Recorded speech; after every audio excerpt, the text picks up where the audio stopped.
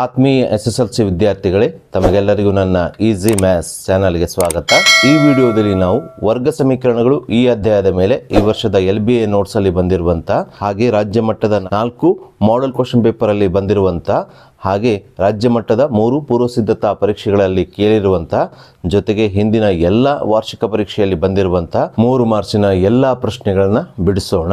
So ಮೊದಲಿಗೆ ನಾವು ಈ ವರ್ಷದ LBA ನೋಟ್ಸ್ ಅಲ್ಲಿ ಬಂದಿರುವಂತ ಮೊದಲನೇ 3 ಮಾರ್ಕ್ಸಿನ ಪ್ರಶ್ನೆಯನ್ನ ತೆಗೆದುಕೊಳ್ಳೋಣ. ಪ್ರಶ್ನೆ ಈ ರೀತಿಯಾಗಿದೆ: 2 ವರ್ಗಗಳ ವಿಸ್ತೀರ್ಣಗಳ ಮೊತ್ತ 640 ಮೀಟರ್ ಸ್ಕ್ವೇರ್ ಮತ್ತು ಅವುಗಳ ಸುತ್ತಳತೆಗಳ ವ್ಯತ್ಯಾಸ 64 ಮೀಟರ್ ಆದಾಗ ಆ 2 ವರ್ಗಗಳ ಬಾಹುಗಳ ಅಳತೆಗಳನ್ನು ಕಂಡುಹಿಡಿಯಿರಿ ಅಂದ್ಕೊಂಡು ಪ್ರಶ್ನೆಯಲ್ಲಿ ಕೇಳಿದ್ದಾರೆ. ಸೊ ಈ ಪ್ರಶ್ನೆಯನ್ನು ಬಿಡಿಸುವುದಕ್ಕಿಂತ ಪೂರ್ವದಲ್ಲಿ ನಾವು ಈ ಪ್ರಶ್ನೆಯ ಬಗ್ಗೆ ಸಂಕ್ಷಿಪ್ತವಾಗಿ ತಿಳಿದುಕೊಳ್ಳೋಣ. ಸೊ ನಮಗೆ ಪ್ರಶ್ನೆಯಲ್ಲಿ 2 ವರ್ಗಗಳ ವಿಸ್ತೀರ್ಣಗಳ ಮೊತ್ತ ಅನ್ನ 640 ಮೀಟರ್ ಸ್ಕ್ವೇರ್ ಅಂತ ಕೊಟ್ಟಿದ್ದಾರೆ. ಅಂದರೆ 2 ಚೌಕ ಅಥವಾ ಈ 2 ವರ್ಗಗಳ ವಿಸ್ತೀರ್ಣಗಳನ್ನ ಕೂಡಿಸಿದಾಗ ಎಷ್ಟು ಬರ್ತಾ ಇದೆ ಅಂದರೆ 640 ಮೀಟರ್ ಸ್ಕ್ವೇರ್ ಅಂತ ಹೇಳಿದ್ದಾರೆ. ಅದೇ ರೀತಿ ಈ ವರ್ಗಗಳ ಸುತ್ತಳತೆಗಳ ವ್ಯತ್ಯಾಸ ಎಷ್ಟು ಕೊಟ್ಟಿದ್ದಾರೆ ಅಂದರೆ 64 ಮೀಟರ್ ಅಂತ ಕೊಟ್ಟಿದ್ದಾರೆ. ಅಂದರೆ ಮೊದಲನೇ ವರ್ಗದ ಸುತ್ತಳತೆಯಲ್ಲಿ ಎರಡನೇ ವರ್ಗದ ಸುತ್ತಳತೆಯನ್ನು ಕಳೆದಾಗ ಬರುವಂಥ ವ್ಯತ್ಯಾಸ ಎಷ್ಟಿದೆ ಅಂದರೆ 64 ಮೀಟರ್ ಅಂತ ಕೊಟ್ಟು ಆ 2 ವರ್ಗಗಳ ಬಾಹುಗಳ ಅಳತೆಗಳನ್ನು ಕಂಡುಹಿಡಿಯಿರಿ ಅಂತ ಕೊಟ್ಟಿದ್ದಾರೆ. ಅಂದರೆ ಮೊದಲನೇ ವರ್ಗದ ಬಾವಿನ ಅಳತೆ, ಅದೇ ರೀತಿ ಎರಡನೇ ವರ್ಗದ ಬಾವಿನ ಅಳತೆಯನ್ನು ಕಂಡುಹಿಡಲಿಕ್ಕೆ ನಮಗೆ ಪ್ರಶ್ನೆಯಲ್ಲಿ ಕೇಳಿದ್ದಾರೆ. ಸೊ ಇಷ್ಟು ಅಂಶವನ್ನು ತಿಳಿದುಕೊಂಡ ನಂತರ ನಮಗೆ ಇಲ್ಲಿ ಮೊದಲನೇ ವರ್ಗದ ಬಾವಿನ ಅಳತೆ, ಅದೇ ರೀತಿ ಎರಡನೇ ವರ್ಗದ ಬಾವಿನ ಅಳತೆ ಎಷ್ಟು ಅಂತ ತಿಳಿದಿಲ್ಲ. ಹಾಗಾಗಿ ನಾವಿಲ್ಲಿ ಪ್ರಶ್ನೆಯಲ್ಲಿ ಕೇಳಿರುವ ನಾವು ಕಂಡುಹಿಡಿಯಬೇಕಾಗಿರುವ ಮೊದಲನೇ ವರ್ಗದ ಬಾವಿನ ಅಳತೆಯನ್ನ x ಮೀಟರ್ ಆಗಿರಲಿ ಎಂದು ತೆಗೆದುಕೊಳ್ಳೋಣ. ಅದೇ ರೀತಿ ಎರಡನೇ ವರ್ಗದ ಬಾವಿನ ಅಳತೆಯನ್ನ y ಮೀಟರ್ ಆಗಿರಲಿ ಎಂದು ತೆಗೆದುಕೊಳ್ಳೋಣ. ಹಾಗೆ ಪ್ರಶ್ನೆಯಲ್ಲಿ ನಮಗೆ 2 ವರ್ಗಗಳ ವಿಸ್ತೀರ್ಣಗಳ ಮೊತ್ತ 640 ಮೀಟರ್ ಸ್ಕ್ವೇರ್ ಅಂತ ಕೊಟ್ಟಿದ್ದಾರೆ. ಅಂದ್ರೆ ಮೊದಲನೇ ವರ್ಗದ ವಿಸ್ತೀರ್ಣ ಮತ್ತು ಎರಡನೇ ವರ್ಗದ ವಿಸ್ತೀರ್ಣ, ಇವೆರಡು ವರ್ಗಗಳ ವಿಸ್ತೀರ್ಣಗಳನ್ನು ಕೂಡಿಸಿದಾಗ ಬರುವ ಮೊತ್ತ 640 ಮೀಟರ್ ಸ್ಕ್ವೇರ್ ಅಂತ ಕೊಟ್ಟಿರೋದ್ರಿಂದ ನಾವಿಲ್ಲಿ ಮೊದಲನೇ ವರ್ಗದ ವಿಸ್ತೀರ್ಣವನ್ನು ಮೊದಲಿಗೆ ಬರೆದುಕೊಳ್ಳೋಣ. ಒಂದು ವರ್ಗದ ವಿಸ್ತೀರ್ಣ ಅಂದರೆ ಅದು ಬಾವು ಗುಣಿಸು ಬಾವು ಆಗಿರೋದ್ರಿಂದ ಇಲ್ಲಿ ಮೊದಲನೇ ವರ್ಗದ ಬಾವಿನ ಅಳತೆಯು x ಮೀಟರ್ ಆಗಿರೋದ್ರಿಂದ ಮೊದಲನೇ ವರ್ಗದ ವಿಸ್ತೀರ್ಣ ಬಾವು ಗುಣಿಸು ಬಾವು x ಗುಣಿಸು x ನ ವರ್ಗವಾಗುತ್ತದೆ. ಅದೇ ರೀತಿ ಎರಡನೇ ವರ್ಗದ ಬಾವಿನ ಅಳತೆಯನ್ನು ನಾವಿಲ್ಲಿ y ಆಗಿ ತೆಗೆದುಕೊಂಡಿರೋದ್ರಿಂದ ಎರಡನೇ ವರ್ಗದ ವಿಸ್ತೀರ್ಣ ಏನಾಗ್ತಾ ಅಂದರೆ ಬಾವು ಗುಣಿಸು ಬಾವು ಅಂದರೆ y ಗುಣಿಸು y ದ ವರ್ಗವಾಗುತ್ತದೆ. ಹಾಗೆ ಮುಂದುವರೆದ ಪ್ರಶ್ನೆಯಲ್ಲಿ ಅವುಗಳ ಸುತ್ತಳತೆಗಳ ವ್ಯತ್ಯಾಸ ಅಂದರೆ ಮೊದಲನೇ ವರ್ಗದ ಸುತ್ತಳತೆ ಮತ್ತು ಎರಡನೇ ವರ್ಗದ ಸುತ್ತಳತೆಗಳ ನಡುವಿನ ವ್ಯತ್ಯಾಸ 64 ಮೀಟರ್ ಅಂತ ಕೊಟ್ಟಿದ್ದಾರೆ. ಸೊ ಯಾವುದೇ ಒಂದು ವರ್ಗ ಅಥವಾ ಚೌಕದ ಸುತ್ತಳತೆ ಅಂದರೆ ಆ ಚೌಕದ 4 ಬಾಹುಗಳ ಮೊತ್ತವಾಗಿರುತ್ತದೆ. ಅಥವಾ ಒಂದು ಬಾವಿನ ಅಳತೆಗೆ ನಾವು 4ರಿಂದ ಗುಣಿಸ್ಕೊಂಡು ಬಿಟ್ರೆ ನಮಗೆ ಆ ಚೌಕದ ಸುತ್ತಳತೆ ಸಿಗ್ತದೆ. ಹಾಗಾಗಿ ಮೊದಲನೇ ವರ್ಗದ ಬಾವಿನ ಅಳತೆ x ಆಗಿರೋದ್ರಿಂದ ಮೊದಲನೇ ವರ್ಗದ ಸುತ್ತಳತೆ ಏನಾಗ್ತದೆ ಅಂದರೆ 4 ಗುಣಿಸು ಮೊದಲನೇ ವರ್ಗದ ಬಾವಿನ ಅಳತೆ x ಆಗುತ್ತದೆ, ಅಂದರೆ 4x ಆಗುತ್ತದೆ. ಅದೇ ರೀತಿ ಎರಡನೇ ವರ್ಗದ ಬಾವಿನ ಅಳತೆಯನ್ನು y ಆಗಿ ತೆಗೆದುಕೊಂಡಿರೋದ್ರಿಂದ ಎರಡನೇ ವರ್ಗದ ಸುತ್ತಳತೆ ಅಂದರೆ ಅದು 4 ಗುಣಿಸು ಒಂದು ಬಾವಿನ ಅಳತೆ. ಒಂದು ಬಾವಿನ ಅಳತೆ ಎಷ್ಟಿದೆ? y ಇದೆ. ಹಾಗಾಗಿ ಎರಡನೇ ವರ್ಗದ ಸುತ್ತಳತೆ ಏನಾಗ್ತದೆ ಅಂದರೆ 4 ಗುಣಿಸು ಒಂದು ಬಾವಿನ ಅಳತೆ ಅಂದರೆ 4 ಗುಣಿಸು y ಆಗುತ್ತದೆ. ಸೊ ಇಷ್ಟು ದತ್ತಾಂಶಗಳನ್ನು ಬರೆದುಕೊಂಡ ನಂತರ ನಾವೀಗ ಪ್ರಶ್ನೆಯಲ್ಲಿ ನೀಡಿರುವ ಈ 2 ಹೇಳಿಕೆಯ ಸಹಾಯದಿಂದ 2 ಸಮೀಕರಣಗಳನ್ನು ಮಾಡಿಕೊಂಡು ಕೊಟ್ಟಿರುವ 2 ವರ್ಗಗಳ ಬಾಹುಗಳ ಅಳತೆಗಳನ್ನು ಕಂಡುಹಿಡಿಯೋಣ. ಸೊ ಮೊದಲೇ ಹೇಳಿಕೆಯಲ್ಲಿ ನಮಗೆ 2 ವರ್ಗಗಳ ವಿಸ್ತೀರ್ಣಗಳ ಮೊತ್ತ 600 ಮೀಟರ್ ಸ್ಕ್ವೇರ್ ಅಂತ ಕೊಟ್ಟಿದ್ದಾರೆ. ಅಂದರೆ ಮೊದಲನೇ ವರ್ಗದ ವಿಸ್ತೀರ್ಣ x ಸ್ಕ್ವೇರ್ ಮತ್ತು ಎರಡನೇ ವರ್ಗದ ವಿಸ್ತೀರ್ಣ y ಸ್ಕ್ವೇರ್, ಇವುಗಳನ್ನ ಕೂಡಿಸಿದಾಗ ಮೊತ್ತ ಎಷ್ಟು ಬರ್ತಾ ಅಂತ ಕೇಳಿದ್ದಾರೆ? 640 ಮೀಟರ್ ಸ್ಕ್ವೇರ್ ಅಂತ ಬರ್ತಾ ಅಂತ ಹೇಳಿದ್ದಾರೆ. ಹಾಗಾಗಿ ನಾವಿಲ್ಲಿ ಈ ಹೇಳಿಕೆಯ ಸಹಾಯದಿಂದ ಒಂದು ಸಮೀಕರಣವನ್ನು ಮಾಡಿಕೊಳ್ಳೋಣ. ಮೊದಲನೇ ವರ್ಗದ ವಿಸ್ತೀರ್ಣ x ದ ವರ್ಗ, ಹಾಗೆ ಎರಡನೇ ವರ್ಗದ ವಿಸ್ತೀರ್ಣ y ಸ್ಕ್ವೇರ್, ಇವುಗಳ ಮೊತ್ತ ಅಂದರೆ ಇವುಗಳನ್ನ ಕೂಡಿಸಿದಾಗ ಎಷ್ಟು ಬರ್ತದೆ ಅಂತ ಹೇಳಿದ್ದಾರೆ?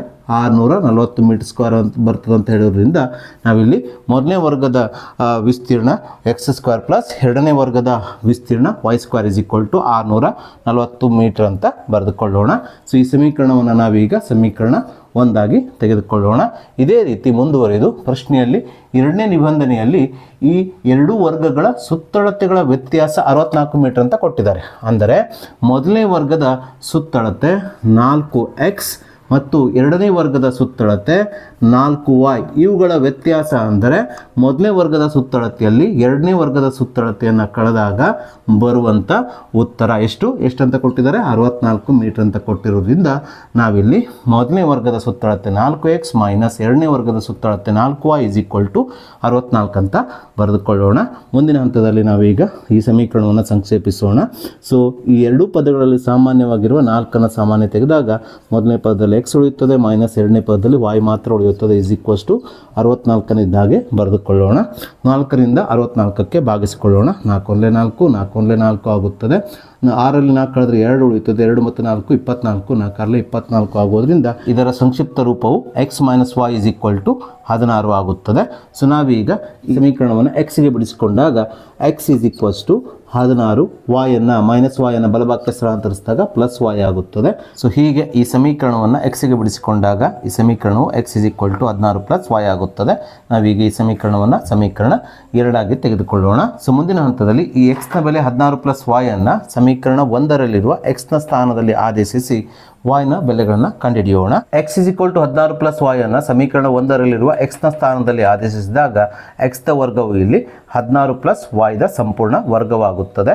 ಪ್ಲಸ್ y² ಅನ್ನು ಇದ್ದಾಗೆ ಬರೆದುಕೊಳ್ಳೋಣ = 640.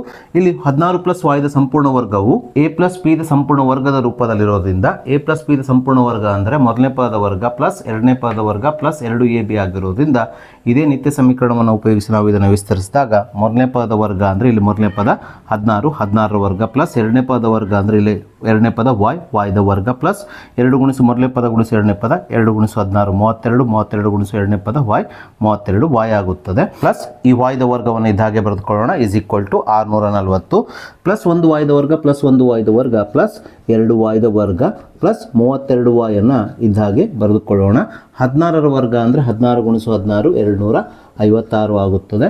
ಬಲಭಾಗದಲ್ಲಿರುವ ಪ್ಲಸ್ 640ನ್ನು ಎಡಭಾಗಕ್ಕೆ ತಂದಾಗ ಮೈನಸ್ 640 ಆಗುತ್ತದೆ = 0 ಇದ್ದಾಗೆ ಬರೆದುಕೊಳ್ಳೋಣ. ಸೊ ಮುಂದಿನ ಹಂತದಲ್ಲಿ 2y ದ ವರ್ಗ ಪ್ಲಸ್ 32y-ಯನ್ನು ಇದ್ದಾಗೆ ಬರೆದುಕೊಳ್ಳೋಣ. ಪ್ಲಸ್ 256 ಮೈನಸ್ 640 ಅಂದರೆ ಮೈನಸ್ 384 ಆಗುತ್ತದೆ. ಸೊ ಮುಂದಿನ ಹಂತದಲ್ಲಿ ಈ ಮೂರು ಪದಗಳಲ್ಲಿ ಸಾಮಾನ್ಯವಾಗಿರುವ 2ನ್ನು ಸಾಮಾನ್ಯ ಅಪವರ್ತನವಾಗಿ ತೆಗೆಯೋಣ.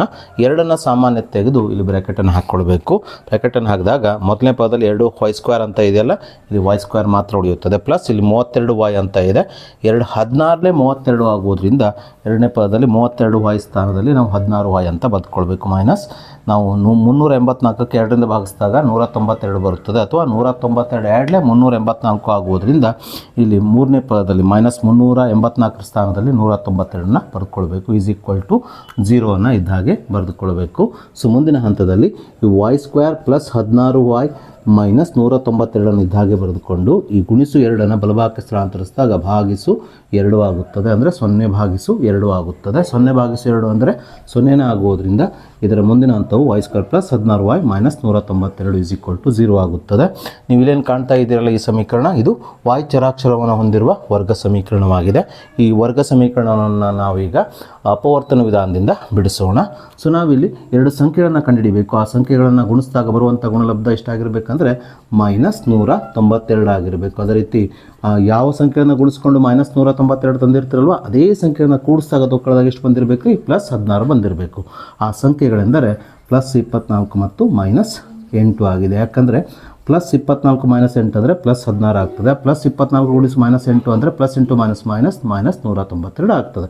ನಾವೀಗ ಈ ಸಂಖ್ಯೆಗಳನ್ನು ಬಳಸಿಕೊಂಡು ಕೊಟ್ಟಂಥ ವರ್ಗ ಸಮೀಕರಣಗಳನ್ನು 2 ಅಪವರ್ತನಗಳ ಗುಣಲಬ್ಧವಾಗಿ ಬರೆದುಕೊಳ್ಬೇಕು. ಇಲ್ಲಿ y ವರ್ಗದ ಸಹಗುಣಕ 1 ಆಗಿರೋದ್ರಿಂದ ನಾವು ನೇರವಾಗಿ 2 ಅಪವರ್ತನಗಳ ಗುಣಲಬ್ಧವನ್ನು ಬರೀಬಹುದು. ಸೊ ಮೊದಲನೇ ಅಪವರ್ತನದಲ್ಲಿ ಮೊದಲನೇ ಪದ ಚರಾಕ್ಷರ y, ಎರಡನೇ ಪದ ಇಲ್ಲಿ ಮೊದಲನೇ ಸಂಖ್ಯೆ 24 ಆಗಿ ಬರೆದುಕೊಂಡಾಗ ಮೊದಲನೇ ಅಪವರ್ತನವು y ಪ್ಲಸ್ 24 ಆಗ್ತದೆ. ಅದೇ ರೀತಿ ಎರಡನೇ ಅಪವರ್ತನದಲ್ಲಿ ಮೊದಲನೇ ಪದ ಚರಾಕ್ಷರ y ಆಗಿ ಬರೆದುಕೊಳ್ಬೇಕು. ಎರಡನೇ ಪದವನ್ನು ಇಲ್ಲಿ ಎರಡನೇ ಸಂಖ್ಯೆ ಮೈನಸ್ 8 ಆಗಿ ಬರೆದಾಗ ಎರಡನೇ ಅಪವರ್ತನವು y - 8 ಆಗುತ್ತದೆ = 0 ಅಂತ ಇದ್ದಾಗೆ ಬರೆದುಕೊಳ್ಬೇಕು. ಮುಂದಿನ ಹಂತದಲ್ಲಿ ಈ ಎರಡೂ ಅಪವರ್ತನಗಳನ್ನು ಪ್ರತ್ಯೇಕವಾಗಿ 0ಗೆ ಸಮಗೊಳಿಸಿಕೊಂಡು 2 ಸಮೀಕರಣಗಳನ್ನು ಮಾಡಿಕೊಳ್ಬೇಕು. ಹೀಗೆ ಮಾಡಿಕೊಂಡಾಗ ಮೊದಲನೇ ಸಮೀಕರಣವು y ಪ್ಲಸ್ 24 = 0, ಎರಡನೇ ಸಮೀಕರಣವು y - 8 = 0 ಆಗ್ತದೆ. ಆಗ್ತದೆ. ಈ ಸಮೀಕರಣವನ್ನು ನಾವೀಗ ಬಿಡಿಸಿಕೊಳ್ಳೋಣ. +24 ಬಲಭಾಗಕ್ಕೆ ಸ್ಥಳಾಂತರಿಸಿದಾಗ -24 ಆಗ್ತದೆ. ಆದ್ದರಿಂದ ಇಲ್ಲಿ y ನ ಬೆಲೆಯು -24 ಆಗ್ತದೆ. ಅದೇ ರೀತಿ ಈ ಸಮೀಕರಣದಲ್ಲಿ -8 ಬಲಭಾಗಕ್ಕೆ ಸ್ಥಳಾಂತರಿಸಿದಾಗ +8 ಆಗುತ್ತದೆ. ಆದ್ದರಿಂದ ಇಲ್ಲಿ y ನ ಬೆಲೆಯು +8 ಆಗುತ್ತದೆ. ಹೀಗೆ y ನ ಬೆಲೆಗಳು -24 ಮತ್ತು +8 ಆಗುತ್ತದೆ. ಆದರೆ y ಅಂದರೆ ಇಲ್ಲಿ ಎರಡನೇ ವರ್ಗದ ಬಾವಿನ ಉದ್ದವಾಗಿದೆ. ಇದನ್ನು ನಾವು ಕಂಡುಹಿಡಿಯಬೇಕಾಗಿತ್ತು. ಆದರೆ ಇಲ್ಲಿ y ನ ಬೆಲೆಗಳು ನಮಗೇನು ಸಿಕ್ಕಿದಾವೆ, ಒಂದು ಋಣಾತ್ಮಕ ಬೆಲೆ ಸಿಕ್ಕಿದೆ, ಅದೇ ರೀತಿ ಮತ್ತೊಂದು ಧನಾತ್ಮಕ ಬೆಲೆ ಸಿಕ್ಕಿದೆ. ಆದರೆ ಬಾವಿನ ಉದ್ದ ಯಾವಾಗಲೂ ಏನಾಗಿರ್ತದೆ ಅಂದರೆ ಧನ ಸಂಖ್ಯೆನೇ ಆಗಿರೋದ್ರಿಂದ ನಾವಿಲ್ಲಿ ಪರಿಗಣಿಸಬೇಕಾಗಿದ್ದು y ನ ಬೆಲೆ +8 ಅಂದರೆ ಧನ ಸಂಖ್ಯೆಯನ್ನು ಹೊಂದಿರುವ y ನ ಬೆಲೆಯನ್ನು. ಹಾಗಾಗಿ ಎರಡನೇ ವರ್ಗದ ಬಾವಿನ ಉದ್ದ y ನ ಬೆಲೆ 8 ಮೀಟರ್ ಆಗುತ್ತದೆ ಅಂತ ಬರೆದುಕೊಳ್ಬೇಕು. ಹೀಗೆ ನಾವು ಎರಡನೇ ವರ್ಗದ ಬಾವಿನ ಉದ್ದ y ನ ಬೆಲೆಯನ್ನು ಕಂಡುಹಿಡಿದ ನಂತರ ನಾವೀಗ ಒಂದನೇ ವರ್ಗದ ಬಾವಿನ ಉದ್ದವನ್ನು ಕಂಡುಹಿಡಿಯೋಣ. ಒಂದನೇ ವರ್ಗದ ಬಾವಿನ ಉದ್ದವನ್ನು ನಾವು x ಆಗಿ ತೆಗೆದುಕೊಂಡಿದ್ದೇವೆ. ಆದರೆ x ಯಾವುದಕ್ಕೆ ಸಮನಾಗಿದೆ, 16 + y ಗೆ ಸಮನಾಗಿದೆ. ಹಾಗಾಗಿ ಒಂದನೇ ವರ್ಗದ ಬಾವಿನ ಉದ್ದ = 16 + y ಅಥವಾ y + 16 ಅಂತ ಬರೆದುಕೊಳ್ಳೋಣ. ಇಲ್ಲಿ y ನ ಬೆಲೆಯು 8 ಆಗಿರೋದ್ರಿಂದ y ನ ಸ್ಥಾನದಲ್ಲಿ 8 ಆದೇಶಿಸಿದಾಗ y + 16 ಏನಾಗ್ತದೆ ಅಂದರೆ 8 + 16 ಆಗ್ತದೆ. 8 + 16 ಅಂದರೆ 24 ಆಗೋದ್ರಿಂದ ಇಲ್ಲಿ ಒಂದನೇ ವರ್ಗದ ಬಾವಿನ ಉದ್ದವು 24 ಮೀಟರ್ ಆಗುತ್ತದೆ. ಸೊ ಹೀಗೆ ನಾವು ಮೊದಲನೇ ವರ್ಗ ಮತ್ತು ಎರಡನೇ ವರ್ಗದ ಬಾವಿನ ಉದ್ದಗಳನ್ನು ಕಂಡುಹಿಡಿಯಬೇಕು. ಸೊ ಹಾಗೆ ನಾವೀಗ LBA ನೋಟ್ಸಲ್ಲಿರುವಂಥ ಮತ್ತೊಂದು 3 ಮಾರ್ಕ್ಸಿನ ಇಂಪಾರ್ಟೆಂಟ್ ಪ್ರಶ್ನೆಯನ್ನು ತೆಗೆದುಕೊಳ್ಳೋಣ. ಪ್ರಶ್ನೆ ಈ ರೀತಿಯಾಗಿದೆ: ಎರಡು ಕ್ರಮಾನುಗತ ಬೆಸ ಧನ ಪೂರ್ಣಾಂಕಗಳ ವರ್ಗಗಳ ಮೊತ್ತವು 290 ಆದರೆ ಆ ಪೂರ್ಣಾಂಕಗಳನ್ನು ಕಂಡುಹಿಡಿಯಿರಿ ಅಂದ್ಕೊಂಡು ಪ್ರಶ್ನೆಯಲ್ಲಿ ಕೇಳಿದ್ದಾರೆ. ಸೊ ಪ್ರಶ್ನೆಯಲ್ಲಿ ನಮಗೆ ಕಂಡುಹಿಡಿಯಲಿಕ್ಕೆ ಹೇಳಿರುವಂಥ ಎರಡು ಕ್ರಮಾನುಗತ ಬೆಸ ಧನ ಪೂರ್ಣಾಂಕಗಳಲ್ಲಿ ಒಂದನ್ನು ನಾವು x ಆಗಿ ತೆಗೆದುಕೊಂಡ್ರೆ ಇನ್ನೊಂದನ್ನು x + 2 ಆಗಿರಲಿ ಎಂಬುದನ್ನು ತೆಗೆದುಕೊಳ್ಳೋಣ. ಸೊ ಯಾಕಂದರೆ x ನ ಸ್ಥಾನದಲ್ಲಿ ಒಂದನ್ನು ಆದೇಶಿಸಿದರೆ ಇಲ್ಲಿ x + 2 ಏನಾಗ್ತದೆ ಅಂದರೆ x ನ ಬೆಲೆ 1 + 2 3 ಆಗುತ್ತದೆ. ಇಲ್ಲಿ 1 ಮತ್ತು 3 ಕ್ರಮಾನುಗತ ಬೆಸ ಸ್ವಾಭಾವಿಕ ಸಂಖ್ಯೆಗಳಾಗ್ತವೆ. ಅದೇ ರೀತಿ x ನ ಸ್ಥಾನದಲ್ಲಿ 3 ಆದೇಶಿಸಿದರೆ ನೋಡಿ 3 ಒಂದು ಬೆಸ ಸಂಖ್ಯೆ, ಮುಂದಿನ ಬೆಸ ಸಂಖ್ಯೆ ಏನು ಬರ್ತದೆ 5 ಬರ್ತದೆ. ನೋಡಿ x + 2 ದಲ್ಲಿ 3 ಹಾಕಿದರೆ ಏನು ಬಂತು, 3 + 2 5 ಆಗ್ತದೆ. ಹಾಗಾಗಿ ಈ ಎರಡು ಕ್ರಮಾನುಗತ ಬೆಸ ಧನ ಪೂರ್ಣಾಂಕಗಳನ್ನು ನಾವು ಸಾಮಾನ್ಯ ರೂಪದಲ್ಲಿ ತೆಗೆದುಕೊಳ್ಬೇಕಂದ್ರೆ ಒಂದನ್ನು x ಆಗಿ ಇನ್ನೊಂದನ್ನು x + 2 ಆಗಿ ತೆಗೆದುಕೊಳ್ಬೇಕು. ಯಾಕಂದರೆ x ನ ಸ್ಥಾನದಲ್ಲಿ ನಾನು ಯಾವುದೇ ಒಂದು ಬೆಸ ಸಂಖ್ಯೆಯನ್ನು ಆದೇಶಿಸ್ತಾ ಹೋದರೆ ಮುಂದಿನ ಬೆಸ ಸಂಖ್ಯೆ ಏನು ಸಿಗ್ತದೆ ನಮಗೆ, ಕ್ರಮಾನುಗತ ಬೆಸ ಸಂಖ್ಯೆಯಾಗಿ ಸಿಗ್ತದೆ. ನೋಡಿ 5 ಆದೇಶಿಸಿದ್ರೆ 5 + 2 7 ಆಗಿ ಸಿಗ್ತದೆ. ಹಾಗಾಗಿ ಇದು ಸಾಮಾನ್ಯವಾಗಿ ನಾವು ತೆಗೆದುಕೊಳ್ಳಬೇಕಾದ ಎರಡು ಕ್ರಮಾನುಗತ ಬೆಸ ಧನ ಪೂರ್ಣಾಂಕಗಳಾಗಿವೆ. ಸೊ ಹೀಗೆ ನಾವು ಎರಡು ಕ್ರಮಾನುಗತ ಬೆಸ ಧನ ಪೂರ್ಣಾಂಕಗಳನ್ನು ತೆಗೆದುಕೊಂಡ ನಂತರ ನಾವೀಗ ಪ್ರಶ್ನೆಯಲ್ಲಿ ನೀಡಿರುವ ನಿಬಂಧನೆಯನ್ನು ಬಳಸಿಕೊಂಡು ಒಂದು ಸಮೀಕರಣವನ್ನು ಮಾಡಿಕೊಳ್ಬೇಕು. ಪ್ರಶ್ನೆಯಲ್ಲಿ ಏನು ಕೊಟ್ಟಿದ್ದಾರೆ, ಎರಡು ಕ್ರಮಾನುಗತ ಬೆಸ ಧನ ಪೂರ್ಣಾಂಕಗಳ ವರ್ಗಗಳ ಮೊತ್ತವು 290 ಅಂತ ಕೊಟ್ಟಿದ್ದಾರೆ. ಇಲ್ಲಿ ನಾವು ತೆಗೆದುಕೊಂಡ ಕ್ರಮಾನುಗತ ಬೆಸ ಧನ ಪೂರ್ಣಾಂಕಗಳು ಯಾವುದಾದ್ರು x ಮತ್ತು x + 2 ಆಗಿದೆ. ಹಾಗಾಗಿ ಇವುಗಳ ವರ್ಗಗಳು ಅಂದರೆ x ದ ವರ್ಗ ಮೊದಲನೇ ಬೆಸ ಸಂಖ್ಯೆ, ಇದಕ್ಕೆ ಕ್ರಮಾನುಗತವಾಗಿರುವ ಮತ್ತೊಂದು ಬೆಸ ಸಂಖ್ಯೆ ಯಾವುದು x + 2, ಇದರ ವರ್ಗ, ಇವುಗಳ ವರ್ಗಗಳ ಮೊತ್ತ ಅಂದರೆ ಇವುಗಳನ್ನ ಕೂಡಿಸಿದಾಗ ಬರುವ ಮೊತ್ತ ಎಷ್ಟು ಅಂತ ಕೊಟ್ಟಿದ್ದಾರೆ, 290 ಅಂತ ಕೊಟ್ಟಿದ್ದಾರೆ. ಹಾಗಾಗಿ = 290 ಅಂತ ಬರೆದುಕೊಂಡಾಗ ಈ ಹೇಳಿಕೆಯ ಪ್ರಕಾರ ನಾವು ಮಾಡಿಕೊಂಡ ಸಮೀಕರಣ ಏನಾಗ್ತದೆ ಅಂದರೆ x² + x + 2² = 290 ಆಗ್ತದೆ. ಸೊ ನಾವೀಗ ಈ x² ಇದ್ದ ಹಾಗೆ ಬರೆದುಕೊಳ್ಳೋಣ. ಇಲ್ಲಿ x + 2² ಇದು a + b² ರೂಪದಲ್ಲಿರೋದ್ರಿಂದ a + b² ಅಂದರೆ ಮೊದಲನೇ ಪದದ ವರ್ಗ ಪ್ಲಸ್ ಎರಡನೇ ಪದದ ವರ್ಗ ಪ್ಲಸ್ 2 ಗುಣಿಸು ಮೊದಲನೇ ಪದ ಗುಣಿಸು ಎರಡನೇ ಪದ ಆಗಿರೋದ್ರಿಂದ ಇದನ್ನು ನಾವು a + b² ನಿತ್ಯ ಸಮೀಕರಣವನ್ನು ಉಪಯೋಗಿಸಿ ವಿಸ್ತರಿಸಿದಾಗ x + 2ರ ಸಂಪೂರ್ಣ ವರ್ಗವು ಮೊದಲನೇ ಪದದ ವರ್ಗ ಅಂದರೆ ಇಲ್ಲಿ ಮೊದಲನೇ ಪದ x ಆಗಿರೋದ್ರಿಂದ x ದ ವರ್ಗ ಪ್ಲಸ್ ಎರಡನೇ ಪದದ ವರ್ಗ ಅಂದರೆ ಇಲ್ಲಿ ಎರಡನೇ ಪದ 2 ಆಗಿರೋದ್ರಿಂದ 2ರ ವರ್ಗ ಪ್ಲಸ್ 2 ಗುಣಿಸು ಮೊದಲನೇ ಪದ ಗುಣಿಸು ಎರಡನೇ ಪದ ಅಂದರೆ 2 × 4 4x ಆಗುತ್ತದೆ. ಸೊ = ಬಲಭಾಗದಲ್ಲಿರುವ 290 ಇದ್ದ ಹಾಗೆ ಬರೆದುಕೊಳ್ಳೋಣ. ಸೊ ಮುಂದಿನ ಹಂತದಲ್ಲಿ 1x ದ ವರ್ಗ 1x ದ ವರ್ಗ ಅಂದರೆ 2x ದ ವರ್ಗವಾಗುತ್ತದೆ. 2ರ ವರ್ಗ ಎಷ್ಟಾಗ್ತದೆ, 2 × 4 ಆಗುತ್ತದೆ ಪ್ಲಸ್ 4x ಇದ್ದ ಹಾಗೆ ಬರೆದುಕೊಳ್ಳೋಣ. ಈ ಸಮೀಕರಣದ ಬಲಭಾಗದಲ್ಲಿರುವ ಪ್ಲಸ್ 290 ಎಡಭಾಗಕ್ಕೆ ತಂದಾಗ ಮೈನಸ್ 290 ಆಗುತ್ತದೆ. = ಬಲಭಾಗವು 0 ಆಗುತ್ತದೆ. ಸೊ ಮುಂದಿನ ಹಂತದಲ್ಲಿ ಈ 2x ದ ವರ್ಗವನ್ನು ಇದ್ದ ಹಾಗೆ ಬರೆದುಕೊಳ್ಳೋಣ ಪ್ಲಸ್ 4x ಇದ್ದ ಹಾಗೆ ಬರೆದುಕೊಳ್ಳೋಣ. ಪ್ಲಸ್ 4 ಮೈನಸ್ 290 ಅಂದರೆ ಮೈನಸ್ 286 ಆಗುತ್ತದೆ. = 0. ಸೊ ಮುಂದಿನ ಹಂತದಲ್ಲಿ ಈ ಮೂರು ಪದಗಳಲ್ಲಿ ಸಾಮಾನ್ಯವಾಗಿರುವ ಅಪವರ್ತನ 2ನ್ನು ಸಾಮಾನ್ಯ ತೆಗೆದಾಗ ಮೊದಲನೇ ಪದದಲ್ಲಿ x ದ ವರ್ಗ ಮಾತ್ರ ಉಳಿಯುತ್ತದೆ. 2 × 4 ಆಗುವುದರಿಂದ ಎರಡನೇ ಪದದಲ್ಲಿ 2x ಉಳಿಯುತ್ತದೆ ಮೈನಸ್ 2 1 2, 2 4 8, 2 3 6 ಆಗೋದ್ರಿಂದ ಮೂರನೇ ಪದ 286ರಲ್ಲಿ ಇದರ ಭಾಗಲಬ್ಧ ಅಂದರೆ 286ಕ್ಕೆ 2ರಿಂದ ಭಾಗಿಸಿದಾಗ ಬರುವಂಥ ಭಾಗಲಬ್ಧ 143 ಮಾತ್ರ ಉಳಿಯುತ್ತದೆ. ಅಥವಾ 2ರಿಂದ ನೀವು 143ಕ್ಕೆ ಗುಣಿಸ್ಕೊಂಡ್ರೆ ನಿಮಗಿದೆ ಉತ್ತರ ಸಿಗ್ತದೆ. ಸೊ ಈಸ್ ಈಕ್ವಲ್ಸ್ ಟು 0 ಅಂತ ಬರೆದುಕೊಳ್ಳೋಣ. ಮುಂದಿನ ಹಂತದಲ್ಲಿ X square plus 2x minus 143 ಇದ್ದಾಗೆ ಬರೆದುಕೊಳ್ಳೋಣ. ಈಸ್ ಈಕ್ವಲ್ಸ್ ಟು ಇಲ್ಲಿ ಗುಣಿಸು 2 ಬಲಭಾಗಕ್ಕೆ ಸ್ಥಳಾಂತರಿಸಿದಾಗ ಗುಣಿಸು 2 ಬಲಭಾಗಕ್ಕೆ ಹೋಗಿ ಭಾಗಿಸು 2 ಆಗುತ್ತದೆ. ಅಂದರೆ ಬಲಭಾಗದಲ್ಲಿ ಆಲ್ರೆಡಿ 0 ಇರೋದ್ರಿಂದ ಇದು 0 ಭಾಗಿಸು 2 ಆಗುತ್ತದೆ. 0 ಭಾಗಿಸು 2 ಅಂದರೆ 0ನೇ ಆಗುವುದರಿಂದ ಬಲಭಾಗವು ಇಲ್ಲಿ 0 ಆಗುತ್ತದೆ. ಸೊ ಇಲ್ಲಿ ಸ್ಪಷ್ಟವಾಗಿ ಈ ಸಮೀಕರಣವು ಒಂದು ವರ್ಗ ಸಮೀಕರಣವಾಗಿದೆ. ಸೊ ಈ ವರ್ಗ ಸಮೀಕರಣವನ್ನು ನಾವೀಗ ಅಪವರ್ತನ ವಿಧಾನದಿಂದ ಬಿಡಿಸಿಕೊಂಡು ಎಕ್ಸ್ನ ಬೆಲೆಗಳನ್ನು ಕಂಡುಹಿಡಿದು ನಮಗೆ ಬೇಕಾಗಿರುವ 2 ಕ್ರಮಾನುಗತ ಬೆಸಧನ ಪೂರ್ಣಾಂಕಗಳನ್ನು ಕಂಡುಹಿಡಿಯೋಣ. ಸೊ ನಾವೀಗ 2 ಸಂಖ್ಯೆಗಳನ್ನು ಕಂಡುಹಿಡಿಬೇಕು. ಆ ಸಂಖ್ಯೆಗಳ ಗುಣಲಬ್ಧ ಅಂದರೆ ಆ ಸಂಖ್ಯೆಗಳನ್ನು ಗುಣಿಸಿದಾಗ ಗುಣಲಬ್ಧ ಎಷ್ಟು ಬಂದಿರಬೇಕಂದ್ರೆ -143 ಬಂದಿರಬೇಕು. ಅದೇ ರೀತಿ ಯಾವ ಸಂಖ್ಯೆಗಳನ್ನು ಗುಣಿಸಿ -143 ತಂದಿರ್ತಲ್ವ ಅದೇ ಸಂಖ್ಯೆಗಳನ್ನು ಕೂಡಿಸಿ ಅಥವಾ ಕಳೆದಾಗ ಬರುವ ಉತ್ತರ ಎಷ್ಟಾಗಿರಬೇಕು +2 ಆಗಿರಬೇಕು. ಆ ಸಂಖ್ಯೆಗಳೆಂದರೆ -11 ಮತ್ತು +13 ಆಗಿದೆ. ಯಾಕಂದರೆ -11 + 13 ಅಂದರೆ +2 ಆಗುತ್ತದೆ. ಅದೇ ರೀತಿ -11 ಮತ್ತು +13 ಗುಣಿಸಿಕೊಂಡಾಗ -11 × 13 ಅಂದರೆ 143 ಆಗುತ್ತದೆ. ಸೊ ಹೀಗೆ ನಾವು ಆ 2 ಸಂಖ್ಯೆಗಳನ್ನು ಕಂಡುಹಿಡಿದ ನಂತರ ನಾವೀಗ ಈ ವರ್ಗ ಸಮೀಕರಣಗಳನ್ನು 2 ಅಪವರ್ತನಗಳ ಗುಣಲಬ್ಧವಾಗಿ ಬರೆಯೋಣ. ಸೊ ಇಲ್ಲಿ x ವರ್ಗದ ಸಹಗುಣಕ 1 ಆಗಿರುವುದರಿಂದ ನಾವು ನೇರವಾಗಿ ಈ ಸಮೀಕರಣವನ್ನು 2 ಅಪವರ್ತನಗಳ ಗುಣಲಬ್ಧವಾಗಿ ಬರೆಯಬಹುದು. ಇಲ್ಲಿ ಮೊದಲನೇ ಅಪವರ್ತನದಲ್ಲಿ ಮೊದಲನೇ ಪದವನ್ನು ಚರಾಕ್ಷರ x ಆಗಿ ತೆಗೆದುಕೊಳ್ಬೇಕು. ಎರಡನೇ ಪದವನ್ನು ನಾವಿಲ್ಲಿ ಇಲ್ಲಿರುವ ಸಂಖ್ಯೆ ಮೊದಲನೇ ಸಂಖ್ಯೆ -11 ಆಗಿ ಬರೆದುಕೊಳ್ಬೇಕು. ಅದೇ ರೀತಿ ಎರಡನೇ ಅಪವರ್ತನದಲ್ಲಿ ಚರಾಕ್ಷರ x ಅನ್ನು ಮೊದಲನೇ ಪದವಾಗಿ ತೆಗೆದುಕೊಂಡ್ರೆ ಇಲ್ಲಿರುವ ಎರಡನೇ ಸಂಖ್ಯೆಯನ್ನು +13 ಇಲ್ಲಿ ಎರಡನೇ ಪದವಾಗಿ ನಾವು ಎರಡನೇ ಅಪವರ್ತನದಲ್ಲಿ ಬರೆದುಕೊಂಡಾಗ ಇದರ ಮುಂದಿನ ಹಂತವು x - 11 × x + 13 = 0 ಆಗುತ್ತದೆ. ಸೊ ನಾವೀಗ ಇವೆರಡು ಅಪವರ್ತನಗಳನ್ನು ಪ್ರತ್ಯೇಕವಾಗಿ 0ಗೆ ಸಮಗೊಳಿಸಿಕೊಂಡು 2 ಸಮೀಕರಣಗಳನ್ನು ಮಾಡಿಕೊಳ್ಬೇಕು. ಅಂದರೆ x - 11 0 ಮತ್ತೊಂದು x + 13 0 ಅಂತ ಮಾಡ್ಕೊಳ್ಬೇಕು. ನಾವೀಗ ಈ 2 ಸಮೀಕರಣಗಳನ್ನು ಬಿಡಿಸೋಣ. ಸೊ -11 ಬಲಭಾಗಕ್ಕೆ ಸ್ಥಳಾಂತರಿಸಿದಾಗ ಏನಾಗ್ತದೆ +11 ಆಗ್ತದೆ. ಹಾಗೆ ಈ ಸಮೀಕರಣದಲ್ಲಿ +13 ಬಲಭಾಗಕ್ಕೆ ಸ್ಥಳಾಂತರಿಸಿದಾಗ ಏನಾಗ್ತದೆ ಅಂದರೆ -13 ಆಗುತ್ತದೆ. ಆದ್ದರಿಂದ ಇಲ್ಲಿ ಎಕ್ಸ್ನ ಬೆಲೆಗಳು +11 ಮತ್ತು -13 ಆಗುತ್ತವೆ. ಆದರೆ ಪ್ರಶ್ನೆಯಲ್ಲಿ ನಮಗೆ ಕಂಡುಹಿಡಿಯಲಿಕ್ಕೆ ಹೇಳಿದ್ದು ಬೆಸಧನ ಪೂರ್ಣಾಂಕವನ್ನು. ಇಲ್ಲಿ ನಮಗೆ ಎಕ್ಸ್ನ ಬೆಲೆಗಳು ಒಂದು ಧನ ಪೂರ್ಣಾಂಕ ಇನ್ನೊಂದು ಋಣ ಪೂರ್ಣಾಂಕವಾಗಿ ಸಿಕ್ಕಿದೆ.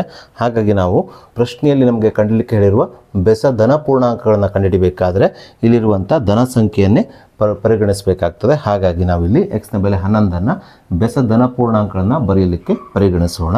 ಸೊ ಆದ್ದರಿಂದ ಕ್ರಮಾನುಗತ ಬೆಸಧನ ಪೂರ್ಣಾಂಕಗಳಲ್ಲಿ ಒಂದನ್ನು x ಆಗಿ ತೆಗೆದುಕೊಂಡಿರೋದ್ರಿಂದ ನಾವಿಲ್ಲಿ ಎಕ್ಸ್ನ ಬೆಲೆ 11 ಪರಿಗಣಿಸ್ತಾ ಇರೋದ್ರಿಂದ ಬೆಸಧನ ಪೂರ್ಣಾಂಕಗಳು ಇಲ್ಲಿ 11 ಅಂದರೆ ಎಕ್ಸ್ನ ಬೆಲೆ 11 ಮತ್ತು x + 2 ಆಗಿ ಮತ್ತೊಂದು ಕ್ರಮಾನುಗತ ಬೆಸ ಸಂಖ್ಯೆಯನ್ನು ತೆಗೆದುಕೊಂಡಿರೋದ್ರಿಂದ ಇಲ್ಲಿ ಎಕ್ಸ್ನ ಬೆಲೆ 11 ಆಗಿರೋದ್ರಿಂದ ಎಕ್ಸ್ನ ಸ್ಥಾನದಲ್ಲಿ 11 ಆದೇಶಿಸಿದಾಗ ಇದು 11 + 2 ಆಗುತ್ತದೆ. 11 + 2 13 ಆಗುತ್ತವೆ. ಸೊ ಆದ್ದರಿಂದ ಇಲ್ಲಿ ನಾವು ಕಂಡುಹಿಡಿಯಬೇಕಾಗಿದ್ದ ಕ್ರಮಾನುಗತ ಬೆಸಧನ ಪೂರ್ಣಾಂಕಗಳು ಇಲ್ಲಿ ಕ್ರಮವಾಗಿ 11 ಮತ್ತು 13 ಆಗಿವೆ. ಹಾಗೆ ನಾವೀಗ ಏಪ್ರಿಲ್ 2023 ವಾರ್ಷಿಕ ಪರೀಕ್ಷೆಯಲ್ಲಿ ಬಂದಿರುವ ಅದೇ ರೀತಿ ಈ ವರ್ಷದ LBA ನೋಟ್ಸಲ್ಲಿ ಇರುವಂಥ ಮತ್ತೊಂದು 3 ಮಾರ್ಕ್ಸಿನ ಇಂಪಾರ್ಟೆಂಟ್ ಪ್ರಶ್ನೆಯನ್ನು ತೆಗೆದುಕೊಳ್ಳೋಣ. ಪ್ರಶ್ನೆ ಈ ರೀತಿಯಾಗಿದೆ. ತಾಯಿಯ ವಯಸ್ಸು ಮಗನ ವಯಸ್ಸಿನ ವರ್ಗದ 2ರಷ್ಟಿದೆ. 8 ವರ್ಷಗಳ ನಂತರ ತಾಯಿಯ ವಯಸ್ಸು ಮಗನ ವಯಸ್ಸಿನ 3ರಷ್ಟಕ್ಕಿಂತ 4 ವರ್ಷಗಳು ಹೆಚ್ಚಾಗುತ್ತವೆ.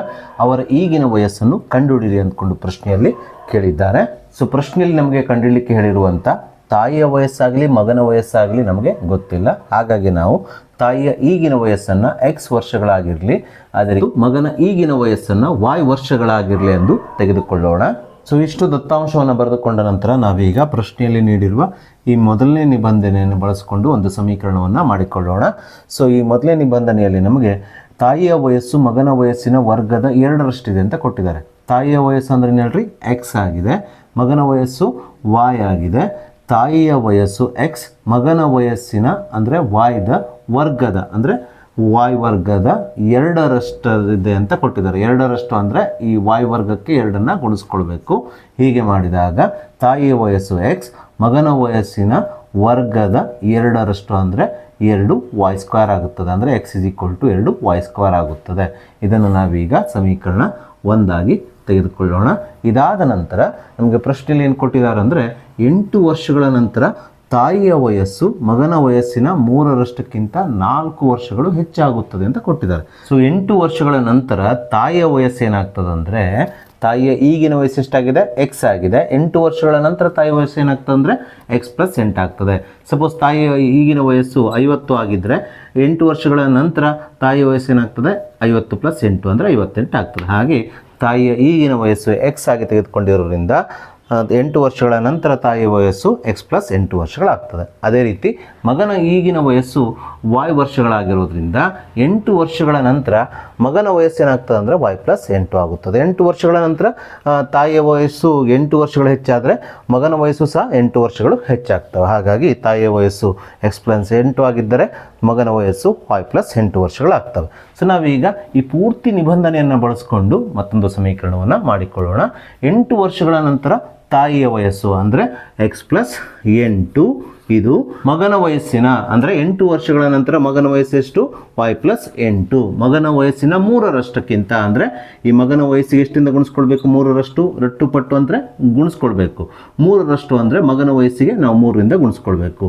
3ರಷ್ಟಕ್ಕಿಂತ ಎಷ್ಟು ವರ್ಷಗಳು ಹೆಚ್ಚಾಗಿದ್ದಾವೆ 4 ವರ್ಷಗಳು ಹೆಚ್ಚಾಗಿದೆ ಅಂತ ಕೊಟ್ಟಿರೋದ್ರಿಂದ ಈ ಮಗನ ವಯಸ್ಸಿಗೆ ನಾವೇನು ಮಾಡಬೇಕಂದ್ರೆ 4ಅನ್ನು ಕೂಡಿಸ್ಕೊಳ್ಬೇಕು. ಹೀಗೆ ಒಂದು ನಾವು ಸಮೀಕರಣವನ್ನು ಮಾಡಿಕೊಂಡಾಗ ಸೊ 8 ವರ್ಷಗಳ ನಂತರ ತಾಯಿಯ ವಯಸ್ಸು ಎಕ್ಸ್ ಪ್ಲಸ್ 8 ಇದು 8 ವರ್ಷಗಳ ನಂತರ ಮಗನ ವಯಸ್ಸು y ಪ್ಲಸ್ 8ರ 3ರಷ್ಟಕ್ಕಿಂತ ಅಂದರೆ 3 ಗುಣಿಸು y ಪ್ಲಸ್ 8ಕ್ಕಿಂತ ಎಷ್ಟು ಹೆಚ್ಚಾಗಿದೆ 4 ಹೆಚ್ಚಾಗಿದೆ ಅಂದರೆ ಪ್ಲಸ್ 4 ಆಗುತ್ತದೆ. ಆದ್ದರಿಂದ ಈ ನಿಬಂಧನೆ ಪ್ರಕಾರ ಮಾಡಿಕೊಂಡ ಸಮೀಕರಣವು ಇಲ್ಲಿ x plus 8 is equals to 3 into y plus 8 plus 4 ಆಗುತ್ತದೆ. ಸೊ ನಾವೀಗ ಈ ಸಮೀಕರಣದಲ್ಲಿರುವ ಎಕ್ಸ್ನ ಜಾಗದಲ್ಲಿ ಎಕ್ಸ್ಗೆ ಸಮನಾಗಿರುವ 2y² ಅನ್ನು ಆದೇಶಿಸಿ ಈ ಸಮೀಕರಣವನ್ನು ಒಂದೇ ಒಂದು ಚರಾಕ್ಷರ ಅಂದರೆ y ಚರಾಕ್ಷರವನ್ನು ಹೊಂದಿರುವ ಸಮೀಕರಣವಾಗಿ ಮಾಡಿಕೊಳ್ಳೋಣ. ನಾವೀಗ ಎಕ್ಸ್ನ ಜಾಗದಲ್ಲಿ ಎಕ್ಸ್ಗೆ ಸಮನಾಗಿರುವ 2y² ಅನ್ನು ಆದೇಶಿಸೋಣ. ಸೊ ಉಳಿದೆಲ್ಲ ಪದಗಳನ್ನು ಇದ್ದ ಹಾಗೆ ಬರೆದುಕೊಳ್ಳೋಣ. ನೋಡಿ y ಪ್ಲಸ್ 8 ಪ್ಲಸ್ 4 ಇದ್ದ ಹಾಗೆ ಬರೆದುಕೊಳ್ಳೋಣ. ಸೊ ಮುಂದಿನ ಹಂತದಲ್ಲಿ ಎಡಭಾಗವನ್ನು ಇದ್ದ ಹಾಗೆ ಬರೆದುಕೊಳ್ಳೋಣ. ಬಲಭಾಗದಲ್ಲಿ 3ರಿಂದ y ಪ್ಲಸ್ 8ಗೆ ಗುಣಿಸಿಕೊಳ್ಳೋಣ. 3 ಗುಣಿಸು y ಅಂದರೆ 3y ಆಗುತ್ತದೆ ಪ್ಲಸ್ 3 8 24 ಆಗುತ್ತದೆ ಪ್ಲಸ್ 4ಅನ್ನು ಇದ್ದ ಹಾಗೆ ಬರೆದುಕೊಳ್ಳೋಣ. ಸೊ ಮುಂದಿನ ಹಂತದಲ್ಲಿ ಈ ಸಮೀಕರಣದ ಬಲಭಾಗದಲ್ಲಿರುವ ಈ ಎಲ್ಲ ಪದಗಳನ್ನು ಎಡಭಾಗಕ್ಕೆ ಸ್ಥಳಾಂತರಿಸಿದಾಗ ಪ್ಲಸ್ 3y ಏನಾಗ್ತದೆ ಮೈನಸ್ 3y ಆಗ್ತದೆ ಪ್ಲಸ್ 24 ಮೈನಸ್ 24 ಆಗ್ತದೆ ಪ್ಲಸ್ 4 ಮೈನಸ್ 4 ಆಗುತ್ತದೆ ಈಸ್ ಈಕ್ವಲ್ಸ್ ಟು ಬಲಭಾಗ ಏನಾಯ್ತು ಈಗ ಈ 3 ಪದಗಳು ಎಡಭಾಗಕ್ಕೆ ಬಂದಾಗ ಬಲಭಾಗ ಖಾಲಿ ಆಯಿತು ಅಂದರೆ 0 ಆಯಿತು. ಸೊ ಹೀಗೆ ನಾವು ಇದರ ಮುಂದಿನ ಹಂತವನ್ನು ಬರೆದ ನಂತರ ನಾವೀಗ ಇದನ್ನು ಸಂಕ್ಷೇಪಿಸೋಣ. 2y ವರ್ಗವನ್ನು ಇದ್ದಾಗೆ ಬರೆದುಕೊಳ್ಳೋಣ ಮೈನಸ್ 3y ಅನ್ನು ಇದ್ದಾಗೆ ಬರೆಯೋಣ ಪ್ಲಸ್ 8 ಮೈನಸ್ 24 ಮೈನಸ್ 4 ಅಂದರೆ ಮೈನಸ್ 28 ಪ್ಲಸ್ 8 ಆಗುತ್ತದೆ. ಮೈನಸ್ 28 ಪ್ಲಸ್ 8 ಅಂದರೆ ಮೈನಸ್ 20 ಆಗುತ್ತದೆ ಈಸ್ ಈಕ್ವಲ್ಸ್ ಟು 0. ಈಗ ಇದು y ಚರಾಕ್ಷರವನ್ನು ಹೊಂದಿರುವ ಒಂದು ವರ್ಗ ಸಮೀಕರಣವಾಗಿದೆ. ಈ ವರ್ಗ ಸಮೀಕರಣವನ್ನು ನಾವೀಗ ಅಪವರ್ತನ ವಿಧಾನದಿಂದ ಬಿಡಿಸಿಕೊಂಡು y ನ ಬೆಲೆಗಳನ್ನು ಕಂಡುಹಿಡಿದು ತಾಯಿಯ ವಯಸ್ಸು ಅದೇ ರೀತಿ ಮಗನ ವಯಸ್ಸನ್ನು ಕಂಡುಹಿಡಿಯೋಣ. ಸೊ ನಾವೀಗ ಇಲ್ಲಿ 2 ಸಂಖ್ಯೆಗಳನ್ನು ಕಂಡುಹಿಡಿಯಬೇಕು. ಆ ಸಂಖ್ಯೆಗಳನ್ನು ಗುಣಿಸಿದಾಗ ಬರುವಂಥ ಗುಣಲಬ್ಧ 2 ಗುಣಿಸು ಮೈನಸ್ 20 ಮೈನಸ್ 40 ಆಗಿರಬೇಕು. ಅದೇ ರೀತಿ ಯಾವ ಸಂಖ್ಯೆಗಳನ್ನು ಗುಣಿಸಿಕೊಂಡು ನೀವು ಮೈನಸ್ 40 ತಂದಿರ್ತೀರಲ್ವ ಅದೇ 2 ಸಂಖ್ಯೆಗಳನ್ನು ಕೂಡಿಸಿ ಅಥವಾ ಕಳೆದಾಗ ಎಷ್ಟು ಬಂದಿರಬೇಕು ಮೈನಸ್ 3 ಬಂದಿರಬೇಕು. ಆ ಸಂಖ್ಯೆಗಳೆಂದರೆ 5 ಮತ್ತು ಮೈನಸ್ 8 ಆಗಿದೆ. ಯಾಕಂದರೆ 5 ಮೈನಸ್ 8 ಅಂದರೆ ಮೈನಸ್ 3 ಆಗಿದೆ. ಅದೇ 5 ಗುಣಿಸು ಮೈನಸ್ 8 ಅಂದರೆ ಪ್ಲಸ್ 8 ಮೈನಸ್ ಮೈನಸ್ 5 8 40 ಆಗುತ್ತದೆ. ಸೊ ಹೀಗೆ ಆ ಸಂಖ್ಯೆಗಳು ಸಿಕ್ಕಿದ ನಂತರ ನಾವೀಗ ಈ ವರ್ಗ ಸಮೀಕರಣದಲ್ಲಿರುವ ಮಧ್ಯಪದ ಮೈನಸ್ 3y ಅನ್ನು ಇಲ್ಲಿರುವ ಸಂಖ್ಯೆಗಳನ್ನು ಬಳಸಿಕೊಂಡು ಬರೆಯಬೇಕು. ಅಂದರೆ ಪ್ಲಸ್ 5y ಮೈನಸ್ 8y ಆಗಿ ಈ ಮೈನಸ್ 3y ಅನ್ನು ಬರೀಬೇಕು. ಹೀಗೆ ಬರೆದಾಗ ಇದರ ಮುಂದಿನ ಹಂತವು 2y ವರ್ಗ plus 5y minus 8y minus 20 is equal to 0 ಆಗುತ್ತದೆ. ನಾವೀಗ ಈ ಸಮೀಕರಣದಲ್ಲಿರುವ ಈ 4 ಪದಗಳನ್ನು 2 ಪದಗಳ ಗುಂಪಾಗಿ ಮಾಡಿಕೊಳ್ಳೋಣ. ನಾವೀಗ ಈ 2 ಪದಗಳ ಗುಂಪಿನಿಂದ y ಅನ್ನು ಸಾಮಾನ್ಯ ತೆಗೆಯೋಣ. ಸಾಮಾನ್ಯ ತೆಗೆದಾಗ ಮೊದಲನೇ ಪದದಲ್ಲಿ 2y ಇದ್ದರೆ ಎರಡನೇ ಪದದಲ್ಲಿ 5 ಮಾತ್ರ ಉಳಿಯುತ್ತದೆ. ಹಾಗೆ ಇಲ್ಲಿರುವ ಚಿಹ್ನೆಯನ್ನು ಇದ್ದ ಹಾಗೆ ಬರೆದುಕೊಳ್ಳೋಣ. ಇಲ್ಲಿ ನಾವು 4ಅನ್ನು ಸಾಮಾನ್ಯ ತೆಗೆಯೋಣ. ಯಾಕಂದರೆ 4 8 4 20 ಆಗೋದ್ರಿಂದ 4ರಿಂದ 8 ಮತ್ತು 20 ಭಾಗ ಹೋಗ್ತದೆ. ಹಾಗಾಗಿ 4ಅನ್ನು ಸಾಮಾನ್ಯ ತೆಗೆಯೋಣ. 4ಅನ್ನು ಸಾಮಾನ್ಯ ತೆಗೆದಾಗ ಇಲ್ಲೇನು ಉಳಿತದೆ 2y ಉಳಿತದೆ. ಯಾಕಂದರೆ 4 8 so minus into minus plus 4 20 4 20 ಆಗುತ್ತದೆ ಈಸ್ ಈಕ್ವಲ್ ಟು 0. ಯಾವಾಗಲೂ ಒಂದು ಅಂಶವನ್ನು ನೀವು ನೆನ್ಪಿಟ್ಕೊಳ್ಳಿ ವಿದ್ಯಾರ್ಥಿಗಳೇ, ಅದೇನೆಂದರೆ ಇಲ್ಲಿರುವ ಅಪವರ್ತನವೇ ಇಲ್ಲಿ ಬಂದಿರ್ತದೆ. ನೋಡಿ 2y ಪ್ಲಸ್ 5 ಇದೆ, ಇಲ್ಲೂ ಸಹ 2y ಪ್ಲಸ್ 5 ಬಂದಿರಲೇಬೇಕು, ಅದು ಬಂದಿದೆ. ಸೊ ಮುಂದಿನ ಹಂತದಲ್ಲಿ 2y ಪ್ಲಸ್ 5ಅನ್ನು ಒಂದು ಅಪವರ್ತನವಾಗಿ ಬರೆದುಕೊಳ್ಬೇಕು. ಇದನ್ನು ಬಿಟ್ಟರೆ ಏನು ಉಳಿದಿದೆ y ಮೈನಸ್ 4 ಇದೆ. ಇದನ್ನು ಮತ್ತೊಂದು ಅಪವರ್ತನವಾಗಿ ಬರೆದುಕೊಂಡು ಈಸ್ ಈಕ್ವಲ್ ಟು 0 ಅಂತ ಬರೆದುಕೊಳ್ಬೇಕು. ಸೊ ಮುಂದಿನ ಹಂತದಲ್ಲಿ ಇವೆರಡು ಅಪವರ್ತನಗಳನ್ನು ಪ್ರತ್ಯೇಕವಾಗಿ 0ಗೆ ಸಮಗೊಳಿಸಿ 2 ಸಮೀಕರಣಗಳನ್ನು ಮಾಡಿಕೊಳ್ಳಬೇಕು. ಮಾಡ್ಕೊಳ್ಬೇಕು. ನಾವೀಗ ಈ ಸಮೀಕರಣಗಳನ್ನು ಬಿಡಿಸಿ ವಾಯ್ನ ಬೆಲೆಗಳನ್ನು ಕಂಡುಹಿಡಿಯೋಣ. 2y ಇದ್ದಾಗ ಇಟ್ಕೊಳ್ಳೋಣ. +5 ಬಲಭಾಗಕ್ಕೆ ಸ್ಥಳಾಂತರಿಸಿದಾಗ -5 ಆಗುತ್ತದೆ. y = 2 ಬಲಭಾಗಕ್ಕೆ ಸ್ಥಳಾಂತರಿಸಿದಾಗ -2/2 ಆಗೋದ್ರಿಂದ ಇಲ್ಲಿ y ಬೆಲೆಯು -5/2 ಆಗುತ್ತದೆ. ಅದೇ ರೀತಿ ಈ ಸಮೀಕರಣವನ್ನು ನಾವು ಈಗ ಬಿಡಿಸೋಣ. ಈ -4 ಬಲಭಾಗಕ್ಕೆ ಸ್ಥಳಾಂತರಿಸಿದಾಗ +4 ಆಗುತ್ತದೆ. ಆದ್ದರಿಂದ ಇಲ್ಲಿ y ಬೆಲೆಯು 4 ಆಗುತ್ತದೆ. ಸೊ ಹೀಗೆ ನಮಗೆ y ನ 2 ಬೆಲೆಗಳು ಸಿಕ್ಕಿದ್ದಾವೆ. ಸೊ ಇಲ್ಲಿ y ನ ಬೆಲೆಗಳನ್ನು ನೀವು ಗಮನಿಸಿದಾಗ ಒಂದು ಋಣ ಸಂಖ್ಯೆ ಇದೆ, ಮತ್ತೊಂದು ಧನ ಸಂಖ್ಯೆ ಇದೆ. ವಿದ್ಯಾರ್ಥಿಗಳೇ ಯಾವಾಗಲೂ ಒಂದು ಅಂಶವನ್ನು ನೀವು ನೆನಪಿಟ್ಕೊಳ್ರಿ, ಅದೇನೆಂದರೆ ನಮ್ಮ ವಯಸ್ಸು ಯಾವಾಗಲೂ ಧನ ಸಂಖ್ಯೆ ಆಗಿರ್ತದೆ. ಹಾಗಾಗಿ ನಾವಿಲ್ಲಿ ತೆಗೆದುಕೊಳ್ಳಬೇಕಾಗಿದ್ದು y ನ ಬೆಲೆ +4 ಹೊರತು -5/2 ಅಲ್ಲ. ಹಾಗಾಗಿ ಇಲ್ಲಿ y ನ ಬೆಲೆ 4 ತೆಗೆದುಕೊಂಡಾಗ ಇಲ್ಲಿ y ಅಂದರೆ ಯಾರ ವಯಸ್ಸಾಗಿದೆ? ಮಗನ ಈಗಿನ ವಯಸ್ಸಾಗಿದೆ. ಆದ್ದರಿಂದ ಮಗನ ಈಗಿನ ವಯಸ್ಸು y ಆಗಿರಲಿ ಅಂತ ತೆಗೆದುಕೊಂಡಿದ್ದೀವಲ್ಲ, y ನ ಬೆಲೆ ಎಷ್ಟು ಬಂದಿದೆ? 4 ಬಂದಿರೋದ್ರಿಂದ 4 ವರ್ಷಗಳಂತ ಬರೆಯಬೇಕು. ಸೊ ಹೀಗೆ ನಾವು ಮಗನ ಈಗಿನ ವಯಸ್ಸನ್ನು ಕಂಡುಹಿಡಿದ ನಂತರ ಇದರ ಸಹಾಯದಿಂದ ಅಂದರೆ y ನ ಬೆಲೆ 4ರ ಸಹಾಯದಿಂದ ತಾಯಿಯ ಈಗಿನ ವಯಸ್ಸು ಅಂದರೆ x ನ ಬೆಲೆಯನ್ನು ಕಂಡುಹಿಡಿಯೋಣ. ಯಾಕಂದರೆ ತಾಯಿ ಈಗಿನ ವಯಸ್ಸನ್ನು ನಾವು x ವರ್ಷಗಳಂತ ತೆಗೆದುಕೊಂಡಿದ್ದೇವೆ. ಆದರೆ x ಯಾವುದಕ್ಕೆ ಸಮನಾಗಿದೆ? 2y² ಆಗಿದೆ. ಹಾಗಾಗಿ 2y² ನ ಬೆಲೆಯನ್ನು ಕಂಡುಹಿಡಿದ್ರೆ ನಮಗೆ ತಾಯಿಯ ಈಗಿನ ವಯಸ್ಸು x ನ ಬೆಲೆ ಸಿಗುತ್ತದೆ. ಹಾಗಾಗಿ ನಾನಿಲ್ಲಿ ತಾಯಿಯ ಈಗಿನ ವಯಸ್ಸು x = 2y² ಅಥವಾ 2y² ಅಂತ ಬರೆದುಕೊಂಡಿದ್ದೇನೆ. ಸೊ ಈ 2y² ಅಲ್ಲಿ ನಾವೀಗ y ನ ಬೆಲೆ 4 ಆದೇಶಿಸಿದಾಗ ಸೊ y ದ ವರ್ಗ ಏನಾಗ್ತದೆ? 4ರ ವರ್ಗವಾಗುತ್ತದೆ. ಸೊ 2 × 4ರ ವರ್ಗ ಅಂದರೆ 4 × 4 16 ಆಗುತ್ತದೆ. 2 × 16 ಅಂದರೆ 32 ಆಗುವುದರಿಂದ ತಾಯಿಯ ಈಗಿನ ವಯಸ್ಸು ಎಷ್ಟಾಗ್ತದೆ ಅಂದರೆ 32 ವರ್ಷಗಳಾಗ್ತವೆ. ಹೀಗೆ ನಾವು ಕೊಟ್ಟಂಥ ಪ್ರಶ್ನೆಯನ್ನು ಬಿಡಿಸಬೇಕು. ಸೊ ಹಾಗೆ ನಾವೀಗ ಈ ವರ್ಷದ ಮಾಡೆಲ್ ಕ್ವಶನ್ ಪೇಪರ್ 3ರಲ್ಲಿರುವ ಅದೇ ರೀತಿ ಏಪ್ರಿಲ್ 2024ರ ವಾರ್ಷಿಕ ಪರೀಕ್ಷೆಯಲ್ಲಿ ಬಂದಿರುವ ಅದು ಹಾಗೆಯೇ ಈ ವರ್ಷದ LBA ನೋಟ್ಸಲ್ಲೂ ಇರುವಂಥ ಒಂದು 3 ಮಾರ್ಕ್ಸಿನ ಇಂಪಾರ್ಟೆಂಟ್ ಪ್ರಶ್ನೆಯನ್ನು ತೆಗೆದುಕೊಳ್ಳೋಣ. ಪ್ರಶ್ನೆ ಈ ರೀತಿಯಾಗಿದೆ. ಒಂದು ಲಂಬಕೋನ ತ್ರಿಭುಜದ ಎತ್ತರ ಮತ್ತು ಪಾದದ ನಡುವಿನ ವ್ಯತ್ಯಾಸವು 5 ಸೆಂಟಿಮೀಟರ್ ಆಗಿದೆ. ತ್ರಿಭುಜದ ವಿಸ್ತೀರ್ಣವು 150 ಸೆಂಟಿಮೀಟರ್ ಸ್ಕ್ವೇರ್ ಆದರೆ ತ್ರಿಭುಜದ ಪಾದ ಮತ್ತು ಎತ್ತರಗಳನ್ನು ಕಂಡುಹಿಡಿಯಿರಿ ಅಂದ್ಕೊಂಡು ಪ್ರಶ್ನೆಯಲ್ಲಿ ಕೇಳಿದ್ದಾರೆ. ನಾವೀಗ ಈ ಪ್ರಶ್ನೆಯನ್ನು ಚಿತ್ರದ ಸಹಾಯದಿಂದ ಉತ್ತರಿಸೋಣ. ನೀವು ಪರೀಕ್ಷೆಯಲ್ಲಿ ಚಿತ್ರವನ್ನು ಬಿಡಿಸಬೇಕಂತೇನಿಲ್ಲ, ನೇರವಾಗಿ ಉತ್ತರವನ್ನು ಬರೀಬಹುದು. ಸೊ ಪ್ರಶ್ನೆಯಲ್ಲಿ ನಮಗೆ ಒಂದು ಲಂಬಕೋನ ತ್ರಿಭುಜದ ಎತ್ತರ ಮತ್ತು ಪಾದದ ನಡುವಿನ ವ್ಯತ್ಯಾಸ 5 ಸೆಂಟಿಮೀಟರ್ ಆಗಿದೆ ಅಂತ ನೀಡಿ, ತ್ರಿಭುಜದ ವಿಸ್ತೀರ್ಣವನ್ನು 150 ಸೆಂಟಿಮೀಟರ್ ಸ್ಕ್ವೇರ್ ಅಂತ ನೀಡಿ, ತ್ರಿಭುಜದ ಪಾದ ಮತ್ತು ಎತ್ತರಗಳ ಅಳತೆಗಳನ್ನು ಕಂಡುಹಿಡಿಯಲು ಕೇಳಿದ್ದಾರೆ. ಸೊ ಹಾಗಾಗಿ ನಾವು ಕಂಡುಹಿಡಿಯಬೇಕಾಗಿದ್ದ ಈ ಲಂಬಕೋನ ತ್ರಿಭುಜದ ಪಾದವನ್ನು x ಆಗಿ, ಅದೇ ರೀತಿ ಎತ್ತರವನ್ನು y ಆಗಿ ತೆಗೆದುಕೊಳ್ಳೋಣ. ಅದನ್ನು ನಾವಿಲ್ಲಿ ಬರೆದುಕೊಳ್ಳೋಣ. ತ್ರಿಭುಜದ ಪಾದ x ಸೆಂಟಿಮೀಟರ್ ಮತ್ತು ಎತ್ತರ y ಸೆಂಟಿಮೀಟರ್ ಆಗಿರಲಿ ಎಂದು ಬರೆದುಕೊಳ್ಳೋಣ. ಸೊ ಮುಂದಿನ ಹಂತದಲ್ಲಿ ನಾವೇನು ಮಾಡಬೇಕಂದ್ರೆ ಪ್ರಶ್ನೆಯಲ್ಲಿ ನೀಡಿರುವ ಈ ನಿಬಂಧನೆಯನ್ನು ಬಳಸಿಕೊಂಡು ಒಂದು ಸಮೀಕರಣವನ್ನು ಮಾಡಿಕೊಳ್ಬೇಕು. ಏನು ಕೊಟ್ಟಿದ್ದಾರೆ ಪ್ರಶ್ನೆಯಲ್ಲಿ? ಲಂಬಕೋನ ತ್ರಿಭುಜದ ಎತ್ತರ ಮತ್ತು ಪಾದಗಳ ನಡುವಿನ ವ್ಯತ್ಯಾಸವು 5 ಸೆಂಟಿಮೀಟರ್ ಆಗಿದೆ ಅಂತ ಕೊಟ್ಟಿದ್ದಾರೆ. ಇದರ ಸಹಾಯದಿಂದ ಒಂದು ಸಮೀಕರಣವನ್ನು ಮಾಡ್ಕೊಳ್ಳೋಣ. ಈ ಲಂಬಕೋನ ತ್ರಿಭುಜದ ಎತ್ತರ ಏನು ತೆಗೆದುಕೊಂಡಿದ್ದೇವೆ? ನಾವು y ಆಗಿ ತೆಗೆದುಕೊಂಡಿದ್ದೇವೆ. ಅದೇ ರೀತಿ ಪಾದ ಏನು ತೆಗೆದುಕೊಂಡಿದ್ದೇವೆ? x ಆಗಿ ತೆಗೆದುಕೊಂಡಿದ್ದೇವೆ. ಇವುಗಳ ನಡುವಿನ ವ್ಯತ್ಯಾಸ ಅಂದರೆ y ದಲ್ಲಿ x ಅನ್ನು ಕಳೆದಾಗ ಬರುವಂಥ ಉತ್ತರ ಎಷ್ಟು ಕೊಟ್ಟಿದ್ದಾರೆ? ವ್ಯತ್ಯಾಸ ಎಷ್ಟು ಕೊಟ್ಟಿದ್ದಾರೆ? 5 ಸೆಂಟಿಮೀಟರ್ ಆಗಿ ಕೊಟ್ಟಿರೋದ್ರಿಂದ y - x = 5 ಅಂತ ಬರೆದುಕೊಳ್ಳೋಣ. ಇದರ ಅರ್ಥ ಏನು ಹೇಳ್ರಿ? ಲಂಬಕೋನ ತ್ರಿಭುಜದ ಎತ್ತರ ಮತ್ತು ಪಾದಗಳ ನಡುವಿನ ವ್ಯತ್ಯಾಸ 5 ಸೆಂಟಿಮೀಟರ್ ಅಂತ. ಸೊ ಮುಂದಿನ ಹಂತದಲ್ಲಿ ನಾವೀಗ ಈ yಗೆ ಈ ಸಮೀಕರಣವನ್ನು ಬಿಡಿಸ್ಕೊಂಡಾಗ ಅಂದರೆ -x ಅನ್ನು ಬಲಭಾಗಕ್ಕೆ ಸ್ಥಳಾಂತರಿಸಿ yಗೆ ಈ ಸಮೀಕರಣವನ್ನು ಬಿಡಿಸ್ಕೊಳ್ಬೇಕು. ಸೊ -x ಬಲಭಾಗಕ್ಕೆ ಬಂದಾಗ ಏನಾಗ್ತದೆ? +x ಆಗ್ತದೆ. ಈ ರೀತಿ ನಾವು ಈ ಸಮೀಕರಣವನ್ನು yಗೆ ಬಿಡಿಸ್ಕೊಳ್ಬೇಕು. ಯಾಕಂದರೆ ನಮಗೆ ಮುಂದಿನ ಕ್ಯಾಲ್ಕುಲೇಷನ್ ಅಥವಾ ಮುಂದಿನ ಲೆಕ್ಕಾಚಾರಕ್ಕೆ ಈ y ನ ಬೆಲೆ 5 + x ನಮಗೆ ಉಪಯೋಗಕ್ಕೆ ಬರುತ್ತದೆ. ಹಾಗಾಗಿ ಇದನ್ನು ನಾವು y ರೂಪದಲ್ಲಿ ಇಟ್ಕೊಳ್ಬೇಕು. ಹಾಗೆ ಮುಂದುವರೆದು ಪ್ರಶ್ನೆಯಲ್ಲಿ ಈ ಲಂಬಕೋನ ತ್ರಿಭುಜದ ವಿಸ್ತೀರ್ಣವು 150 ಸೆಂಟಿಮೀಟರ್ ಸ್ಕ್ವೇರ್ ಅಂತ ಕೊಟ್ಟಿದ್ದಾರೆ. ಸೊ ಯಾವುದೇ ಒಂದು ತ್ರಿಭುಜದ ವಿಸ್ತೀರ್ಣವನ್ನು ಕಂಡುಹಿಡಿಯುವ ಸೂತ್ರವು ಅರ್ಧ ಗುಣಿಸು ಪಾದ ಗುಣಿಸು ಎತ್ತರ ಎಂಬುದು ನಮಗೆ ತಿಳಿದಿದೆ. ಹಾಗಾಗಿ ತ್ರಿಭುಜದ ವಿಸ್ತೀರ್ಣ ಅರ್ಧ ಗುಣಿಸು ಪಾದ ಗುಣಿಸು ಎತ್ತರ ಅಂತ ಬರೆದುಕೊಳ್ಳೋಣ. ಸೊ ಈ ಸೂತ್ರದಲ್ಲಿ ನಾವೀಗ ತ್ರಿಭುಜದ ವಿಸ್ತೀರ್ಣದ ಬೆಲೆಯನ್ನು ನಮಗೆ ಕೊಟ್ಟಿರೋದ್ರಿಂದ ತ್ರಿಭುಜದ ವಿಸ್ತೀರ್ಣದ ಸ್ಥಾನದಲ್ಲಿ 150 ಬರೆದುಕೊಳ್ಳೋಣ. ಹಾಫನ್ನು ಇದ್ದಾಗೆ ಬರೆದುಕೊಳ್ಳೋಣ. ತ್ರಿಭುಜದ ಪಾದವನ್ನು ಏನಂತ ತೆಗೆದುಕೊಂಡಿದ್ದೇವೆ? ನಾವು x ಆಗಿ ತೆಗೆದುಕೊಂಡಿದ್ದೇವೆ. ಅದೇ ಎತ್ತರವನ್ನು ಏನಾಗಿ ತೆಗೆದುಕೊಂಡಿದ್ದೇವೆ? y ಆಗಿ ತೆಗೆದುಕೊಂಡಿದ್ದೇವೆ. ಈ y ಯಾವ್ದು ಸಮನಾಗಿದೆ? ಈ ಸಮೀಕರಣ ಸಹಾಯದಿಂದ y ಅನ್ನು ಯಾವ ರೀತಿ ಬಿಡಿಸ್ಕೊಂಡಿದ್ದೇವೆ? y = 5 + x ಆಗಿ ಬಿಡಿಸ್ಕೊಂಡಿದ್ದೇವಲ್ಲ. ಹಾಗಾಗಿ y ನ ಸ್ಥಾನದಲ್ಲಿ, ಎತ್ತರದ ಸ್ಥಾನದಲ್ಲಿ ನಾವೇನು ಬರೆದುಕೊಳ್ಳೋಣ? 5 + x ಅಂತಲೇ ಬರೆದುಕೊಳ್ಳೋಣ. ಯಾಕಂದರೆ ನಮಗೆ ಈ ಸಮೀಕರಣವನ್ನು ಒಂದೇ ಚರಾಕ್ಷರದಲ್ಲಿ ಇಟ್ಟಾಗ ಈ ಸಮೀಕರಣವನ್ನು ಬಿಡಿಸುವುದು ಸುಲಭ ಆಗ್ತದೆ. ಅದಕ್ಕೋಸ್ಕರ ಅಷ್ಟೇ, ಮತ್ತೇನಿಲ್ಲ. ಸೊ ಮುಂದಿನ ಹಂತದಲ್ಲಿ ಈ ಎರಡನ್ನು ಒರೆ ಗುಣಾಕಾರ ಮಾಡಿ ಎಡಭಾಗಕ್ಕೆ ತಂದಾಗ ಈ 2 ಭಾಗಿಸು 2 ಎಡಭಾಗಕ್ಕೆ ಬಂದಾಗ ಗುಣಿಸು 2 ಆಗ್ತದೆ, ಅಂದರೆ 150 ಗುಣಿಸು 2 ಆಗ್ತದೆ. ಈ ಬಲಭಾಗದಲ್ಲಿ ಏನು ಉಳಿಯುತ್ತದೆ? ಎಕ್ಸ್ ಇಂಟು 5 ಪ್ಲಸ್ ಎಕ್ಸ್ ಮಾತ್ರ ಉಳಿಯುತ್ತದೆ. 150 ಗುಣಿಸು 2 ಅಂದರೆ 300 ಆಗುತ್ತದೆ. ಈಸ್ ಈಕ್ವಲ್ ಟು ಎಕ್ಸಿಂದ 5ಕ್ಕೆ ಮತ್ತೆ ಎಕ್ಸ್ಗೆ ಗುಣಿಸ್ಕೊಳ್ಳೋಣ. ಎಕ್ಸ್ ಗುಣಿಸು 5 ಅಂದರೆ 5x ಪ್ಲಸ್ ಎಕ್ಸ್ ಗುಣಿಸು ಎಕ್ಸ್ ಅಂದರೆ ಎಕ್ಸ್ ಸ್ಕ್ವೇರ್ ಆಗ್ತದೆ. ಸೊ ಮುಂದಿನ ಹಂತದಲ್ಲಿ ಈ 300ನ್ನು ಬಲಭಾಗಕ್ಕೆ ಸ್ಥಳಾಂತರಿಸಿದಾಗ ಈ ಎಡಭಾಗ 0 ಆಗ್ತದೆ. ಸೊ ಎಕ್ಸ್ ದ ವರ್ಗ, ಬಲಭಾಗವು ಎಕ್ಸ್ ದ ವರ್ಗ ಪ್ಲಸ್ 5x ಪ್ಲಸ್ 300 ಬಲಭಾಗಕ್ಕೆ ಹೋದಾಗ ಮೈನಸ್ 300 ಆಗ್ತದೆ. ನಾನು ಈ ಸಮೀಕರಣವನ್ನು ಈ ರೀತಿಯಾಗಿ ಬರೆದುಕೊಂಡಿದ್ದೇನೆ. ಈ ರೀತಿ ಬರೆದುಕೊಂಡ್ರೆ ಏನು ವ್ಯತ್ಯಾಸ ಆಗೋದಿಲ್ಲ. For example A is equal to B ಅನ್ನು ನಾವು B is equals to A ಆಗಿ ಬರೆದುಕೊಳ್ಬೋದು. ಹಾಗೆ ಇದನ್ನು 0 is equals to X square plus 5x minus 300ನ್ನು ನಾನಿಲ್ಲಿ ಈ ಸಮೀಕರಣದ ಬಲಭಾಗವನ್ನು ಎಡಭಾಗವನ್ನು ಬಲಭಾಗಕ್ಕೆ ಸ್ಥಳಾಂತರಿಸಿ ಬರೆದುಕೊಂಡಿದ್ದೇನೆ. ಸೊ ನಾವೀಗ ಈ ಸಮೀಕರಣವನ್ನು ಅಪವರ್ತನ ವಿಧಾನದಿಂದ ಬಿಡಿಸೋಣ. ಸೊ ನಾವಿಲ್ಲಿ ಕಂಡುಹಿಡಿಯಬೇಕಾಗಿದ್ದು 2 ಸಂಖ್ಯೆಗಳನ್ನು, ಆ ಸಂಖ್ಯೆಗಳನ್ನು ಗುಣಿಸಿದಾಗ ಬರುವಂಥ ಗುಣಲಬ್ಧ ಏನಾಗಿರಬೇಕು? ಮೈನಸ್ 300 ಆಗಿರಬೇಕು.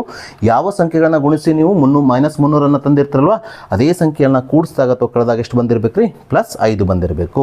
ಆ ಸಂಖ್ಯೆಗಳೆಂದರೆ 20 ಮೈನಸ್ 15 ಆಗಿದೆ. ಯಾಕಂದರೆ 20 ಮೈನಸ್ 15 ಪ್ಲಸ್ 5 ಆದರೆ 20 ಮತ್ತು ಮೈನಸ್ 15ನ್ನು ಗುಣಿಸಿದಾಗ ಎಷ್ಟು ಬರ್ತದೆ ರೀ? ಪ್ಲಸ್ ಇಂಟು ಮೈನಸ್ ಮೈನಸ್ 20 ಗುಣಿಸು 15 ಅಂದರೆ ಮೈನಸ್ 300 ಬರುತ್ತದೆ. ಸೊ ಹೀಗೆ ನಮಗೆ ಆ 2 ಸಂಖ್ಯೆಗಳು ದೊರೆತ ನಂತರ ನಾವೀಗ ಈ ವರ್ಗ ಸಮೀಕರಣವನ್ನು 2 ಅಪವರ್ತನಗಳ ಗುಣಲಬ್ಧವಾಗಿ ಈ ರೀತಿಯಾಗಿ ಬರೆದುಕೊಳ್ಳೋಣ. ಇಲ್ಲಿ ಎಕ್ಸ್ ವರ್ಗದ ಸಹಗುಣಕ 1 ಆಗಿರೋದ್ರಿಂದ ನಾವು ನೇರವಾಗಿ ಈ ವರ್ಗ ಸಮೀಕರಣದ ಮಧ್ಯಪದವನ್ನು ಒಡೆಯದೆ ನೇರವಾಗಿ ಈ ವರ್ಗ ಸಮೀಕರಣವನ್ನು 2 ಅಪವರ್ತನಗಳ ಗುಣಲಬ್ಧವಾಗಿ ಬರೀಬಹುದು. ಈ ಅಪವರ್ತನಗಳಲ್ಲಿ ಮೊದಲನೇ ಪದ ಯಾವಾಗಲೂ ಚರಾಕ್ಷರಿನಾಗಿರ್ತದೆ, ಅಂದರೆ ಎಕ್ಸ್ ಆಗಿರ್ತದೆ.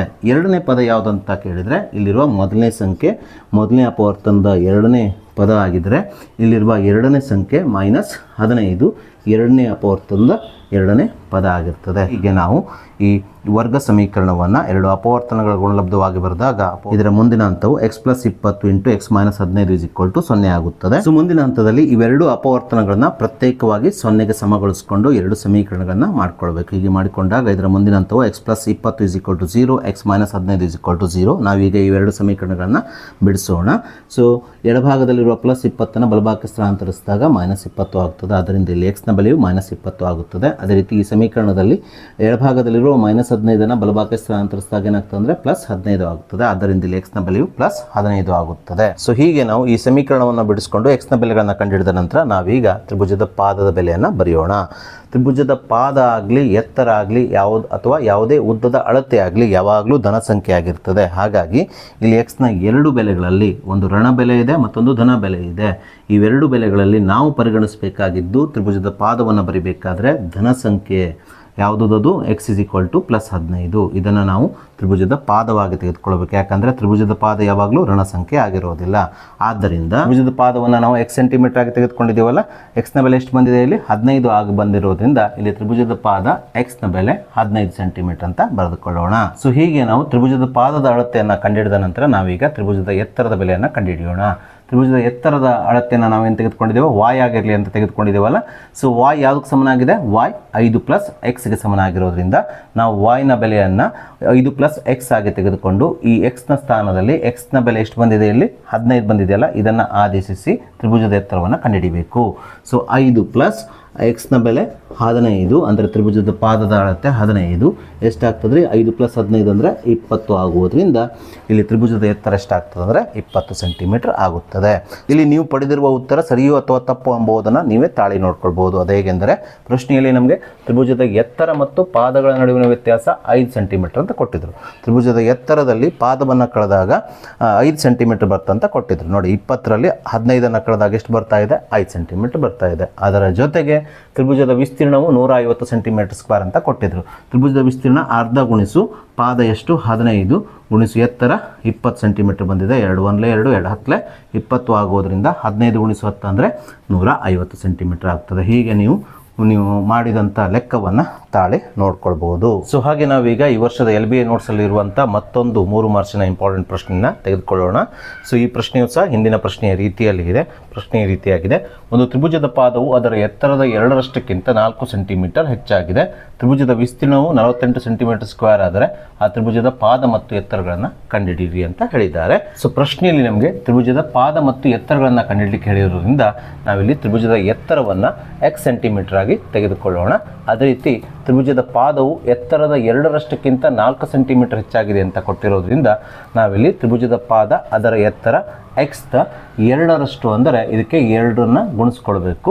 ಎಷ್ಟು ಹೆಚ್ಚಾಗಿದೆ? 4 ಹೆಚ್ಚಾಗಿದೆ ಅಂತ ಕೊಟ್ಟಿರೋದ್ರಿಂದ +4 ಇದಕ್ಕೆ ಕೂಡಿಸ್ಕೊಳ್ಬೇಕು. ಈ ರೀತಿ ತ್ರಿಭುಜದ ಪಾದವು ಅದರ ಎತ್ತರದ 2ರಷ್ಟು ಅಂದರೆ 2x ಆಗ್ತದೆ. ಈ 2ರಷ್ಟಕ್ಕಿಂತ ಎಷ್ಟು ಹೆಚ್ಚಾಗಿದೆ ಅಂತ ಕೊಟ್ಟಿದ್ದಾರೆ? 4 ಹೆಚ್ಚಾಗಿದೆ ಅಂತ ಕೊಟ್ಟಿರೋದ್ರಿಂದ +4 ಇದಕ್ಕೆ ಕೂಡಿಸಿಕೊಂಡಾಗ ತ್ರಿಭುಜದ ಪಾದ ಏನಾಗ್ತದೆ ಅಂದರೆ 2x + 4 ಆಗುತ್ತದೆ. ಸೊ ಹೀಗೆ ನಾವು ಕೊಟ್ಟಿರುವ ಕಂಡೀಷನ್ ಅಥವಾ ನಿಬಂಧನೆಯ ಪ್ರಕಾರ ತ್ರಿಭುಜದ ಎತ್ತರ ಮತ್ತು ಪಾದವನ್ನು ಚರಾಕ್ಷರ ರೂಪದಲ್ಲಿ ಬರೆದುಕೊಳ್ಬೇಕು.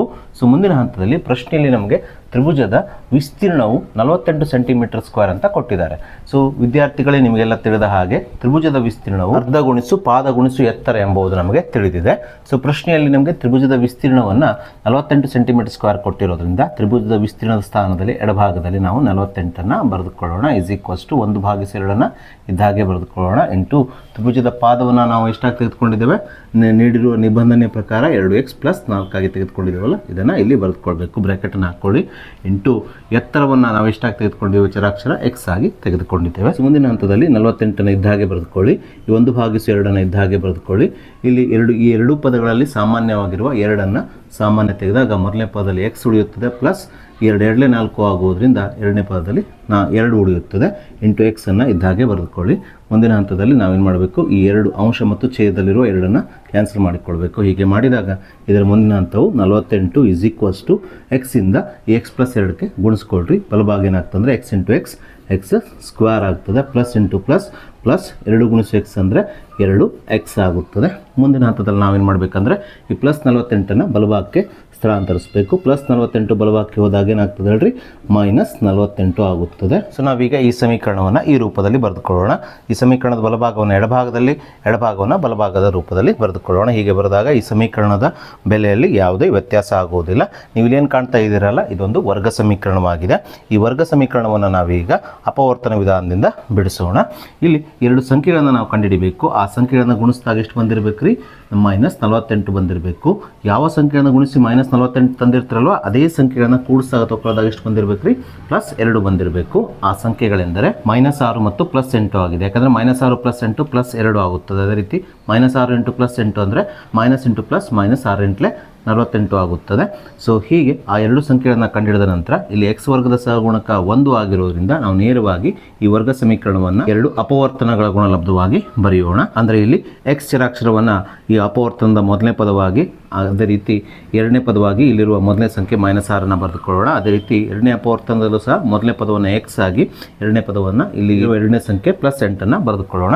ಸೊ ಇದಕ್ಕೇನು ರಿಸ್ಟ್ರಿಕ್ಷನ್ ಎಂಬುದಿಲ್ಲ, ನಿಬಂಧನೆ ಎಂಬುದಿಲ್ಲ. ಇಲ್ಲಿ ನೀವು x - 6 ಬದಲಿಗೆ x + 8 ಅಂತ ಬರಿಬಹುದು. ಇಲ್ಲಿ x + 8 ಬದಲಿಗೆ x - 6 ಅಂತ ಬರಿಬಹುದು. ಹೇಗೆ ಬೇಕಾದರೂ ಬರಿಬಹುದು. ಇಲ್ಲಿ ಎರಡನೇ ಪದವಾಗಿ ಇದರಲ್ಲಿ ಯಾವುದಾದ್ರೂ ಒಂದು ಪದವನ್ನು ತೆಗೆದುಕೊಂಡು ಇಲ್ಲಿ ಬರೆದ್ರೆ ಮತ್ತೊಂದು ಪದವನ್ನು ಎರಡನೇ ಅಪವರ್ತನದಲ್ಲಿ ಬರೀಬೇಕಷ್ಟೇ. ಸೊ ಮುಂದಿನ ಹಂತದಲ್ಲಿ ಈ 2 ಅಪವರ್ತನಗಳನ್ನು ಪ್ರತ್ಯೇಕವಾಗಿ 0ಗೆ ಸಮಗೊಳಿಸಿ ಈ ರೀತಿಯಾಗಿ 2 ಸಮೀಕರಣಗಳನ್ನು ಮಾಡಿಕೊಳ್ಬೇಕು. ನಾವೀಗ 2 ಸಮೀಕರಣಗಳನ್ನು ಬಿಡಿಸೋಣ. ಸೊ x -6 ಬಲಭಾಗಕ್ಕೆ ಹೋದಾಗ +6 ಆಗುತ್ತದೆ. ಈ ಸಮೀಕರಣದಲ್ಲಿ +8 ಬಲಭಾಗಕ್ಕೆ ಹೋದಾಗ -8 ಆಗುತ್ತದೆ. ಸೊ ಆದ್ದರಿಂದ ಇಲ್ಲಿ x ನ ಬೆಲೆಗಳು +6 ಮತ್ತು -8 ಆಗುತ್ತವೆ. ಸೊ ಹೀಗೆ ನಾವು ಈ ವರ್ಗ ಸಮೀಕರಣವನ್ನು ಅಪವರ್ತನ ವಿಧಾನದಿಂದ ಬಿಡಿಸಿದಾಗ ನಮಗೆ x ನ 2 ಬೆಲೆಗಳು ದೊರೆತಿದ್ದಾವೆ. ಒಂದು ಧನ ಸಂಖ್ಯೆ ಮತ್ತೊಂದು ಋಣ ಸಂಖ್ಯೆಯಾಗಿ x ನ ಬೆಲೆಗಳು ದೊರೆತಿದ್ದಾವೆ. ಆದರೆ ತ್ರಿಭುಜದ ಎತ್ತರ ಮತ್ತು ಪಾದ ಯಾವಾಗಲೂ ಏನಾಗಿರ್ತದೆ ಅಂದರೆ ಧನ ಸಂಖ್ಯೆಯೇ ಆಗಿರ್ತದೆ. ಹಾಗಾಗಿ ನಾವಿಲ್ಲಿ ತೆಗೆದುಕೊಳ್ಳಬೇಕಾಗಿದ್ದು x ನ ಬೆಲೆ ಧನ ಸಂಖ್ಯೆಯನ್ನು, ಅಂದರೆ x = 6 ತೆಗೆದುಕೊಳ್ಬೇಕು, ಋಣ ಸಂಖ್ಯೆಯನ್ನು ತೆಗೆದುಕೊಳ್ಬಾರ್ದು. ಸೊ ಆದ್ದರಿಂದ ತ್ರಿಭುಜದ ಎತ್ತರವನ್ನು ನಾವೇನು ತೆಗೆದುಕೊಂಡಿದ್ದೇವೆ? x ಸೆಂಟಿಮೀಟರ್ ಆಗಿ ತೆಗೆದುಕೊಂಡಿದ್ದೇವಲ್ಲ. ಇಲ್ಲಿ x ನ ಬೆಲೆ ಎಷ್ಟು ಬಂದಿದೆ? 6 ಸೆಂಟಿಮೀಟರ್ ಆಗಿ ಬಂದಿರೋದ್ರಿಂದ ನಾವಿಲ್ಲಿ ತ್ರಿಭುಜದ ಎತ್ತರ x ನ ಬೆಲೆ 6 ಸೆಂಟಿಮೀಟರ್ ಅಂತ ಬರೆದುಕೊಳ್ಳೋಣ. ಅದೇ ರೀತಿ ತ್ರಿಭುಜದ ಪಾದವನ್ನು ನಾವೇನು ತೆಗೆದುಕೊಂಡಿದ್ದೇವೆ? 2x ಪ್ಲಸ್ 4 ಆಗಿ ತೆಗೆದುಕೊಂಡಿದ್ದೀವಲ್ಲ, ಇಲ್ಲಿ ಎಕ್ಸ್ನ ಬೆಲೆ ಎಷ್ಟು ಬಂದಿದೆ? 6 ಬಂದಿರೋದ್ರಿಂದ ಇದರಲ್ಲಿ ನಾವು ಎಕ್ಸ್ನ ಸ್ಥಾನದಲ್ಲಿ 6 ಆದೇಶಿಸಿ ತ್ರಿಭುಜದ ಪಾದದ ಅಳತೆಯನ್ನು ಕಂಡುಹಿಡಿಯೋಣ. 2 × 6 + 4, 2 × 12, 12 + 4 ಅಂದರೆ ಎಷ್ಟಾಗ್ತದೆ ರೀ? 16 ಸೆಂಟಿಮೀಟ್ರ್ ಆಗ್ತದೆ. ಹೀಗೆ ತ್ರಿಭುಜದ ಎತ್ತರ 6 ಸೆಂಟಿಮೀಟ್ರ್ ಆಗಿದ್ದರೆ ತ್ರಿಭುಜದ ಪಾದದ ಅಳತೆ 16 ಸೆಂಟಿಮೀಟರ್ ಆಗುತ್ತದೆ. ಸೊ ಹಾಗೆ ನಾವೀಗ ಈ ವರ್ಷದ LBA ನೋಟ್ಸಲ್ಲಿರುವ ಮತ್ತೊಂದು 3 ಮಾರ್ಕ್ಸಿನ ಇಂಪಾರ್ಟೆಂಟ್ ಪ್ರಶ್ನೆಯನ್ನು ತೆಗೆದುಕೊಳ್ಳೋಣ. ಪ್ರಶ್ನೆ ಈ ರೀತಿಯಾಗಿದೆ: ಒಂದು ಲಂಬಕೋನ ತ್ರಿಭುಜದ ಎತ್ತರವು ಅದರ ಪಾದಕ್ಕಿಂತ 7 ಸೆಂಟಿಮೀಟರ್ ಕಡಿಮೆ ಇದೆ. ಅದರ ವಿಕರ್ಣದ ಉದ್ದವು 13 ಸೆಂಟಿಮೀಟರ್ ಆದರೆ ಉಳಿದೆರಡು ಬಾಹುಗಳ ಅಳತೆಗಳನ್ನು ಪ್ರಶ್ನೆಯಲ್ಲಿ ಕಂಡುಹಿಡಲಿಕ್ಕೆ ಹೇಳಿದ್ದಾರೆ. ಸೊ ಈ ಪ್ರಶ್ನೆಯನ್ನು ಬಿಡಿಸುವುದಕ್ಕಿಂತ ಪೂರ್ವದಲ್ಲಿ ನಾವು ಈ ಪ್ರಶ್ನೆಗೆ ಸಂಬಂಧಪಟ್ಟಂಥ ಒಂದು ಚಿಕ್ಕ ಚಿತ್ರವನ್ನು ಬಿಡಿಸಿಕೊಳ್ಳೋಣ. ಈ ಚಿತ್ರವನ್ನು ನೀವು ಬಿಡಿಸ್ಕೊಂಡ್ರೂ ಆಗ್ತದೆ, ಬಿಡಿಸ್ಕೊಳ್ಳದಿರೋ ಆಗ್ತದೆ. ನೇರವಾಗಿ ಈ ಪ್ರಶ್ನೆಗೆ ನೀವು ಉತ್ತರಿಸಬಹುದು. ಸೊ ಪ್ರಶ್ನೆಯಲ್ಲಿ ನಮಗೆ ಲಂಬಕೋನ ತ್ರಿಭುಜದ ಎತ್ತರವು ಅದರ ಪಾದದ ಅಳತೆಗಿಂತ 7 ಸೆಂಟಿಮೀಟರ್ ಕಡಿಮೆ ಇದೆ ಅಂತ ಕೊಟ್ಟಿದ್ದಾರೆ. ಆದರೆ ಈ ಲಂಬಕೋನ ತ್ರಿಭುಜದ ಪಾದದ ಅಳತೆ ಆಗಲಿ ಎತ್ತರದ ಅಳತೆ ಆಗಲಿ ನಮಗೆ ನೀಡಿಲ್ಲ. ಅದರ ಜೊತೆಗೆ ಅದರ ವಿಕರ್ಣದ ಉದ್ದವನ್ನು 13 ಸೆಂಟಿಮೀಟರ್ ಆಗಿ ನೀಡಿದ್ದಾರೆ. ಸೊ ನಮಗಿಲ್ಲಿ ಲಂಬಕೋನ ತ್ರಿಭುಜದಲ್ಲಿ ನೀಡಿದ್ದೇನು? ವಿಕರ್ಣದ ಅಳತೆ ಮಾತ್ರ ನೀಡಿದ್ದಾರೆ. ಆದರೆ ಪಾದದ ಅಳತೆಗಿಂತ ಎತ್ತರ ಉದ್ದ ಅಳತೆ ಎಷ್ಟಿದೆ ಅಂದರೆ 7 ಸೆಂಟಿಮೀಟರ್ ಕಡಿಮೆ ಇದೆ ಅಂತ ಕೊಟ್ಟಿದ್ದಾರೆ. ಹಾಗಾಗಿ ನಾವಿಲ್ಲಿ ಈ ಲಂಬಕೋನ ತ್ರಿಭುಜದ ಪಾದದ ಅಳತೆ ನಾವು ಕಂಡುಹಿಡಿಯಬೇಕಾಗಿದ್ದ ಪಾದದ ಅಳತೆಯನ್ನು x ಸೆಂಟಿಮೀಟರ್ ಆಗಿ ತೆಗೆದುಕೊಳ್ಳೋಣ. ಅದೇ ರೀತಿ ಎತ್ತರವು ಈ ಪಾದದ ಅಳತೆಗಿಂತ ಎಷ್ಟು ಸೆಂಟಿಮೀಟರ್ ಕಡಿಮೆ ಇದೆ ಅಂತ ಕೊಟ್ಟಿದ್ದಾರೆ? 7 ಸೆಂಟಿಮೀಟರ್ ಕಡಿಮೆ ಇದೆ ಅಂತ ಕೊಟ್ಟಿರೋದ್ರಿಂದ ಈ ಪಾದದಿಂದ 7 ಕಳೆದಾಗ 7 ಸೆಂಟಿಮೀಟರನ್ನು ಕಳೆದಾಗ ನಮಗೇನು ಸಿಗ್ತದೆ? ಈ ಎತ್ತರದ ಅಳತೆ x - 7 ಸಿಗುತ್ತದೆ. ಹಾಗಾಗಿ ಈ ಲಂಬಕೋನ ತ್ರಿಭುಜದ ಪಾದವನ್ನು ನಾವು x ಆಗಿ ತೆಗೆದುಕೊಂಡ್ರೆ ಎತ್ತರ ಏನಾಗ್ತದೆ? ಈ ಪಾದಕ್ಕಿಂತ 7 ಸೆಂಟಿಮೀಟರ್ ಕಡಿಮೆ x - 7 ಸೆಂಟಿಮೀಟರ್ ಆಗುತ್ತದೆ. ಹಾಗಾಗಿ ನಾವಿಲ್ಲಿ ತ್ರಿಭುಜದ ಪಾದ x ಮತ್ತು ಎತ್ತರ x - 7 ಆಗಿರಲಿ ಅಂತ ತೆಗೆದುಕೊಳ್ಳೋಣ. ಅದೇ ರೀತಿ ಇದರ ವಿಕರ್ಣವನ್ನು ನಮಗೆ ಎಷ್ಟು ಕೊಟ್ಟಿದ್ದಾರೆ? 13 ಸೆಂಟಿಮೀಟರ್ ಕೊಟ್ಟಿದ್ದಾರೆ. ಸೊ ನಾವೀಗ ಈ ಲಂಬಕೋನ ತ್ರಿಭುಜಕ್ಕೆ ಪೈಥಾಗೋರಸ್ನ ಪ್ರಮೇಯವನ್ನು ಅನ್ವಯಿಸಿಕೊಂಡು ಒಂದು ಸಮೀಕರಣವನ್ನು ಮಾಡಿಕೊಂಡು ತದನಂತರ ಆ ಸಮೀಕರಣವನ್ನು ಬಿಡಿಸಿಕೊಂಡು ಎಕ್ಸ್ನ ಬೆಲೆಗಳನ್ನು ಕಂಡುಹಿಡಿದು ತ್ರಿಭುಜದ ಪಾದ ಮತ್ತು ಎತ್ತರದ ಬೆಲೆಯನ್ನು ಕಂಡುಹಿಡಿಯೋಣ. ಸೊ ಪೈಥಾಗೋರಸ್ನ ಪ್ರಮೇಯದ ಪ್ರಕಾರ ಯಾವುದೇ ಒಂದು ಲಂಬಕೋನ ತ್ರಿಭುಜದಲ್ಲಿ ವಿಕರ್ಣದ ಮೇಲಿನ ವರ್ಗವು ಉಳಿದೆರಡು ಬಾಹುಗಳ ಮೇಲಿನ ವರ್ಗಗಳ ಮೊತ್ತಕ್ಕೇನಾಗಿರ್ತದೆ ಅಂದರೆ ಸಮನಾಗಿರುತ್ತದೆ. ಅಂದರೆ ಇಲ್ಲಿ ವಿಕರ್ಣ ಅಂದರೆ 13 ಸೆಂಟಿಮೀಟರ್ ಅಳತೆಯನ್ನು ಹೊಂದಿರುವ ಈ ಲಂಬಕೋನ ತ್ರಿಭುಜದ ಬಾಹುವಾಗಿದೆ. ಇದರ ವರ್ಗ ಅಂದರೆ 13ರ ವರ್ಗವು ಉಳಿದೆರಡು ಬಾಹುಗಳಂದರೆ ಉಳಿದೆರಡು ಬಾಹುಗಳ ಅಳತೆಗಳನ್ನು ಏನು ತೆಗೆದುಕೊಂಡಿದ್ದೇವೆ? ಪಾದ ಅಳತೆಯನ್ನು x ಆಗಿ ಎತ್ತರದ ಅಳತೆಯನ್ನು x - 7 ಆಗಿ ತೆಗೆದುಕೊಂಡಿದ್ದೇವಲ್ಲ, ಇವುಗಳ ವರ್ಗ ಅಂದರೆ x - 7ರ ವರ್ಗ ಮತ್ತು x ದ ವರ್ಗ. ಇವುಗಳ ಮೊತ್ತ ಅಂದರೆ ಪ್ಲಸ್ ಅಂದರೆ ಇವೆರಡನ್ನು ಕೂಡಿಸಿದಾಗ ಬರುವಂಥದ್ದು. ಈ ಎರಡು ಬಾಹುಗಳ ವರ್ಗಗಳನ್ನು ಕೂಡಿಸಿದಾಗ ಬರುವ ಮೊತ್ತ ಅದು ವಿಕರ್ಣದ ವರ್ಗದ ಅಳತೆಗೇನಾಗಿರ್ತದೆ? ಸಮನಾಗಿರ್ತದೆ. ಹಾಗಾಗಿ ಪೈಥಾಗೋರಸ್ನ ಪ್ರಮೇಯವನ್ನು ಈ ಲಂಬಕೋನ ತ್ರಿಭುಜಕ್ಕೆ ಅನ್ವಯಿಸಿದಾಗ ವಿಕರ್ಣದ ಮೇಲಿನ ವರ್ಗ 13ರ ವರ್ಗ = ತ್ರಿಭುಜದ ಉಳಿದೆರಡು ಬಾಹುಗಳ ಮೇಲಿನ ವರ್ಗ ಅಂದರೆ x - 7ರ ವರ್ಗ ಪ್ಲಸ್ x ದ ವರ್ಗವಾಗುತ್ತದೆ. ನಾವೀಗ ಇದನ್ನು ಸಂಕ್ಷೇಪಿಸೋಣ. 13ರ ವರ್ಗ ಅಂದರೆ 13 × 13 169 ಆಗುತ್ತದೆ. ಇಲ್ಲಿ x - 7ರ ಸಂಪೂರ್ಣ ವರ್ಗವು a - b ದ ಸಂಪೂರ್ಣ ವರ್ಗದ ರೂಪದಲ್ಲಿರೋದ್ರಿಂದ ಇದನ್ನು ನಾವು ಈ ನಿತ್ಯ ಸಮೀಕರಣವನ್ನು ಉಪಯೋಗಿಸಿ ವಿಸ್ತರಿಸಿದಾಗ ಮೊದಲನೇ ಪದದ ವರ್ಗ ಅಂದರೆ x ದ ವರ್ಗ ಪ್ಲಸ್ ಎರಡನೇ ಪದದ ವರ್ಗ ಅಂದರೆ 7ರ ವರ್ಗ 7 × 49 ಮೈನಸ್ 2 × ಮೊದಲನೇ ಪದ × ಎರಡನೇ ಪದ ಅಂದರೆ 2 × x × 7 ಅಂದರೆ 2 14 14 x ಆಗುತ್ತದೆ. ಈ ಪ್ಲಸ್ x ದ ವರ್ಗವನ್ನು ಇದ್ದ ಹಾಗೆ ಬರೆದುಕೊಳ್ಳೋಣ. ಮುಂದಿನ ಹಂತದಲ್ಲಿ 169 1 x ದ ವರ್ಗ 1 x ದ ವರ್ಗ ಪ್ಲಸ್ 2 x ದ ವರ್ಗ ಆಗುತ್ತದೆ. ಮೈನಸ್ 14x ಅನ್ನು ಇದ್ದಾಗೆ ಬರೆದುಕೊಳ್ಳೋಣ. ಪ್ಲಸ್ 49 ಸಹ ಇದ್ದಾಗೆ ಬರೆದುಕೊಳ್ಳೋಣ. ಸೊ ಮುಂದಿನ ಹಂತದಲ್ಲಿ ಈ ಸಮೀಕರಣದ ಎಡಭಾಗದಲ್ಲಿರುವ ಪ್ಲಸ್ 169ನ ಬಲಭಾಗಕ್ಕೆ ಸ್ಥಳಾಂತರಿಸಿದಾಗ ಪ್ಲಸ್ 169 ಮೈನಸ್ 169 ಆಗುತ್ತದೆ. ಸೊ ಮುಂದಿನ ಹಂತದಲ್ಲಿ ಪ್ಲಸ್ 2x ದ ವರ್ಗವನ್ನು ಇದ್ದಾಗೆ ಬರೆದುಕೊಳ್ಳೋಣ. ಮೈನಸ್ 14x ಅನ್ನು ಇದ್ದಾಗೆ ಬರೆದುಕೊಳ್ಳೋಣ. ಪ್ಲಸ್ 49 ಮೈನಸ್ 169 ಅಂದರೆ ಮೈನಸ್ 120 ಆಗುತ್ತದೆ. ಈ 0ವನ್ನು ಇದ್ದ ಹಾಗೆ ಬರೆದುಕೊಳ್ಳೋಣ. ಸೊ ಮುಂದಿನ ಹಂತದಲ್ಲಿ ಈ ಮೂರು ಪದಗಳಲ್ಲಿ ಸಾಮಾನ್ಯವಾಗಿರುವ 2ನ್ನು ಸಾಮಾನ್ಯ ತೆಗೆದಾಗ ಮೊದಲನೇ ಪದದಲ್ಲಿ x ದ ವರ್ಗ ಉಳಿಯುತ್ತದೆ ಮೈನಸ್ ಎರಡನೇ ಪದದಲ್ಲಿ 2 14 ಆಗುವುದರಿಂದ 7x ಉಳಿಯುತ್ತದೆ ಮೈನಸ್ ಮೂರನೇ ಪದದಲ್ಲಿ 2 60 120 ಆಗುವುದರಿಂದ ಮೂರನೇ ಪದದಲ್ಲಿ 60 ಉಳಿಯುತ್ತದೆ. = 0ವನ್ನು ಇದ್ದ ಹಾಗೆ ಬರೆದುಕೊಳ್ಳೋಣ. ಸೊ ಮುಂದಿನ ಹಂತದಲ್ಲಿ ಈ 2ನ್ನು ಬಲಭಾಗಕ್ಕೆ ಸ್ಥಳಾಂತರಿಸಿದಾಗ ಗುಣಿಸು 2 ಏನಾಗ್ತದೆ? ಬಲಭಾಗಕ್ಕೆ ಹೋಗಿ ಭಾಗಿಸು 2 ಆಗುತ್ತದೆ. ಆದ್ದರಿಂದ ಇಲ್ಲಿ ಬಲಭಾಗವು 0/2 ಆಗುತ್ತದೆ. 0/2 ಅಂದರೆ 0ನೇ ಆಗುವುದರಿಂದ ಇಲ್ಲಿ ಬಲಭಾಗವು 0 ಆಗುತ್ತದೆ. ಸೊ ನೀವು ಇಲ್ಲೇನು ಕಾಣ್ತಾ ಇದ್ದೀರಲ್ಲ, ಇದೊಂದು ಎಕ್ಸ್ ಚರಾಕ್ಷರವುಳ್ಳ ಒಂದು ವರ್ಗ ಸಮೀಕರಣವಾಗಿದೆ. ಈ ವರ್ಗ ಸಮೀಕರಣವನ್ನು ನಾವೀಗ ಅಪವರ್ತನ ವಿಧಾನದಿಂದ ಬಿಡಿಸೋಣ. ಸೊ ನಾವೀಗ ಎರಡು ಸಂಖ್ಯೆಗಳನ್ನು ಕಂಡುಹಿಡಿಬೇಕು. ಆ ಸಂಖ್ಯೆಗಳನ್ನು ಗುಣಿಸಿದಾಗ ಬರುವಂಥ ಗುಣಲಬ್ಧ -60 ಆಗಿರಬೇಕು. ಯಾವ ಸಂಖ್ಯೆಗಳನ್ನು ಗುಣಿಸಿದಾಗ -60 ಬಂದಿರ್ತದಲ್ವ, ಅದೇ ಸಂಖ್ಯೆಗಳನ್ನು ಕೂಡಿಸಿದಾಗ ಅಥವಾ ಕಳೆದಾಗ ಎಷ್ಟು ಬಂದಿರಬೇಕು? -7 ಬಂದಿರಬೇಕು. ಆ ಸಂಖ್ಯೆಗಳೆಂದರೆ 5 ಮತ್ತು -12 ಆಗಿದೆ. ಯಾಕೆಂದರೆ 5 - 12 ಅಂದರೆ -7 ಬರುತ್ತದೆ. ಅದೇ ರೀತಿ +5 ಗುಣಿಸು -12 ಅಂದರೆ +8 -5 12 60 ಅಥವಾ 12 60 ಆಗುತ್ತದೆ. ಹೀಗೆ ನಾವು ಆ ಎರಡು ಸಂಖ್ಯೆಗಳನ್ನು ಕಂಡುಹಿಡಿದ ನಂತರ ನಾವೀಗ ಈ ಸಮೀಕರಣವನ್ನು ಎರಡು ಅಪವರ್ತನಗಳ ಗುಣಲಬ್ಧವಾಗಿ ಬರೆಯೋಣ. ಸೊ ಮೊದಲನೇ ಅಪವರ್ತನದಲ್ಲಿ ಮೊದಲನೇ ಪದವಾಗಿ x ಆಗಿ, ಎರಡನೇ ಪದವಾಗಿ ಇಲ್ಲಿರುವ ಮೊದಲನೇ ಸಂಖ್ಯೆ +5 ಬರೆದುಕೊಳ್ಳೋಣ. ಅದೇ ರೀತಿ ಎರಡನೇ ಅಪವರ್ತನದಲ್ಲೂ ಸಹ ಮೊದಲನೇ ಪದವಾಗಿ ಚರಾಕ್ಷರ x ಆಗಿ ಬರೆದುಕೊಳ್ಳೋಣ. ಎರಡನೇ ಪದವನ್ನು -12 ಆಗಿ ಬರೆದುಕೊಳ್ಳೋಣ. =0 ಅಂತ ಇದ್ದ ಹಾಗೆ ಬರೆದುಕೊಳ್ಳೋಣ. ಸೊ ಮುಂದಿನ ಹಂತದಲ್ಲಿ ಇವೆರಡು ಅಪವರ್ತನಗಳನ್ನು ಪ್ರತ್ಯೇಕವಾಗಿ 0ಗೆ ಸಮಗೊಳಿಸಿಕೊಂಡು ಈ ರೀತಿಯ ಎರಡು ಸಮೀಕರಣಗಳನ್ನು ಮಾಡಿಕೊಂಡಾಗ ಮೊದಲನೇ ಸಮೀಕರಣವು x + 5 0 ಆದರೆ ಎರಡನೇ ಸಮೀಕರಣವು x - 12 0 ಆಗುತ್ತದೆ. ನಾವೀಗ ಇವೆರಡು ಸಮೀಕರಣಗಳನ್ನು ಬಿಡಿಸಿ x ನ ಬೆಲೆಗಳನ್ನು ಕಂಡುಹಿಡಿಯೋಣ. ಈ ಸಮೀಕರಣದಲ್ಲಿರುವ +5 ಬಲಭಾಗಕ್ಕೆ ಸ್ಥಳಾಂತರಿಸಿದಾಗ -5 ಆಗುತ್ತದೆ. ಆದ್ದರಿಂದ ಇಲ್ಲಿ x ನ ಬೆಲೆಯು -5 ಬರುತ್ತದೆ. ಅದೇ ರೀತಿ ಈ ಸಮೀಕರಣದಲ್ಲಿರುವ -12 ಬಲಭಾಗಕ್ಕೆ ಸ್ಥಳಾಂತರಿಸಿದಾಗ +12 ಆಗುತ್ತದೆ. ಆದ್ದರಿಂದ ಇಲ್ಲಿ x ನ ಬೆಲೆಯು +12 ಬರುತ್ತದೆ. ಸೊ ವಿದ್ಯಾರ್ಥಿಗಳೇ, ನಿಮ್ಗೆ ಈಗಾಗಲೇ ನಾನು ಹೇಳಿದ ಹಾಗೆ ಯಾವುದೇ ಒಂದು ತ್ರಿಭುಜದ ಪಾದ ಆಗಲಿ ಎತ್ತರ ಆಗಲಿ ಯಾವಾಗಲೂ ಏನಾಗಿರ್ತದೆ? ಧನ ಸಂಖ್ಯೆ ಆಗಿರ್ತದೆ. ಹಾಗಾಗಿ ಇಲ್ಲಿ ಬಂದಂಥ x ನ ಎರಡು ಬೆಲೆಗಳಲ್ಲಿ ಋಣಾತ್ಮಕ ಬೆಲೆ ಮತ್ತು ಧನಾತ್ಮಕ ಬೆಲೆಗಳಲ್ಲಿ ನಾವು ಧನಾತ್ಮಕ ಬೆಲೆಯನ್ನೇ ಅಂದರೆ +12 ತೆಗೆದುಕೊಳ್ಳೋಣ. ಸೊ ಹಾಗಾಗಿ ತ್ರಿಭುಜದ ಪಾದವನ್ನು ನಾವಿಲ್ಲಿ x ಆಗಿ ತೆಗೆದುಕೊಂಡಿರೋದ್ರಿಂದ ಇಲ್ಲಿ x ನ ಬೆಲೆ 12 ಬಂದಿರುವುದರಿಂದ ತ್ರಿಭುಜದ ಪಾದವು ಇಲ್ಲಿ 12 ಸೆಂಟಿಮೀಟರ್ ಆಗುತ್ತದೆ. ಅದೇ ರೀತಿ ಎತ್ತರವನ್ನು ನಾವು x - 7 ಆಗಿ ತೆಗೆದುಕೊಂಡಿರೋದ್ರಿಂದ ಈ x ನ ಸ್ಥಾನದಲ್ಲಿ ನಾವು x ನ ಬೆಲೆ 12 ಆದೇಶಿಸಿದಾಗ x - 7 ಏನಾಗ್ತದೆ ಅಂದರೆ 12 - 7 ಆಗುತ್ತದೆ. 12 - 7 ಅಂದರೆ 5 ಆಗುವುದರಿಂದ ಇಲ್ಲಿ ತ್ರಿಭುಜದ ಎತ್ತರವು 5 ಸೆಂಟಿಮೀಟರ್ ಆಗುತ್ತದೆ. ಹೀಗೆ ನಮಗೆ ಪ್ರಶ್ನೆಯಲ್ಲಿ ಕಂಡುಹಿಡಿಯಲಿಕ್ಕೆ ಹೇಳಿರುವಂಥ ಲಂಬಕೋನ ತ್ರಿಭುಜದ ಪಾದವು 12 ಸೆಂಟಿಮೀಟರ್ ಆದರೆ ಎತ್ತರವು 5 ಸೆಂಟಿಮೀಟರ್ ಆಗುತ್ತದೆ. ನೀವು ಇಲ್ಲಿ ಗಮನಿಸಬಹುದು, ಎತ್ತರವು ಪಾದಕ್ಕಿಂತ ಎಷ್ಟು ಕಡಿಮೆ ಆಗಿದೆ? 7 ಸೆಂಟಿಮೀಟರ್ ಕಡಿಮೆ ಆಗಿದೆ. ನೋಡಿರಿ, ಎತ್ತರ 5 ಸೆಂಟಿಮೀಟರ್ ಇದ್ದರೆ ಪಾದ 12 ಸೆಂಟಿಮೀಟರ್ ಇದೆ. ಪಾದದಿಂದ 7 ಸೆಂಟಿಮೀಟರ್ನ ಕಳೆದ್ರೆ ನಮಗೆ ಎತ್ತರ ಸಿಗ್ತಾ ಇದೆ. ಸೊ ನಾವೀಗ LBA ನೋಟ್ಸಲ್ಲಿರುವ ಮತ್ತೊಂದು 3 ಮಾರ್ಕ್ಸಿನ ಪ್ರಶ್ನೆಯನ್ನು ತೆಗೆದುಕೊಳ್ಳೋಣ. ಎರಡು ಅನುಕ್ರಮ ಧನ ಸಮಪೂರ್ಣಾಂಕಗಳ ವರ್ಗಗಳ ಮೊತ್ತವು 164 ಆದರೆ ಆ ಪೂರ್ಣಾಂಕಗಳನ್ನು ಕಂಡುಹಿಡಿಯಿರಿ ಅಂದ್ಕೊಂಡು ಪ್ರಶ್ನೆಯಲ್ಲಿ ಕೇಳಿದ್ದಾರೆ. ಸೊ ಇದೇ ರೀತಿಯ ಒಂದು ಪ್ರಶ್ನೆಯನ್ನು ಸಹ ನಾವು ಈಗಾಗಲೇ ಮಾಡಿದ್ದೇವೆ. ಆ ಪ್ರಶ್ನೆಯಲ್ಲಿ ನಮಗೆ ಎರಡು ಅನುಕ್ರಮ ಧನ ಬೆಸ ಪೂರ್ಣಾಂಕಗಳನ್ನ ಕಂಡುಹಿಡಲಿಕ್ಕೆ ಹೇಳಿದ್ರು. ಇಲ್ಲಿ ನಮಗೆ ಎರಡು ಅನುಕ್ರಮ ಧನ ಸಮಪೂರ್ಣಾಂಕಗಳನ್ನ ಕಂಡುಹಿಡಲಿಕ್ಕೆ ಹೇಳಿದ್ದಾರೆ. ಸೊ ಮೊದಲಿಗೆ ನಾವು ನಮಗೆ ಪ್ರಶ್ನೆಯಲ್ಲಿ ಕಂಡುಹಿಡಲಿಕ್ಕೆ ಹೇಳಿರುವ ಎರಡು ಅನುಕ್ರಮ ಧನ ಸಮಪೂರ್ಣಾಂಕಗಳನ್ನ x ಮತ್ತು x + 2 ಆಗಿರಲಿ ಎಂದು ತೆಗೆದುಕೊಳ್ಳೋಣ.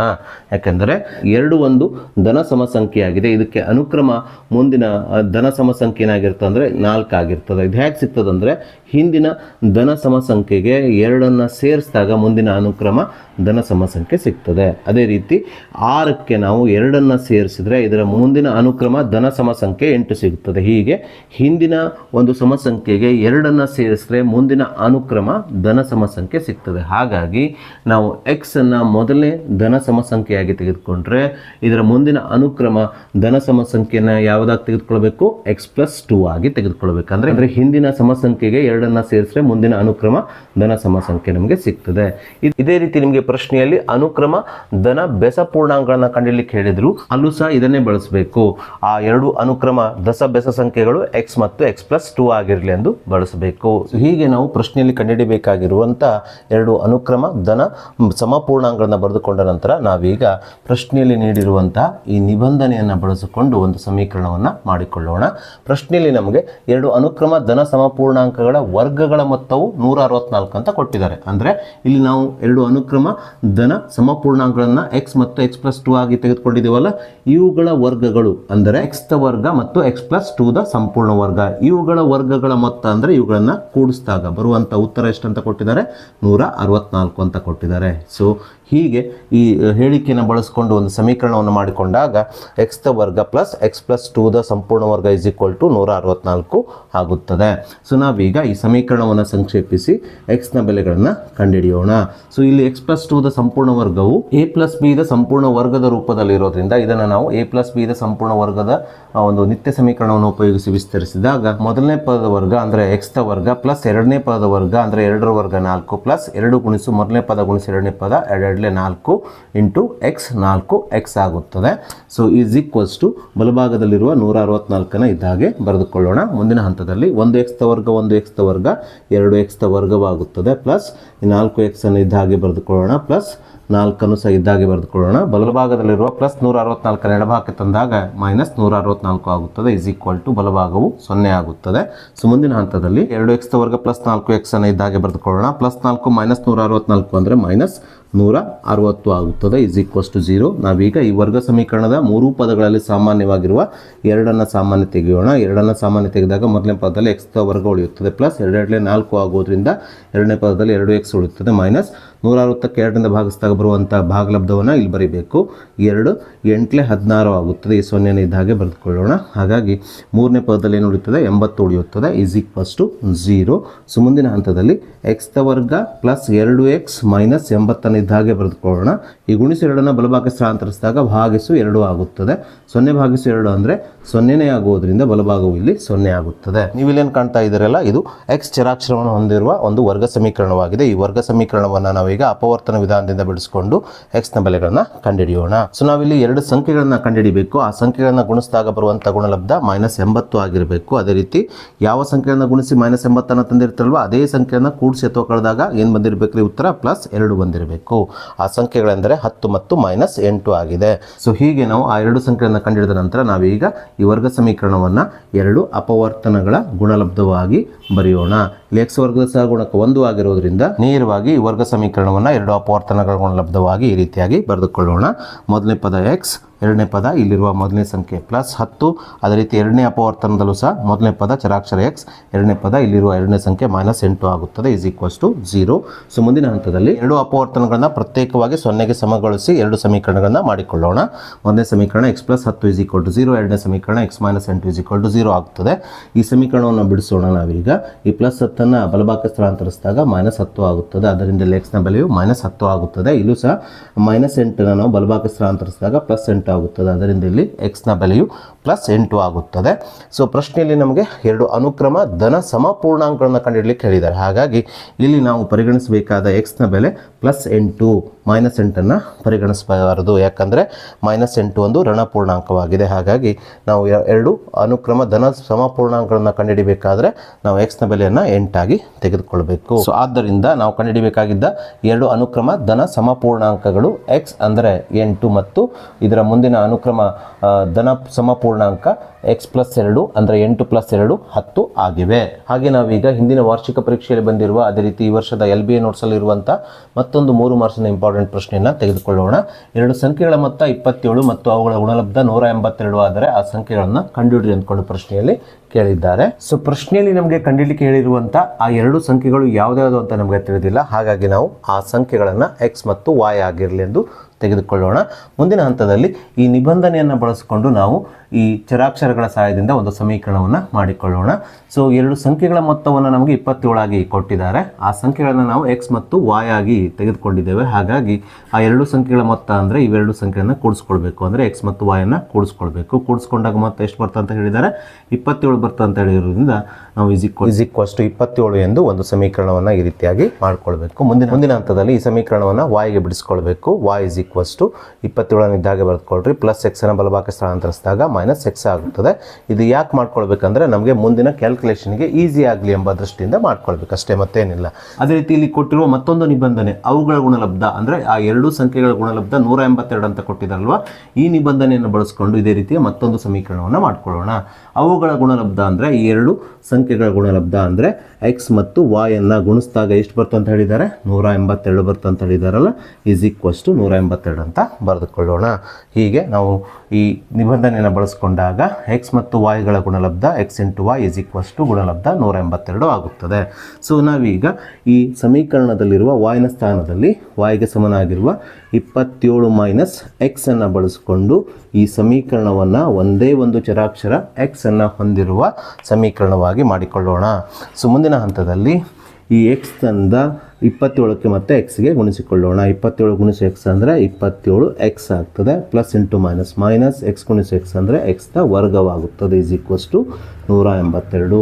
ಸೊ ಮುಂದಿನ ಹಂತದಲ್ಲಿ ಎರಡೂ ಪದಗಳನ್ನು ಬಲಭಾಗಕ್ಕೆ ಸ್ಥಳಾಂತರಿಸೋಣ. ಹೀಗೆ ಈ ಎರಡೂ ಪದಗಳನ್ನು ಬಲಭಾಗಕ್ಕೆ ಸ್ಥಳಾಂತರಿಸಿದಾಗ ಮೈನಸ್ ಎಕ್ಸ್ನ ವರ್ಗ ಪ್ಲಸ್ ಎಕ್ಸ್ನ ವರ್ಗ ಆಗ್ತದೆ. ಪ್ಲಸ್ 27x ಮೈನಸ್ 27x ಆಗ್ತದೆ ಪ್ಲಸ್ 182. ಹಾಗೆ ಎಡಭಾಗವು 0 ಆಗುತ್ತದೆ. ಮುಂದಿನ ಹಂತದಲ್ಲಿ ಈ ಸಮೀಕರಣವನ್ನು ಈ ರೀತಿಯಾಗಿ ಬರೆದುಕೊಳ್ಳೋಣ. ಅಂದರೆ ಸಮೀಕರಣದ ಬಲಭಾಗವನ್ನು ಎಡಭಾಗವನ್ನು ಬಲಭಾಗವಾಗಿ ಬರೆದುಕೊಳ್ಳೋಣ. ಹೀಗೆ ಮಾಡಿದಾಗ ಈ ಸಮೀಕರಣದ ಬೆಲೆಯಲ್ಲಿ ಯಾವುದೇ ವ್ಯತ್ಯಾಸ ಆಗುವುದಿಲ್ಲ. ಇವೆರಡು ಒಂದೇ ಸಮೀಕರಣಗಳಾಗಿವೆ. ಸೊ ಇಲ್ಲಿ ನೀವೇನು ಕಾಣ್ತಾ ಇದ್ದೀರಲ್ಲ, ಇದೊಂದು ಎಕ್ಸ್ ಚರಾಕ್ಷರವನ್ನು ಹೊಂದಿರುವ ಒಂದು ವರ್ಗ ಸಮೀಕರಣವಾಗಿದೆ. ನಾವೀಗ ಈ ವರ್ಗ ಸಮೀಕರಣವನ್ನು ಅಪವರ್ತನ ವಿಧಾನದಿಂದ ಬಿಡಿಸೋಣ. ನಾವಿಲ್ಲಿ ಎರಡು ಸಂಖ್ಯೆಗಳನ್ನು ಕಂಡುಹಿಡಿಯಬೇಕು. ಆ ಸಂಖ್ಯೆಗಳ ಗುಣಲಬ್ಧ ಎಷ್ಟು ಬಂದಿರಬೇಕಂದ್ರೆ ಪ್ಲಸ್ 182 ಬಂದಿರಬೇಕು. ಅದೇ ರೀತಿ ಯಾವ ಸಂಖ್ಯೆಯನ್ನು ಗುಣಿಸಿ 182 ತಂದಿರ್ತಾರಲ್ಲೋ ಅದೇ ಸಂಖ್ಯೆಯನ್ನು ಕೂಡಿಸಿದಾಗ ಅಥವಾ ಕಳೆದಾಗ ಮೈನಸ್ 27 ಬಂದಿರಬೇಕು. ಆ ಸಂಖ್ಯೆಗಳೆಂದರೆ ಮೈನಸ್ 13 ಮತ್ತು ಮೈನಸ್ 14 ಆಗಿದೆ. ಯಾಕಂದರೆ ಮೈನಸ್ 13 ಮತ್ತು ಮೈನಸ್ 14 ಕೂಡಿಸಿದಾಗ ಮೈನಸ್ 27 ಬಂದರೆ ಇವುಗಳನ್ನ ಗುಣಿಸಿದಾಗ ಮೈನಸ್ ಇಂಟು ಮೈನಸ್ ಪ್ಲಸ್ 182 ಬಂದಿರುತ್ತದೆ. ನಾವೀಗ ಈ ಸಂಖ್ಯೆಗಳ ಸಹಾಯದಿಂದ ಈ ವರ್ಗ ಸಮೀಕರಣವನ್ನು ಎರಡು ಅಪವರ್ತನಗಳ ಗುಣಲಬ್ಧವಾಗಿ ಬರೆಯೋಣ. ಸೊ ಹೀಗೆ ನಾವು ಈ ವರ್ಗ ಸಮೀಕರಣವನ್ನು ಎರಡು ಅಪವರ್ತನಗಳ ಗುಣಲಬ್ಧವಾಗಿ ಬರೆದಾಗ ಚರಾಕ್ಷರ ಎಕ್ಸ್ ಇಲ್ಲಿರುವ ಮೊದಲನೇ ಸಂಖ್ಯೆ ಮೈನಸ್ 13 ಎಕ್ಸ್ ಮೈನಸ್ 13 ಇಂಟು ಚರಾಕ್ಷರ ಎಕ್ಸ್ ಇಲ್ಲಿರುವ ಎರಡನೇ ಸಂಖ್ಯೆ ಮೈನಸ್ 14 ಆಗುತ್ತದೆ ಈಸ್ ಈಕ್ವಲ್ಸ್ ಟು 0 ಅಂತ ಬರೆಯಬೇಕು. ಮುಂದಿನ ಹಂತದಲ್ಲಿ ಈ ಎರಡು ಅಪವರ್ತನಗಳನ್ನು ಪ್ರತ್ಯೇಕವಾಗಿ 0ಗೆ ಸಮಗೊಳಿಸಿ ಈ ರೀತಿ ಎರಡು ಸಮೀಕರಣಗಳನ್ನು ಮಾಡಿಕೊಳ್ಳೋಣ. ನಾವೀಗ ಈ ಎರಡು ಸಮೀಕರಣಗಳನ್ನು ಬಿಡಿಸಬೇಕು. ಸೊ ಈ ಸಮೀಕರಣದ ಎಡಭಾಗದಲ್ಲಿರುವ ಮೈನಸ್ 13 ಬಲಭಾಗಕ್ಕೆ ಸ್ಥಳಾಂತರಿಸಿದಾಗ ಪ್ಲಸ್ 13 ಆಗುತ್ತದೆ. ಅದೇ ರೀತಿ ಈ ಸಮೀಕರಣದಲ್ಲಿರುವ ಮೈನಸ್ 14 ಬಲಭಾಗಕ್ಕೆ ಸ್ಥಳಾಂತರಿಸಿದಾಗ ಪ್ಲಸ್ 14 ಆಗುತ್ತದೆ. ಹೀಗೆ ಎಕ್ಸ್ನ ಬೆಲೆಗಳು ಪ್ಲಸ್ 13 ಮತ್ತು ಪ್ಲಸ್ 14 ಆಗಿವೆ. ಆದರೆ ನಾವಿಲ್ಲಿ ಕಂಡುಹಿಡಿಯಬೇಕಾದ ಸಂಖ್ಯೆಗಳನ್ನು ನಾವು ಎಕ್ಸ್ ಮತ್ತು ವಾಯ್ ಆಗಿರಲಿಂದ ತೆಗೆದುಕೊಂಡಿದ್ದೇವೆ. ಇಲ್ಲಿ ನಾವು ಎಕ್ಸ್ನ ಬೆಲೆಯನ್ನು 13 ಆಗಿ ತೆಗೆದುಕೊಳ್ಬಹುದು ಅಥವಾ ಎಕ್ಸ್ನ ಬೆಲೆಯನ್ನು 14 ಆಗೂ ಸಹ ತೆಗೆದುಕೊಳ್ಬಹುದು. ಸೊ ನಾನು ಇಲ್ಲಿ ಎಕ್ಸ್ನ ಬೆಲೆಯನ್ನು 13 ಆಗಿ ತೆಗೆದುಕೊಳ್ತಾ ಇದ್ದೇನೆ. ಆದ್ದರಿಂದ ಎರಡು ಸಂಖ್ಯೆಗಳು ಎಕ್ಸ್ನ ಬೆಲೆ 13 ಮತ್ತು ಎರಡನೇ ಸಂಖ್ಯೆ ವಾಯ್ನ ಬೆಲೆಯನ್ನು ಏನು ತೆಗೆದುಕೊಂಡಿದ್ದೇವೆ ನಾವು ಇಲ್ಲಿ ಸಮೀಕರಣ 1ರಲ್ಲಿ 27 ಮೈನಸ್ ಎಕ್ಸ್ ಆಗಿ ತೆಗೆದುಕೊಂಡಿದ್ದೇವಲ್ಲ. ಸೊ ವಾಯ್ನ ಬೆಲೆ ಅಂದರೆ 27 ಮೈನಸ್ ಎಕ್ಸ್ ಆಗಿದೆ.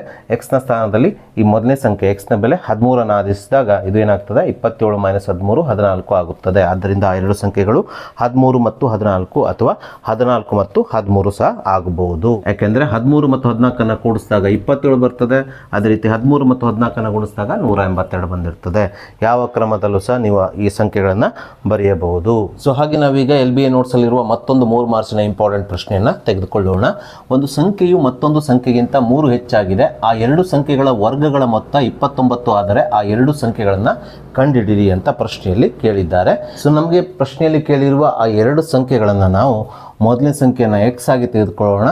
ಎರಡನೇ ಸಂಖ್ಯೆ ಏನಾಗಿದೆ ಅಂದರೆ ಮೊದಲನೇ ಸಂಖ್ಯೆಗಿಂತ ಎಷ್ಟು ಹೆಚ್ಚಾಗಿದೆ ಅಂತ ಕೊಟ್ಟಿದ್ದಾರೆ, 3 ಹೆಚ್ಚಾಗಿದೆ ಅಂತ ಕೊಟ್ಟಿರೋದ್ರಿಂದ ಮೊದಲನೇ ಸಂಖ್ಯೆ ಎಕ್ಸಿಗೆ 3ಅನ್ನು ಕೂಡಿಸ್ಕೊಂಡು ಮತ್ತೊಂದು ಸಂಖ್ಯೆಯನ್ನು ಬರೆಯೋಣ. ಹೀಗೆ ಆ ಸಂಖ್ಯೆಗಳು ಒಂದು ಸಂಖ್ಯೆ ಎಕ್ಸ್ ಆಗಿದ್ದರೆ ಮತ್ತೊಂದು ಸಂಖ್ಯೆ ಎಕ್ಸ್ಗಿಂತ 3 ಹೆಚ್ಚಾಗಿರೋದ್ರಿಂದ ಮತ್ತೊಂದು ಸಂಖ್ಯೆ ಎಕ್ಸ್ ಪ್ಲಸ್ 3 ಆಗಿರಲಿ ಎಂದು ತೆಗೆದುಕೊಳ್ಳೋಣ. ಸೊ ಮುಂದಿನ ಹಂತದಲ್ಲಿ ಪ್ರಶ್ನೆಯಲ್ಲಿ ನೀಡಿರುವ ಈ ನಿಬಂಧನೆಯನ್ನು ಬಳಸಿಕೊಂಡು ಒಂದು ಸಮೀಕರಣವನ್ನು ಮಾಡಿಕೊಳ್ಳೋಣ. ಪ್ರಶ್ನೆಯಲ್ಲಿ ನಮಗೆ ಆ ಎರಡು ಸಂಖ್ಯೆಗಳ ವರ್ಗಗಳ ಮೊತ್ತ 29 ಅಂತ ಕೊಟ್ಟಿದ್ದಾರೆ. ಆ ಎರಡು ಸಂಖ್ಯೆಗಳು ಅಂದರೆ ನಾವಿಲ್ಲಿ ತೆಗೆದುಕೊಂಡಂಥ ಸಂಖ್ಯೆಗಳು ಎಕ್ಸ್ ಮತ್ತು ಎಕ್ಸ್ ಪ್ಲಸ್ 3. ಇವುಗಳ ವರ್ಗಗಳು ಅಂದರೆ ಎಕ್ಸ್ ವರ್ಗ ಮತ್ತು ಎಕ್ಸ್ ಪ್ಲಸ್ 3ರ ಸಂಪೂರ್ಣ ವರ್ಗ. ಇವುಗಳ ವರ್ಗಗಳ ಮೊತ್ತ ಅಂದರೆ ಇವುಗಳನ್ನು ಕೂಡಿಸಿದಾಗ ಬರುವ ಉತ್ತರ ಎಷ್ಟಂತ ಕೊಟ್ಟಿದ್ದಾರೆ 29 ಅಂತ ಕೊಟ್ಟಿರೋದ್ರಿಂದ ಈಸ್ ಈಕ್ವಲ್ ಟು 29 ಅಂತ ಬರೆದುಕೊಳ್ಳೋಣ. ಸೊ ಮುಂದಿನ ಹಂತದಲ್ಲಿ ಈ ಎಕ್ಸ್ ವರ್ಗವನ್ನು ಇದ್ದಾಗೆ ಬರೆದುಕೊಳ್ಳೋಣ. ಪ್ಲಸ್ ಇಲ್ಲಿ ಎಕ್ಸ್ ಪ್ಲಸ್ 3ರ ಸಂಪೂರ್ಣ ವರ್ಗವು ಎ ಪ್ಲಸ್ ಬಿ ದ ಸಂಪೂರ್ಣ ವರ್ಗದ ರೂಪದಲ್ಲಿರೋದ್ರಿಂದ ಇದನ್ನು ನಾವು ಈ ನಿತ್ಯ ಸಮೀಕರಣವನ್ನು ಉಪಯೋಗಿಸಿ ವಿಸ್ತರಿಸಿದಾಗ ಮೊದಲನೇ ಪದದ ವರ್ಗ ಮೊದಲನೇ ಪದ ಎಕ್ಸ್ ಆಗಿದೆ. ಹಾಗಾಗಿ ಎಕ್ಸ್ ದ ವರ್ಗ ಎರಡನೇ ಪದದ ವರ್ಗ ಎರಡನೇ ಪದ 3 ಆಗಿದೆ. 3ರ ವರ್ಗ ಅಂದರೆ 3 3 9 ಆಗುತ್ತದೆ. ಪ್ಲಸ್ 2 ಗುಣಿಸು ಮೊದಲನೇ ಪದ ಗುಣಿಸು ಎರಡನೇ ಪದ 2 3 6 6 ಗುಣಿಸು ಎಕ್ಸ್ ಆಗುತ್ತದೆ ಈಸ್ ಈಕ್ವಲ್ಸ್ ಟು 29 ಇದ್ದ ಹಾಗೆ ಬರೆದುಕೊಳ್ಳೋಣ. ಮುಂದಿನ ಹಂತದಲ್ಲಿ ಎಕ್ಸ್ ದ ವರ್ಗ 2 ಎಕ್ಸ್ ದ ವರ್ಗವಾಗುತ್ತದೆ. ಪ್ಲಸ್ ಈ 6x ಅನ್ನು ಇದ್ದ ಹಾಗೆ ಬರೆದುಕೊಳ್ಳೋಣ. ಪ್ಲಸ್ 9 ಈ ಪ್ಲಸ್ 29 ಬಲಭಾಗದಿಂದ ಎಡಭಾಗಕ್ಕೆ ತಂದಾಗ ಮೈನಸ್ 29 ಆಗುತ್ತದೆ ಈಸ್ ಈಕ್ವಲ್ಸ್ ಟು 0. ಮುಂದಿನ ಹಂತದಲ್ಲಿ 2x ದ ವರ್ಗವನ್ನು ಇದ್ದ ಹಾಗೆ ಬರೆದುಕೊಳ್ಳೋಣ. ಪ್ಲಸ್ 6x ಪ್ಲಸ್ 9 ಮೈನಸ್ 29 ಅಂದರೆ -20 ಆಗುತ್ತದೆ ಈಸ್ ಈಕ್ವಲ್ ಟು 0. ನಾವೀಗ ಈ ಮೂರು ಪದಗಳಲ್ಲಿ ಸಾಮಾನ್ಯವಾಗಿರುವ ಸಾಮಾನ್ಯ ಅಪವರ್ತನ 2 ಸಾಮಾನ್ಯ ತೆಗೆದಾಗ ಮೊದಲನೇ ಪದದಲ್ಲಿ x ವರ್ಗ ಉಳಿಯುತ್ತದೆ ಪ್ಲಸ್ 2 ಮೂರಲೆ 6 ಆಗುವುದರಿಂದ ಎರಡನೇ ಪದದಲ್ಲಿ 3x ಉಳಿಯುತ್ತದೆ ಮೈನಸ್ 2 ಹತ್ತಲೆ 20 ಆಗುವುದರಿಂದ ಮೂರನೇ ಪದದಲ್ಲಿ 10 ಉಳಿಯುತ್ತದೆ ಈಸ್ ಈಕ್ವಲ್ಸ್ ಟು 0. ಸೊ ಮುಂದಿನ ಹಂತದಲ್ಲಿ x ವರ್ಗ ಪ್ಲಸ್ 3x ಮೈನಸ್ 10 ಇದ್ದಾಗೆ ಬರೆದುಕೊಳ್ಳೋಣ. ಈ 2 ಬಲಭಾಗಕ್ಕೆ ಸ್ಥಳಾಂತರಿಸಿದಾಗ ಭಾಗಿಸು 2 ಆಗುತ್ತದೆ, ಅಂದರೆ 0/2 ಆಗುತ್ತದೆ. 0/2 0ನೇ ಆಗುತ್ತದೆ. ಸೊ ಇಲ್ಲಿ ನೀವೇನು ಕಾಣ್ತಾ ಇದ್ದೀರಲ್ಲ, ಇದೊಂದು x ಚರಾಕ್ಷರವುಳ್ಳುವಂಥ ಒಂದು ವರ್ಗ ಸಮೀಕರಣವಾಗಿದೆ. ಈ ವರ್ಗ ಸಮೀಕರಣವನ್ನು ನಾವೀಗ ಅಪವರ್ತನ ವಿಧಾನದಿಂದ ಬಿಡಿಸೋಣ. ಸೊ ನಾವಿಲ್ಲಿ 2 ಸಂಖ್ಯೆಗಳನ್ನು ಕಂಡುಹಿಡಿಯಬೇಕು. ಆ ಸಂಖ್ಯೆಗಳನ್ನು ಗುಣಿಸಿದಾಗ ಬರುವಂಥ ಗುಣಲಬ್ಧ -10 ಆಗಿರಬೇಕು. ಯಾವ ಸಂಖ್ಯೆಯನ್ನು ಗುಣಿಸ್ಕೊಂಡು -10 ತಂದಿರ್ತಿರಲ್ವ ಅದೇ ಸಂಖ್ಯೆಯನ್ನು ಕೂಡಿಸಿ ಅಥವಾ ಕಳೆದಾಗ ಎಷ್ಟು ಬಂದಿರಬೇಕು? 3 ಬಂದಿರಬೇಕು. ಆ ಸಂಖ್ಯೆಗಳೆಂದರೆ 5 ಮತ್ತು -2 ಆಗಿದೆ. ಸೊ ಹಾಗಾಗಿ ಇಲ್ಲಿ x ವರ್ಗದ ಸಹಗುಣಕ 1 ಆಗಿರೋದ್ರಿಂದ ನಾವು ನೇರವಾಗಿ ಈ ವರ್ಗ ಸಮೀಕರಣವನ್ನು 2 ಅಪವರ್ತನಗಳ ಗುಣಲಬ್ಧವಾಗಿ ಬರೆಯೋಣ. ಮೊದಲನೇ ಪದವಾಗಿ ಚರಾಕ್ಷರ x, ಎರಡನೇ ಪದವಾಗಿ ಇಲ್ಲಿ ಮೊದಲಿರುವ ಸಂಖ್ಯೆ ಪ್ಲಸ್ 5 ಬರೆದುಕೊಳ್ಳೋಣ. ಅದೇ ರೀತಿ ಎರಡನೇ ಅಪವರ್ತನದಲ್ಲಿ ಮೊದಲನೇ ಪದವಾಗಿ ಚರಾಕ್ಷರ x, ಎರಡನೇ ಪದವಾಗಿ ಇಲ್ಲಿರುವ ಎರಡನೇ ಸಂಖ್ಯೆ -2 ಬರೆದು ಈಸ್ ಈಕ್ವಲ್ಸ್ ಟು 0 ಅಂತ ಬರೆಯೋಣ. ಸೊ ಮುಂದಿನ ಹಂತದಲ್ಲಿ ಈ 2 ಅಪವರ್ತನಗಳನ್ನ ಪ್ರತ್ಯೇಕವಾಗಿ 0ಗೆ ಸಮಗೊಳಿಸಿ ಈ ರೀತಿಯಾಗಿ 2 ಸಮೀಕರಣಗಳನ್ನ ಮಾಡಿಕೊಳ್ಳೋಣ. ನಾವೀಗ ಈ ಸಮೀಕರಣಗಳನ್ನ ಬಿಡಿಸಿ x ನ ಬೆಲೆಗಳನ್ನ ಕಂಡುಹಿಡಿಯೋಣ. ಸೊ ಈ ಸಮೀಕರಣದ ಎಡಭಾಗದಲ್ಲಿರುವ +5 ಬಲಭಾಗಕ್ಕೆ ಸ್ಥಳಾಂತರಿಸಿದಾಗ -5 ಆಗುತ್ತದೆ. ಅದೇ ರೀತಿ ಈ ಸಮೀಕರಣದ ಎಡಭಾಗದಲ್ಲಿರುವ -2 ಬಲಭಾಗಕ್ಕೆ ಸ್ಥಳಾಂತರಿಸಿದಾಗ +2 ಆಗುತ್ತದೆ. ಆದ್ದರಿಂದ ಇಲ್ಲಿ x ನ ಬೆಲೆಗಳು -5 ಮತ್ತು +2 ಆಗಿವೆ. ಆದರೆ ನಾವಿಲ್ಲಿ ಉತ್ತರವನ್ನು ಬರಿಬೇಕಾದ್ರೆ ನಾವು ಪರಿಗಣಿಸಬೇಕಾಗಿದ್ದು ಧನಾತ್ಮಕ ಸಂಖ್ಯೆಯನ್ನು ಹೊಂದಿರುವಂಥ x ನ ಬೆಲೆಯನ್ನು ಪರಿಗಣಿಸಬೇಕು. ಹಾಗಾಗಿ ಇಲ್ಲಿ x ನ ಬೆಲೆ 2 ನಾನು ತೆಗೆದುಕೊಳ್ತಾ ಇದ್ದೇನೆ. ಸೊ ಆದ್ದರಿಂದ ಆ ಸಂಖ್ಯೆಗಳು x ಮತ್ತು x+3 ಆಗಿರಲಿ ಅಂತ ತೆಗೆದುಕೊಂಡಿದ್ದೇವಲ್ಲ, x ನ ಬೆಲೆ 2 ಆಗಿರೋದ್ರಿಂದ ಆ ಸಂಖ್ಯೆಗಳು 2 ಮತ್ತು x+3 ಅಂದರೆ 2+3 ಅಂದರೆ 5 ಆಗಿವೆ. ನೀವು ಬೇಕಾದರೆ ಚೆಕ್ ಮಾಡ್ಕೊಳ್ಬಹುದು ಆನ್ಸರನ್ನು. ಒಂದು ಸಂಖ್ಯೆಯು ಮತ್ತೊಂದು ಸಂಖ್ಯೆಗಿಂತ 3 ಹೆಚ್ಚಾಗಿದೆ ಅಂತ ಕೊಟ್ಟಿದ್ದಾರೆ ನೋಡಿ. 5 2ಕ್ಕಿಂತ 3 ಹೆಚ್ಚಾಗಿದೆ. ಅದರ ಜೊತೆಗೆ ಈ 2 ಸಂಖ್ಯೆಗಳ ವರ್ಗಗಳ ಮೊತ್ತ ಅಂದರೆ ಈ 2ರ ವರ್ಗ ಮತ್ತು 5ರ ವರ್ಗ ಮಾಡಿದಾಗ ಎಷ್ಟು ಬರ್ತಾ ಇದೆ? 29 ಬರ್ತಾ ಇದೆ ನೋಡ್ರಿ. 2 ನಿಬಂಧನೆಯನ್ನ ಈ ಸಂಖ್ಯೆಗಳು ಪಾಲಿಸ್ತಾ ಇದ್ದಾವೆ. ಹಾಗಾಗಿ ನೀವು ಮಾಡಿದ ಲೆಕ್ಕ ಇಲ್ಲಿ ಸರಿಯಾಗಿದೆ. ಸೊ ನಾವೀಗ LBA ನೋಟ್ಸ್ ಅಲ್ಲಿರುವಂಥ ಮತ್ತೊಂದು ಇಂಪಾರ್ಟೆಂಟ್ 3 ಮಾರ್ಕ್ಸಿನ ಪ್ರಶ್ನೆಯನ್ನು ತೆಗೆದುಕೊಳ್ಳೋಣ. ತಂದೆಯ ವಯಸ್ಸು ಅವನ ಮಗನ ವಯಸ್ಸಿಗಿಂತ 30 ವರ್ಷ ಹೆಚ್ಚಾಗಿದೆ. 5 ವರ್ಷಗಳ ನಂತರ ತಂದೆಯ ಹಾಗೂ ಮಗನ ವಯಸ್ಸುಗಳ ಗುಣಲಬ್ಧವು 400 ಆಗುತ್ತದೆ. ಹಾಗಾದರೆ ಅವರಿಬ್ಬರ ಈಗಿನ ವಯಸ್ಸುಗಳನ್ನು ಕಂಡುಹಿಡಿಯಿರಿ ಅಂದ್ಕೊಂಡು ಪ್ರಶ್ನೆಯಲ್ಲಿ ಕೇಳಿದ್ದಾರೆ. ಸೊ ಮೊದಲಿಗೆ ನಾವು ಪ್ರಶ್ನೆಯಲ್ಲಿ ನಮಗೆ ಕಂಡುಹಿಡಿಯಲಿಕ್ಕೆ ಹೇಳಿರುವಂಥ ತಂದೆಯ ಈಗಿನ ವಯಸ್ಸು ಮತ್ತು ಮಗನ ಈಗಿನ ವಯಸ್ಸುಗಳನ್ನು ಕೊಟ್ಟಿರುವ ನಿಬಂಧನೆಯ ಸಹಾಯದಿಂದ ಚರಾಕ್ಷರಗಳ ರೂಪದಲ್ಲಿ ಬರೆದುಕೊಳ್ಳೋಣ. ಸೊ ನಾವಿಲ್ಲಿ ಮಗನ ಈಗಿನ ವಯಸ್ಸನ್ನು x ವರ್ಷಗಳಂತ ತೆಗೆದುಕೊಳ್ಳೋಣ. ಸೊ ಕೊಟ್ಟಿರುವ ನಿಬಂಧನೆಯಲ್ಲಿ ತಂದೆಯ ವಯಸ್ಸು ಅವನ ಮಗನ ವಯಸ್ಸಿಗಿಂತ 30 ವರ್ಷ ಹೆಚ್ಚಾಗಿದೆ ಅಂತ ಕೊಟ್ಟಿದ್ದಾರೆ. ಹಾಗಾಗಿ ಮಗನ ವಯಸ್ಸನ್ನು ನಾವಿಲ್ಲಿ x ವರ್ಷಗಳಾಗಿ ತೆಗೆದುಕೊಂಡಿರೋದ್ರಿಂದ ತಂದೆಯ ವಯಸ್ಸು ಮಗನ ವಯಸ್ಸಿಗಿಂತ 30 ವರ್ಷಗಳು ಹೆಚ್ಚಾಗಿರೋದ್ರಿಂದ ಮಗನ ವಯಸ್ಸು xಗೆ ನಾವು 30 ವರ್ಷಗಳನ್ನು ಕೂಡಿಸ್ಕೊಂಡು ಅಥವಾ 30 ಕೂಡಿಸ್ಕೊಂಡು ತಂದೆಯ ವಯಸ್ಸನ್ನು ಬರೆಯಬೇಕಾಗ್ತದೆ. ಹಾಗಾಗಿ ತಂದೆಯ ವಯಸ್ಸು ಇಲ್ಲಿ x+30 ಆಗುತ್ತದೆ. ಅಂದರೆ ಮಗನ ವಯಸ್ಸು x +30 ಆಗುತ್ತದೆ. ಅಂದರೆ x+30 ವರ್ಷಗಳು ಆಗಿರಲಿ ಎಂದು ನಾವು ತಂದೆಯ ವಯಸ್ಸನ್ನು ತೆಗೆದುಕೊಳ್ಳೋಣ. ಹೀಗೆ ನಾವು ಮಗನ ವಯಸ್ಸು ಮತ್ತು ತಂದೆಯ ವಯಸ್ಸುಗಳನ್ನು ಬರೆದುಕೊಂಡ ನಂತರ ನಾವೀಗ ಪ್ರಶ್ನೆಯಲ್ಲಿ ನೀಡಿರುವ ಮತ್ತೊಂದು ನಿಬಂಧನೆ 5 ವರ್ಷಗಳ ನಂತರ ತಂದೆ ಹಾಗೂ ಮಗನ ವಯಸ್ಸುಗಳನ್ನು ಬರೆಯೋಣ.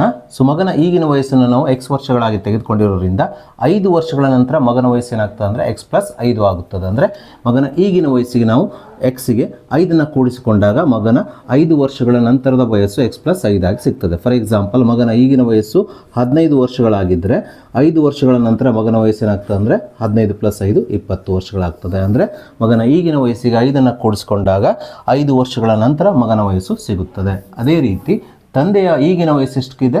x+30 ಇದೆ. 5 ವರ್ಷಗಳ ನಂತರ ತಂದೆಯ ವಯಸ್ಸು ಸಹ 5 ವರ್ಷ ಏನಾಗ್ತದೆ? ಹೆಚ್ಚಾಗ್ತದೆ. ಹಾಗಾಗಿ 5 ವರ್ಷಗಳ ನಂತರ ತಂದೆಯ ವಯಸ್ಸನ್ನು ಕಂಡುಹಿಡಿಯಬೇಕಾದ್ರೆ ನಾವು x+30 ವರ್ಷಗಳಿಗೆ 5 ಕೂಡಿಸ್ಕೊಳ್ಬೇಕು. ಅಂದರೆ 5 ವರ್ಷಗಳ ನಂತರ ತಂದೆಯ ವಯಸ್ಸನ್ನು ನಾವು x+35 ಆಗಿ ಬರೆದುಕೊಳ್ಬೇಕು. ಸೊ ಹೀಗೆ ನಾವು 5 ವರ್ಷಗಳ ನಂತರ ಮಗನ ವಯಸ್ಸನ್ನು x+5 ಆಗಿ ಮತ್ತು ತಂದೆಯ ವಯಸ್ಸನ್ನು x+35 ಆಗಿ ಬರೆದ ನಂತರ ನಾವೀಗ ಪ್ರಶ್ನೆಯಲ್ಲಿ ನೀಡಿರುವ ಈ ನಿಬಂಧನೆಯನ್ನು ಬಳಸಿಕೊಂಡು ಒಂದು ಸಮೀಕರಣವನ್ನು ಮಾಡಿಕೊಳ್ಳೋಣ. ಈ ನಿಬಂಧನೆಯಲ್ಲಿ ನಮಗೆ 5 ವರ್ಷಗಳ ನಂತರ ತಂದೆಯ ವಯಸ್ಸು ಅಂದರೆ x+35, ಅದೇ ರೀತಿ 5 ವರ್ಷಗಳ ನಂತರ ಮಗನ ವಯಸ್ಸು ಅಂದರೆ x+5, ಇವುಗಳ ಗುಣಲಬ್ಧ ಅಂದರೆ x+5 ಗುಣಿಸು x+35, ಇವುಗಳ ಗುಣಲಬ್ಧ ಎಷ್ಟಾಗ್ತದೆ ಅಂತ ಕೊಟ್ಟಿದ್ದಾರೆ, 400 ಆಗುತ್ತದೆ ಅಂತ ಕೊಟ್ಟಿರೋದ್ರಿಂದ = 400 ಅಂತ ಬರೆದುಕೊಂಡು ಈ ರೀತಿಯ ಒಂದು ಸಮೀಕರಣವನ್ನು ನಾವೀಗ ಮಾಡಿಕೊಳ್ಳೋಣ. ನಾವೀಗ ಈ ಸಮೀಕರಣದ ಎಡಭಾಗದಲ್ಲಿರುವ ಈ ಎರಡೂ ದ್ವಿಪದಗಳನ್ನು ಗುಣಿಸಿಕೊಂಡು ಸಂಕ್ಷೇಪಿಸೋಣ. x ಇಂದ x ಗೆ ಗುಣಿಸಿದಾಗ x × x x² ಆಗ್ತದೆ. x × 35 ಅಂದರೆ 35x ಆಗ್ತದೆ. ನಂತರ 5 ರಿಂದ x ಗೆ ಗುಣಿಸ್ಕೊಳ್ಳೋಣ. 5 × x ಅಂದರೆ 5x ಆಗ್ತದೆ. 5 ರಿಂದ 35 ಗುಣಿಸ್ಕೊಂಡಾಗ 5 × 35 ಅಂದರೆ 175 ಆಗುತ್ತದೆ. = 400 ಅನ್ನು ಇದ್ದಾಗೆ ಬರೆದುಕೊಳ್ಳೋಣ. ಮುಂದಿನ ಹಂತದಲ್ಲಿ x² ಅನ್ನು ಇದ್ದಾಗೆ ಬರೆದುಕೊಳ್ಳೋಣ. 35x + 5x ಅಂದರೆ 40x ಆಗ್ತದೆ ಪ್ಲಸ್ 175. ಈ 400 ಅನ್ನು ಎಡಭಾಗಕ್ಕೆ ತಂದಾಗ -400 ಆಗುತ್ತದೆ. = 0. ಸೊ ಮುಂದಿನ ಹಂತದಲ್ಲಿ x² + 40x 175 - 400 ಅಂದರೆ -225 ಆಗುತ್ತದೆ. = 0. ಇದೊಂದು x ಚರಾಕ್ಷರವನ್ನು ಹೊಂದಿರುವಂಥ ಒಂದು ವರ್ಗ ಸಮೀಕರಣವಾಗಿದೆ. ಈ ವರ್ಗ ಸಮೀಕರಣವನ್ನು ನಾವೀಗ ಅಪವರ್ತನ ವಿಧಾನದಿಂದ ಬಿಡಿಸಿಕೊಂಡು x ನ ಬೆಲೆಗಳನ್ನು ಕಂಡುಹಿಡಿಯೋಣ. ನಾವಿಲ್ಲಿ ಎರಡು ಸಂಖ್ಯೆಗಳನ್ನು ಕಂಡುಹಿಡಿಬೇಕು. ಆ ಸಂಖ್ಯೆಗಳ ಗುಣಲಬ್ಧ -225 ಆಗಿದ್ದರೆ ಅದೇ ಸಂಖ್ಯೆಗಳನ್ನು ಕೂಡ್ಸಗ ತಗೊಳ್ಳಿದಾಗ ಎಷ್ಟು ಬಂದಿರಬೇಕು, +40 ಆಗಿರಬೇಕು. ಆ ಸಂಖ್ಯೆಗಳೆಂದರೆ +45 ಮತ್ತು -5 ಆಗಿದೆ. ಸೊ ಇಲ್ಲಿ x ವರ್ಗದ ಸಹಗುಣಕ 1 ಆಗಿರೋದ್ರಿಂದ ನೇರವಾಗಿ ಈ ವರ್ಗ ಸಮೀಕರಣವನ್ನು ನಾವು ಎರಡು ಅಪವರ್ತನಗಳ ಗುಣಲಬ್ಧವಾಗಿ ಬರೆಯಬಹುದು. ಇಲ್ಲಿ ಮೊದಲನೇ ಅಪವರ್ತನದಲ್ಲಿ ಮೊದಲನೇ ಪದ ಚರಾಕ್ಷರ x ಆಗಿ ಬರೆದುಕೊಳ್ಳೋಣ. ಅದೇ ರೀತಿ ಎರಡನೇ ಪದ ಇಲ್ಲಿರುವಂಥ ಮೊದಲನೇ ಸಂಖ್ಯೆ +45 ಆಗಿ ಬರೆಯೋಣ. ಅದೇ ರೀತಿ ಎರಡನೇ ಅಪವರ್ತನದಲ್ಲಿ ಮೊದಲನೇ ಪದ ಚರಾಕ್ಷರ x ಆಗಿ ಬರೆದ್ರೆ ಎರಡನೇ ಪದವನ್ನು ಇಲ್ಲಿರುವ ಎರಡನೇ ಸಂಖ್ಯೆ -5 ಆಗಿ ಬರೆದುಕೊಂಡು = 0 ಅಂತ ಬರೆದುಕೊಳ್ಳೋಣ. ಸೊ ಮುಂದಿನ ಹಂತಗಳಲ್ಲಿ ಈ ಎರಡು ಅಪವರ್ತನಗಳನ್ನು ಪ್ರತ್ಯೇಕವಾಗಿ 0ಗೆ ಸಮಗೊಳಿಸಿ ಈ ರೀತಿಯ ಎರಡು ಸಮೀಕರಣಗಳನ್ನು ಮಾಡಿಕೊಳ್ಳೋಣ. ನಾವೀಗ ಈ ಎರಡು ಸಮೀಕರಣಗಳನ್ನು ಬಿಡಿಸೋಣ. ಸೊ ಈ ಸಮೀಕರಣದ ಎಡಭಾಗದಲ್ಲಿರುವ +45 ಬಲಭಾಗಕ್ಕೆ ಸ್ಥಳಾಂತರಿಸಿದಾಗ -45 ಆಗುತ್ತದೆ. ಅದೇ ರೀತಿ ಈ ಸಮೀಕರಣದ ಎಡಭಾಗದಲ್ಲಿರುವ -5 ಬಲಭಾಗಕ್ಕೆ ಸ್ಥಳಾಂತರಿಸಿದಾಗ +5 ಆಗುತ್ತದೆ. ಆದ್ದರಿಂದ ಇಲ್ಲಿ x ನ ಬೆಲೆಗಳು -45 ಮತ್ತು +5 ಆಗಿವೆ. ಸೊ ಹೀಗೆ ನಾವು x ನ ಬೆಲೆಗಳನ್ನು ಕಂಡುಹಿಡಿದ ನಂತರ ನಾವೀಗ ಮಗನ ವಯಸ್ಸು ಮತ್ತು ತಂದೆಯ ವಯಸ್ಸುಗಳನ್ನು ಬರೆಯೋಣ. ಸೊ ತಂದೆಯ ವಯಸ್ಸಾಗಲಿ ಮಗನ ವಯಸ್ಸಾಗಲಿ ಅಥವಾ ಯಾವುದೇ ವ್ಯಕ್ತಿಯ ವಯಸ್ಸಾಗಲಿ ಯಾವಾಗಲೂ ಏನಾಗಿರ್ತದೆ, ಒಂದು ಧನ ಸಂಖ್ಯೆನೇ ಆಗಿರ್ತದೆ. ಹಾಗಾಗಿ ಇಲ್ಲಿ ನಾವು ವಯಸ್ಸನ್ನು ಬರೀಬೇಕಾದ್ರೆ ಪರಿಗಣಿಸಬೇಕಾಗಿದ್ದು x = +5 -45 ನಾವು ವಯಸ್ಸನ್ನು ಬರೀಬೇಕಾದ್ರೆ ಪರಿಗಣಿಸಬಾರದು.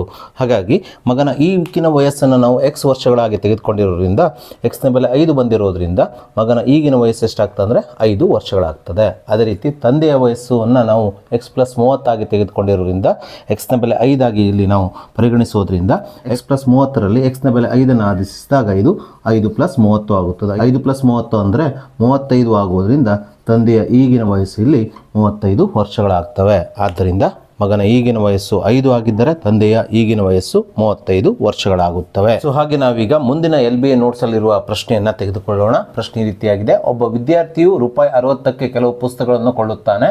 ಅವನು ಇದೇ ಹಣಕ್ಕೆ 5 ಪುಸ್ತಕಗಳನ್ನು ಹೆಚ್ಚಾಗಿ ಕೊಂಡಿದ್ದರೆ ಪ್ರತಿಯೊಂದು ಪುಸ್ತಕದ ಬೆಲೆಯು ₹1 ಕಡಿಮೆ ಆಗುತ್ತಿತ್ತು. ಹಾಗಾದರೆ ಅವನು ಕೊಂಡ ಪುಸ್ತಕಗಳ ಸಂಖ್ಯೆಯನ್ನು ಕಂಡುಹಿಡಿಯಿರಿ ಅಂದ್ಕೊಂಡು ಪ್ರಶ್ನೆಯಲ್ಲಿ ಕೇಳಿದ್ದಾರೆ. ಸೊ ಪ್ರಶ್ನೆಯಲ್ಲಿ ನಮಗೆ ಒಬ್ಬ ವಿದ್ಯಾರ್ಥಿಯು ₹60ಕ್ಕೆ ಕೆಲವು ಪುಸ್ತಕಗಳನ್ನು ಕೊಳ್ಳುತ್ತಾನೆ ಅಂತ ಕೊಟ್ಟಿದ್ದಾರೆ. ಆದರೆ ಎಷ್ಟು ಪುಸ್ತಕಗಳನ್ನು ಅವನು ಕೊಳ್ತಾನೆ ಎಂಬುದು ನಮಗೆ ನೀಡಿಲ್ಲ. ಅದನ್ನು ನಾವು ಕಂಡುಹಿಡಿಯಬೇಕು. ಹಾಗಾಗಿ ಆ ವಿದ್ಯಾರ್ಥಿಯು ಕೊಳ್ಳುವ ಪುಸ್ತಕಗಳ ಸಂಖ್ಯೆ x ಆಗಿರಲಿ ಅಂತ ತೆಗೆದುಕೊಳ್ಳೋಣ. ಸೊ ಒಬ್ಬ ವಿದ್ಯಾರ್ಥಿಯು x ಪುಸ್ತಕಗಳನ್ನು ₹60ಗೆ ಕೊಂಡರೆ ಒಂದು ಪುಸ್ತಕದ ಬೆಲೆ ಎಷ್ಟಾಗ್ತದೆ ಅಂದರೆ ಇಲ್ಲಿ 60ಕ್ಕೆ ಅಂದರೆ ಅಷ್ಟು ಪುಸ್ತಕಗಳ ಬೆಲೆಗೆ ಪುಸ್ತಕಗಳ ಸಂಖ್ಯೆಯಿಂದ ಭಾಗಿಸ್ಬೇಕಂದ್ರೆ ಒಂದು ಪುಸ್ತಕದ ಬೆಲೆ ಎಷ್ಟಾಗ್ತದೆ, 60 / x ಆಗ್ತದೆ.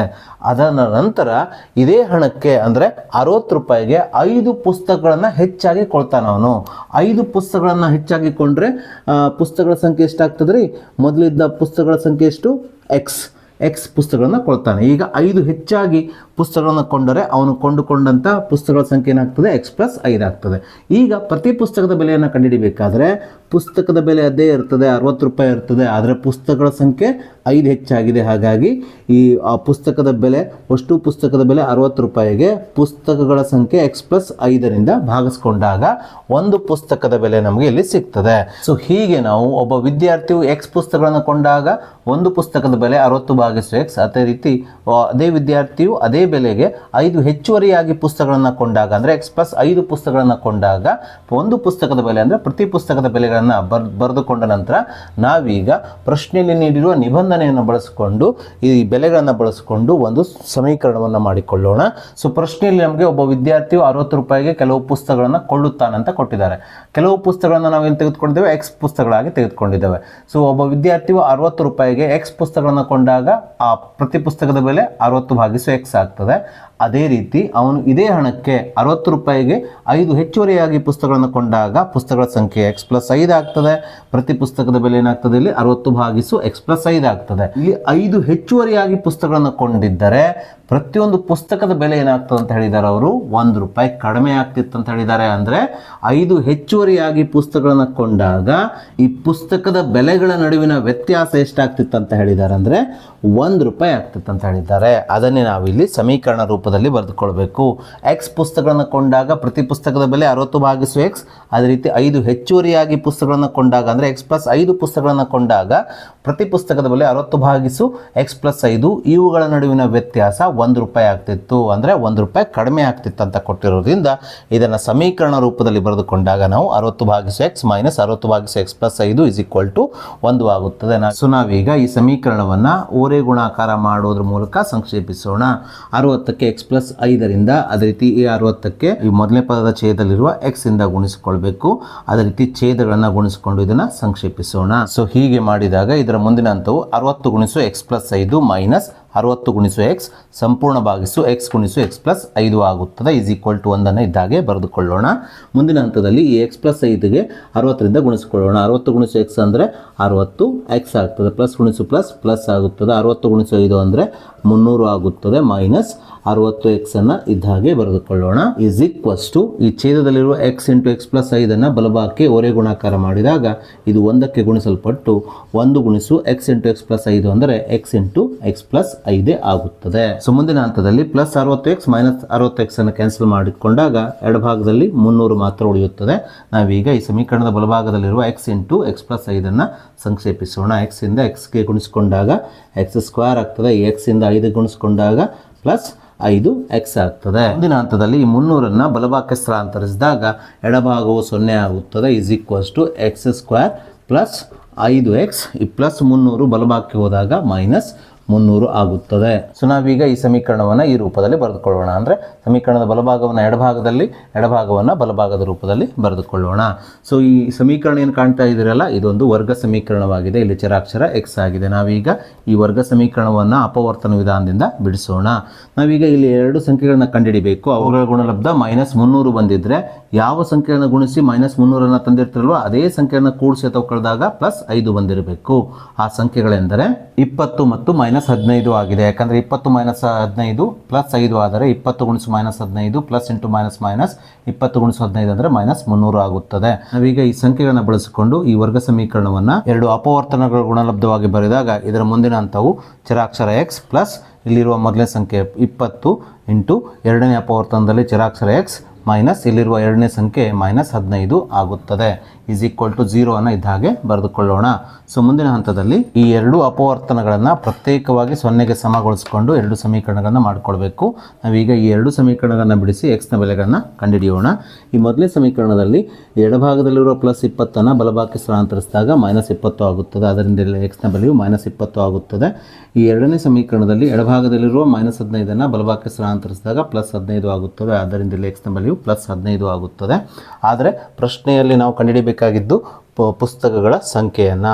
ಪುಸ್ತಕಗಳ ಸಂಖ್ಯೆ ಯಾವಾಗಲೂ ಏನಾಗಿರ್ತದೆ ಅಂದರೆ ಧನ ಸಂಖ್ಯೆನೇ ಆಗಿರ್ತದೆ. ಹಾಗಾಗಿ ಇಲ್ಲಿರುವಂಥ 2 x ನ ಬೆಲೆಗಳಲ್ಲಿ ನಾವು ಪರಿಗಣಿಸಬೇಕಾಗಿದ್ದು x ನ ಧನಾತ್ಮಕ ಬೆಲೆಯನ್ನು. ಇಲ್ಲಿ 15 x ನ ಧನಾತ್ಮಕ ಬೆಲೆಯಾಗಿರೋದ್ರಿಂದ ನಾವಿಲ್ಲಿ ಪುಸ್ತಕಗಳ ಸಂಖ್ಯೆಯನ್ನು ಕಂಡುಹಿಡಿಯಬೇಕಾಗಿದ್ದರೆ x = 15 ಬಳಸಿಕೊಳ್ಬೇಕು. ಸೊ ಆದ್ದರಿಂದ ಪ್ರಶ್ನೆಯಲ್ಲಿ ನಮಗೆ ಕಂಡುಹಿಡಿಯಲಿಕ್ಕೆ ಹೇಳಿರುವಂಥ ವಿದ್ಯಾರ್ಥಿಯು ಕೊಂಡುಕೊಂಡ ಪುಸ್ತಕಗಳ ಸಂಖ್ಯೆಯನ್ನು ನಾವಿಲ್ಲಿ x ಆಗಿ ತೆಗೆದುಕೊಂಡಿರೋದ್ರಿಂದ ಇಲ್ಲಿ x ನ ಬೆಲೆಯು 15 ಬಂದಿರೋದ್ರಿಂದ ವಿದ್ಯಾರ್ಥಿ ವಿದ್ಯಾರ್ಥಿಯು ಕೊಂಡುಕೊಂಡ ಪುಸ್ತಕಗಳ ಸಂಖ್ಯೆ x ನ ಬೆಲೆ 15 ಆಗುತ್ತದೆ. ಸೊ ಹಾಗೆ ನಾವೀಗ ಈ ವರ್ಷದ LBA ನೋಟ್ಸ್ ಅಲ್ಲಿರುವ ಮತ್ತೊಂದು 3 ಮಾರ್ಕ್ಸಿನ ಇಂಪಾರ್ಟೆಂಟ್ ಪ್ರಶ್ನೆಯನ್ನ ತೆಗೆದುಕೊಳ್ಳೋಣ. ಪ್ರಶ್ನೆ ಈ ರೀತಿಯಾಗಿದೆ. ಒಂದು ಶಾಲೆಯಲ್ಲಿನ ಕೆಲವು ವಿದ್ಯಾರ್ಥಿಗಳು ಒಂದು ಪ್ರವಾಸವನ್ನು ಆಯೋಜಿಸಿದರು. ಆ ಪ್ರವಾಸದಲ್ಲಿ ಆಹಾರಕ್ಕಾಗಿ ತಗಲುವ ಖರ್ಚು 900 ರೂಪಾಯಿಗಳು. ಕಾರಣಾಂತರಗಳಿಂದ 10 ವಿದ್ಯಾರ್ಥಿಗಳು ಪ್ರವಾಸಕ್ಕೆ ಹೋಗಲು ಸಾಧ್ಯವಾಗದಿರುವುದರಿಂದ ಪ್ರತಿಯೊಬ್ಬರಿಗೂ ಆಹಾರಕ್ಕಾಗಿ ತಗಲುವ ಖರ್ಚು 15 ರೂಪಾಯಿಗಳು ಹೆಚ್ಚಾದರೆ ಪ್ರವಾಸಕ್ಕೆ ಹೋದ ವಿದ್ಯಾರ್ಥಿಗಳ ಸಂಖ್ಯೆಯನ್ನು ಕಂಡುಹಿಡಿಯಿರಿ ಅಂದ್ಕೊಂಡು ಪ್ರಶ್ನೆಯಲ್ಲಿ ಕೇಳಿದ್ದಾರೆ. ಈ ಪ್ರಶ್ನೆಯು ಸಹ ಹಿಂದಿನ ಪ್ರಶ್ನೆಯ ರೀತಿಯಲ್ಲೇ ಇದೆ. ಅದೇ ರೀತಿ ಈ ಪ್ರಶ್ನೆಯನ್ನು ನಾವೀಗ ಬಿಡಿಸೋಣ. ಸೊ ಮೊದಲಿಗೆ ನಾವು ಪ್ರವಾಸಕ್ಕೆ ಹೋದ ವಿದ್ಯಾರ್ಥಿಗಳ ಸಂಖ್ಯೆ ಹಾಗೆ ಪ್ರತಿ ವಿದ್ಯಾರ್ಥಿಗೆ ತಗಲುವ ಖರ್ಚು ಅಂದ್ಕೊಂಡು ಈ ರೀತಿ 2 ಕಾಲಮನ್ನು ಹಾಕಿಕೊಳ್ಳೋಣ. ಸೊ ಪ್ರಶ್ನೆಯಲ್ಲಿ ನಮಗೆ ಪ್ರವಾಸಕ್ಕೆ ಹೋದ ವಿದ್ಯಾರ್ಥಿಗಳ ಸಂಖ್ಯೆಯನ್ನು ಕಂಡುಹಿಡಿಯಿರಿ ಅಂತ ಹೇಳಿದ್ದಾರೆ. ಹಾಗಾಗಿ ನಾವಿಲ್ಲಿ ಪ್ರವಾಸಕ್ಕೆ ಹೋದ ವಿದ್ಯಾರ್ಥಿಗಳ ಸಂಖ್ಯೆಯನ್ನು x ಆಗಿ ತೆಗೆದುಕೊಳ್ಳೋಣ. ಇಲ್ಲಿ ನಾವು x ನ ಬೆಲೆಯನ್ನು ಕಂಡುಹಿಡಿಬೇಕು ಅಂತ. ಅದೇ ರೀತಿ ಆ ಪ್ರವಾಸದಲ್ಲಿ ಆಹಾರಕ್ಕಾಗಿ ತಗಲುವ ಖರ್ಚು ಎಷ್ಟು ಅಂತ ಕೊಟ್ಟಿದ್ದಾರೆ?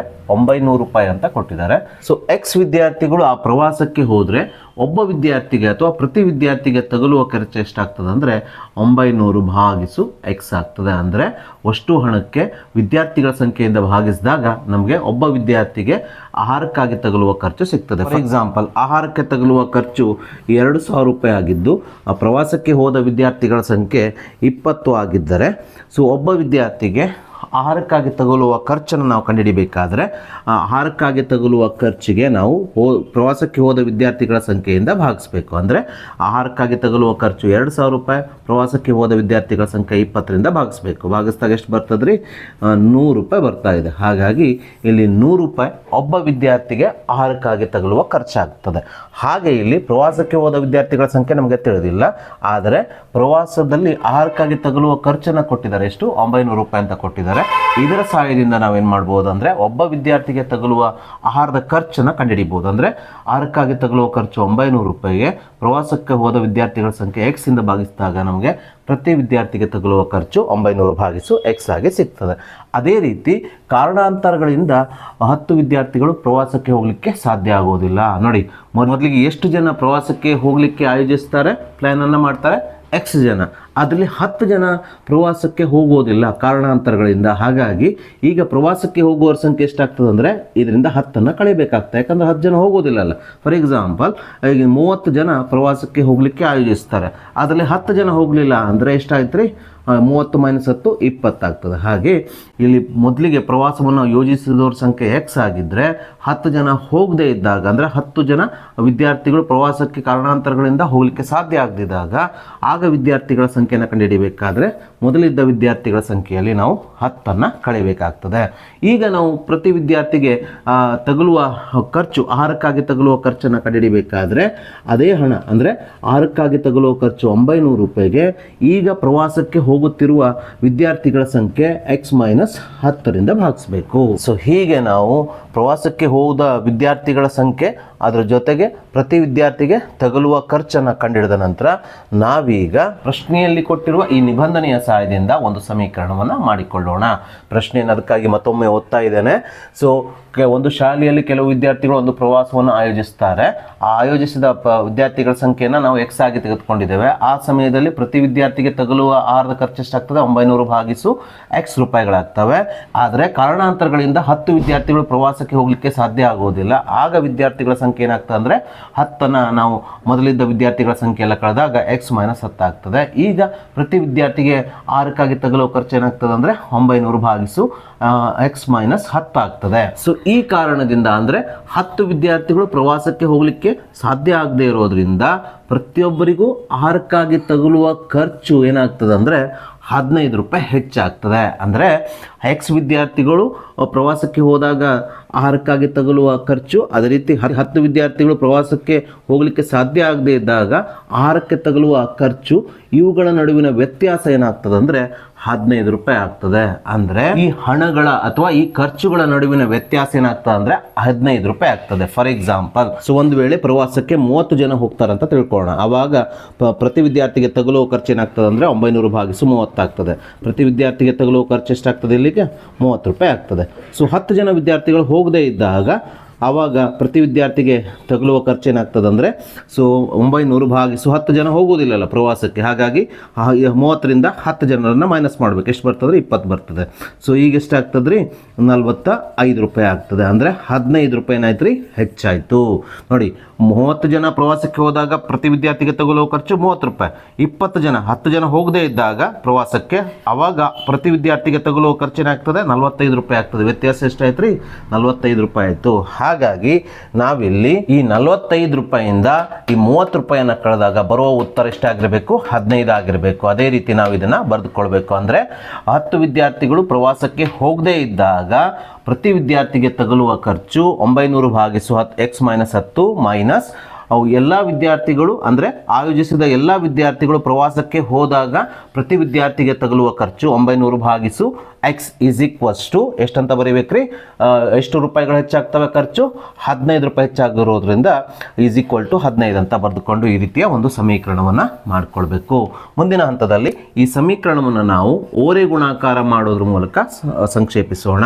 ಸೊ ಅಂದರೆ 900ಕ್ಕೆ x ಇಂದ ಈ 900ಕ್ಕೆ x - 10ರಿಂದ ಗುಣಿಸ್ಕೊಳ್ಳೋದು, ಅದೇ ರೀತಿ ಛೇದಗಳನ್ನು ಗುಣಿಸ್ಕೊಂಡು ಇದನ್ನು ಸಂಕ್ಷೇಪಿಸೋಣ. ಈ 900ಕ್ಕೆ x ಇಂದ ಗುಣಿಸಿಕೊಂಡಾಗ ಇದು 900 ಗುಣಿಸು x ಅಂದರೆ 900x ಆಗ್ತದೆ, ಮೈನಸ್ ಈ 900ಕ್ಕೆ ಈ ಮೊದಲನೇ ಪದದ ಛೇದ x - 10ರಿಂದ ಗುಣಿಸಿಕೊಂಡಾಗ ಇದು 900 ಗುಣಿಸು x - 10 ಆಗುತ್ತದೆ. ಸಂಪೂರ್ಣ ಭಾಗಿಸು ಛೇದದಲ್ಲಿರುವ x ಮತ್ತು x - 10ಗಳನ್ನು ಗುಣಿಸಿಕೊಂಡಾಗ ಛೇದವು x × x - 10 ಆಗುತ್ತದೆ. = ಬಲಭಾಗದಲ್ಲಿರುವ 15ನ್ನು ಇದ್ದಾಗೆ ಬರೆದುಕೊಳ್ಳೋಣ. ಮುಂದಿನ ಹಂತದಲ್ಲಿ ಈ 900x ಅನ್ನು ಇದ್ದಾಗೆ ಬರೆದುಕೊಳ್ಳೋಣ. ನಾವೀಗ -900ರಿಂದ x ಗೆ ಮತ್ತೆ -10ಗೆ ಗುಣಿಸಿಕೊಳ್ಳೋಣ. ಮೈನಸ್ ಇಂಟು ಪ್ಲಸ್, ಮೈನಸ್ 900 ಗುಣಿಸು x ಅಂದರೆ 900x ಆಗ್ತದೆ. ನಾವೀಗ ಈ -900ರಿಂದ -10ಗೆ ಗುಣಿಸ್ಕೊಳ್ಳೋಣ. ಮೈನಸ್ ಇಂಟು ಮೈನಸ್ ಪ್ಲಸ್ 900 ಗುಣಿಸು 10 ಅಂದರೆ 9000 ಆಗುತ್ತದೆ. ನಾವೀಗ ಛೇದದಲ್ಲಿರುವ x × x - 10ನ್ನು ಓರೆ ಗುಣಾಕಾರ ಮಾಡಿ 15ಕ್ಕೆ ಗುಣಿಸಿಕೊಳ್ಳೋಣ. ಹೀಗೆ ಗುಣಿಸಿಕೊಂಡಾಗ ಬಲಭಾಗವು 15 ಗುಣಿಸು x × x - 10 ಆಗುತ್ತದೆ. ಸೊ ಎಡಭಾಗದಲ್ಲಿ 900x - 900x ಕ್ಯಾನ್ಸಲ್ ಆಗ್ತದೆ. ಏನು ಉಳಿಯುತ್ತದೆ? ಎಡಭಾಗದಲ್ಲಿ 9000 ಮಾತ್ರ ಉಳಿಯುತ್ತದೆ. ಬಲಭಾಗದಲ್ಲಿರುವ 15x - x - 10 ಇದ್ದಾಗೆ ಬರೆದುಕೊಳ್ಳೋಣ. ನಾವೀಗ ಈ ಹಂತದಲ್ಲಿ ಈ 9000ಕ್ಕೆ 15ರಿಂದ ಭಾಗಿಸಿಕೊಳ್ಳೋಣ. ಯಾಕಂದರೆ 15ನ್ನು ಈ ಎಡಭಾಗಕ್ಕೆ ಸ್ಥಳಾಂತರಿಸಿದಾಗ ಇದು ಭಾಗಿಸು 15 ಆಗುವುದರಿಂದ ನಾವು ಮುಂದಿನ ಹಂತದಲ್ಲಿ ನಾವು 9000ಕ್ಕೆ 15ರಿಂದ ಭಾಗಿಸಬೇಕಾಗ್ತದೆ. ಅದರ ಬದಲಿಗೆ ಈ ಹಂತದಲ್ಲಿಯೇ ನಾವು 9000ಕ್ಕೆ 15ರಿಂದ ಭಾಗಿಸಿಕೊಳ್ಳೋಣ. 15 × 15 15 90 ಆಗುತ್ತದೆ. ಇಲ್ಲಿ ಎಷ್ಟು ಉಳಿಯುತ್ತದೆ? 600 ಉಳಿಯುತ್ತದೆ.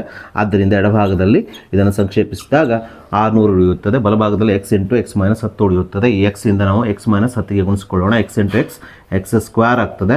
x × -10 ಅಂದರೆ -10x ಆಗ್ತದೆ. ಮುಂದಿನ ಹಂತದಲ್ಲಿ ಈ ಸಮೀಕರಣದ ಎಡಭಾಗದಲ್ಲಿರುವ +600ನ್ನು ಬಲಭಾಗಕ್ಕೆ ಸ್ಥಳಾಂತರಿಸಿದಾಗ +600 - 600 ಆಗುತ್ತದೆ. ಆದ್ದರಿಂದ ಇಲ್ಲಿ ಸಮೀಕರಣವು x² - 10x -600 ಆಗುತ್ತದೆ. ಸೊ ಮುಂದಿನ ಹಂತದಲ್ಲಿ ಈ ಸಮೀಕರಣದ ಬಲಭಾಗವನ್ನು ಎಡಭಾಗವನ್ನು ಬಲಭಾಗದಲ್ಲಿ ಈ ರೀತಿಯಾಗಿ ಬರೆದುಕೊಳ್ಳೋಣ. ಸೊ ನೀವೇನು ಕಾಣ್ತಾ ಇದ್ದೀರಲ್ಲ, ಇದೊಂದು ವರ್ಗ ಸಮೀಕರಣವಾಗಿದೆ. ಇಲ್ಲಿ ಚರಾಕ್ಷರ x. ನಾವೀಗ ಈ ವರ್ಗ ಸಮೀಕರಣವನ್ನು ಅಪವರ್ತನ ವಿಧಾನದಿಂದ ಬಿಡಿಸೋಣ. ನಾವಿಲ್ಲಿ 2 ಸಂಖ್ಯೆಗಳನ್ನು ಕಂಡುಹಿಡಿಯಬೇಕು. ಆ ಸಂಖ್ಯೆಗಳ ಗುಣಲಬ್ಧ -600 ಆಗಿದ್ದು ಆ ಸಂಖ್ಯೆಗಳನ್ನು ಕೂಡಿಸಿದಾಗ ಯಾವ ಸಂಖ್ಯೆಯನ್ನು ಗುಣಿಸಿ ನೀವು ಆ -600 ತಂದಿರ್ತೀರಲ್ಲ ಅದೇ ಸಂಖ್ಯೆಯನ್ನು ಕೂಡಿಸಿ ಅಥವಾ ಕಳೆದಾಗ ಎಷ್ಟು ಬಂದಿರಬೇಕ್ರಿ? -10 ಬಂದಿರಬೇಕು. ಆ ಸಂಖ್ಯೆಗಳೆಂದರೆ -30 ಮತ್ತು +20 ಆಗಿದೆ. ಯಾಕೆಂದರೆ -30 + 20 ಅಂದರೆ -10 ಆಗುತ್ತದೆ. ಅದೇ ರೀತಿ ಇದೇ ಸಂಖ್ಯೆಯನ್ನು ಗುಣಿಸಿದಾಗ ನಮಗೆ -600 ಬರುತ್ತದೆ.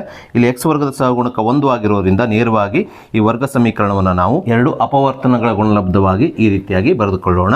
ಇಲ್ಲಿ ಚರಾಕ್ಷರ x, ಮೊದಲನೇ ಪದ ಇಲ್ಲಿರುವ ಮೊದಲನೇ ಸಂಖ್ಯೆ -30 ಅಂತ ಮೊದಲನೇ ಅಪವರ್ತನವನ್ನು ಬರೆದರೆ, ಎರಡನೇ ಅಪವರ್ತನದಲ್ಲಿ ಮೊದಲನೇ ಪದ ಇಲ್ಲಿ ಚರಾಕ್ಷರ x ಅನ್ನೇ ಬರೆದುಕೊಳ್ಳಬೇಕು. ಎರಡನೇ ಪದವಾಗಿ ಇಲ್ಲಿರುವ ಎರಡನೇ ಸಂಖ್ಯೆಯನ್ನು ಬರೆದಾಗ ಇಲ್ಲಿ ಎರಡನೇ ಅಪವರ್ತನವು x + 20 ಆಗುತ್ತದೆ. = 0 ಅನ್ನು ಇದ್ದ ಹಾಗೆ ಬರೆದುಕೊಳ್ಳೋಣ. ಮುಂದಿನ ಹಂತದಲ್ಲಿ ಈ 2 ಅಪವರ್ತನಗಳನ್ನು ಪ್ರತ್ಯೇಕವಾಗಿ 0ಗೆ ಸಮಗೊಳಿಸಿ ಈ ರೀತಿಯ 2 ಸಮೀಕರಣಗಳನ್ನು ಮಾಡಿಕೊಳ್ಳೋಣ. ನಾವೀಗ ಈ ಸಮೀಕರಣಗಳನ್ನು ಬಿಡಿಸೋಣ.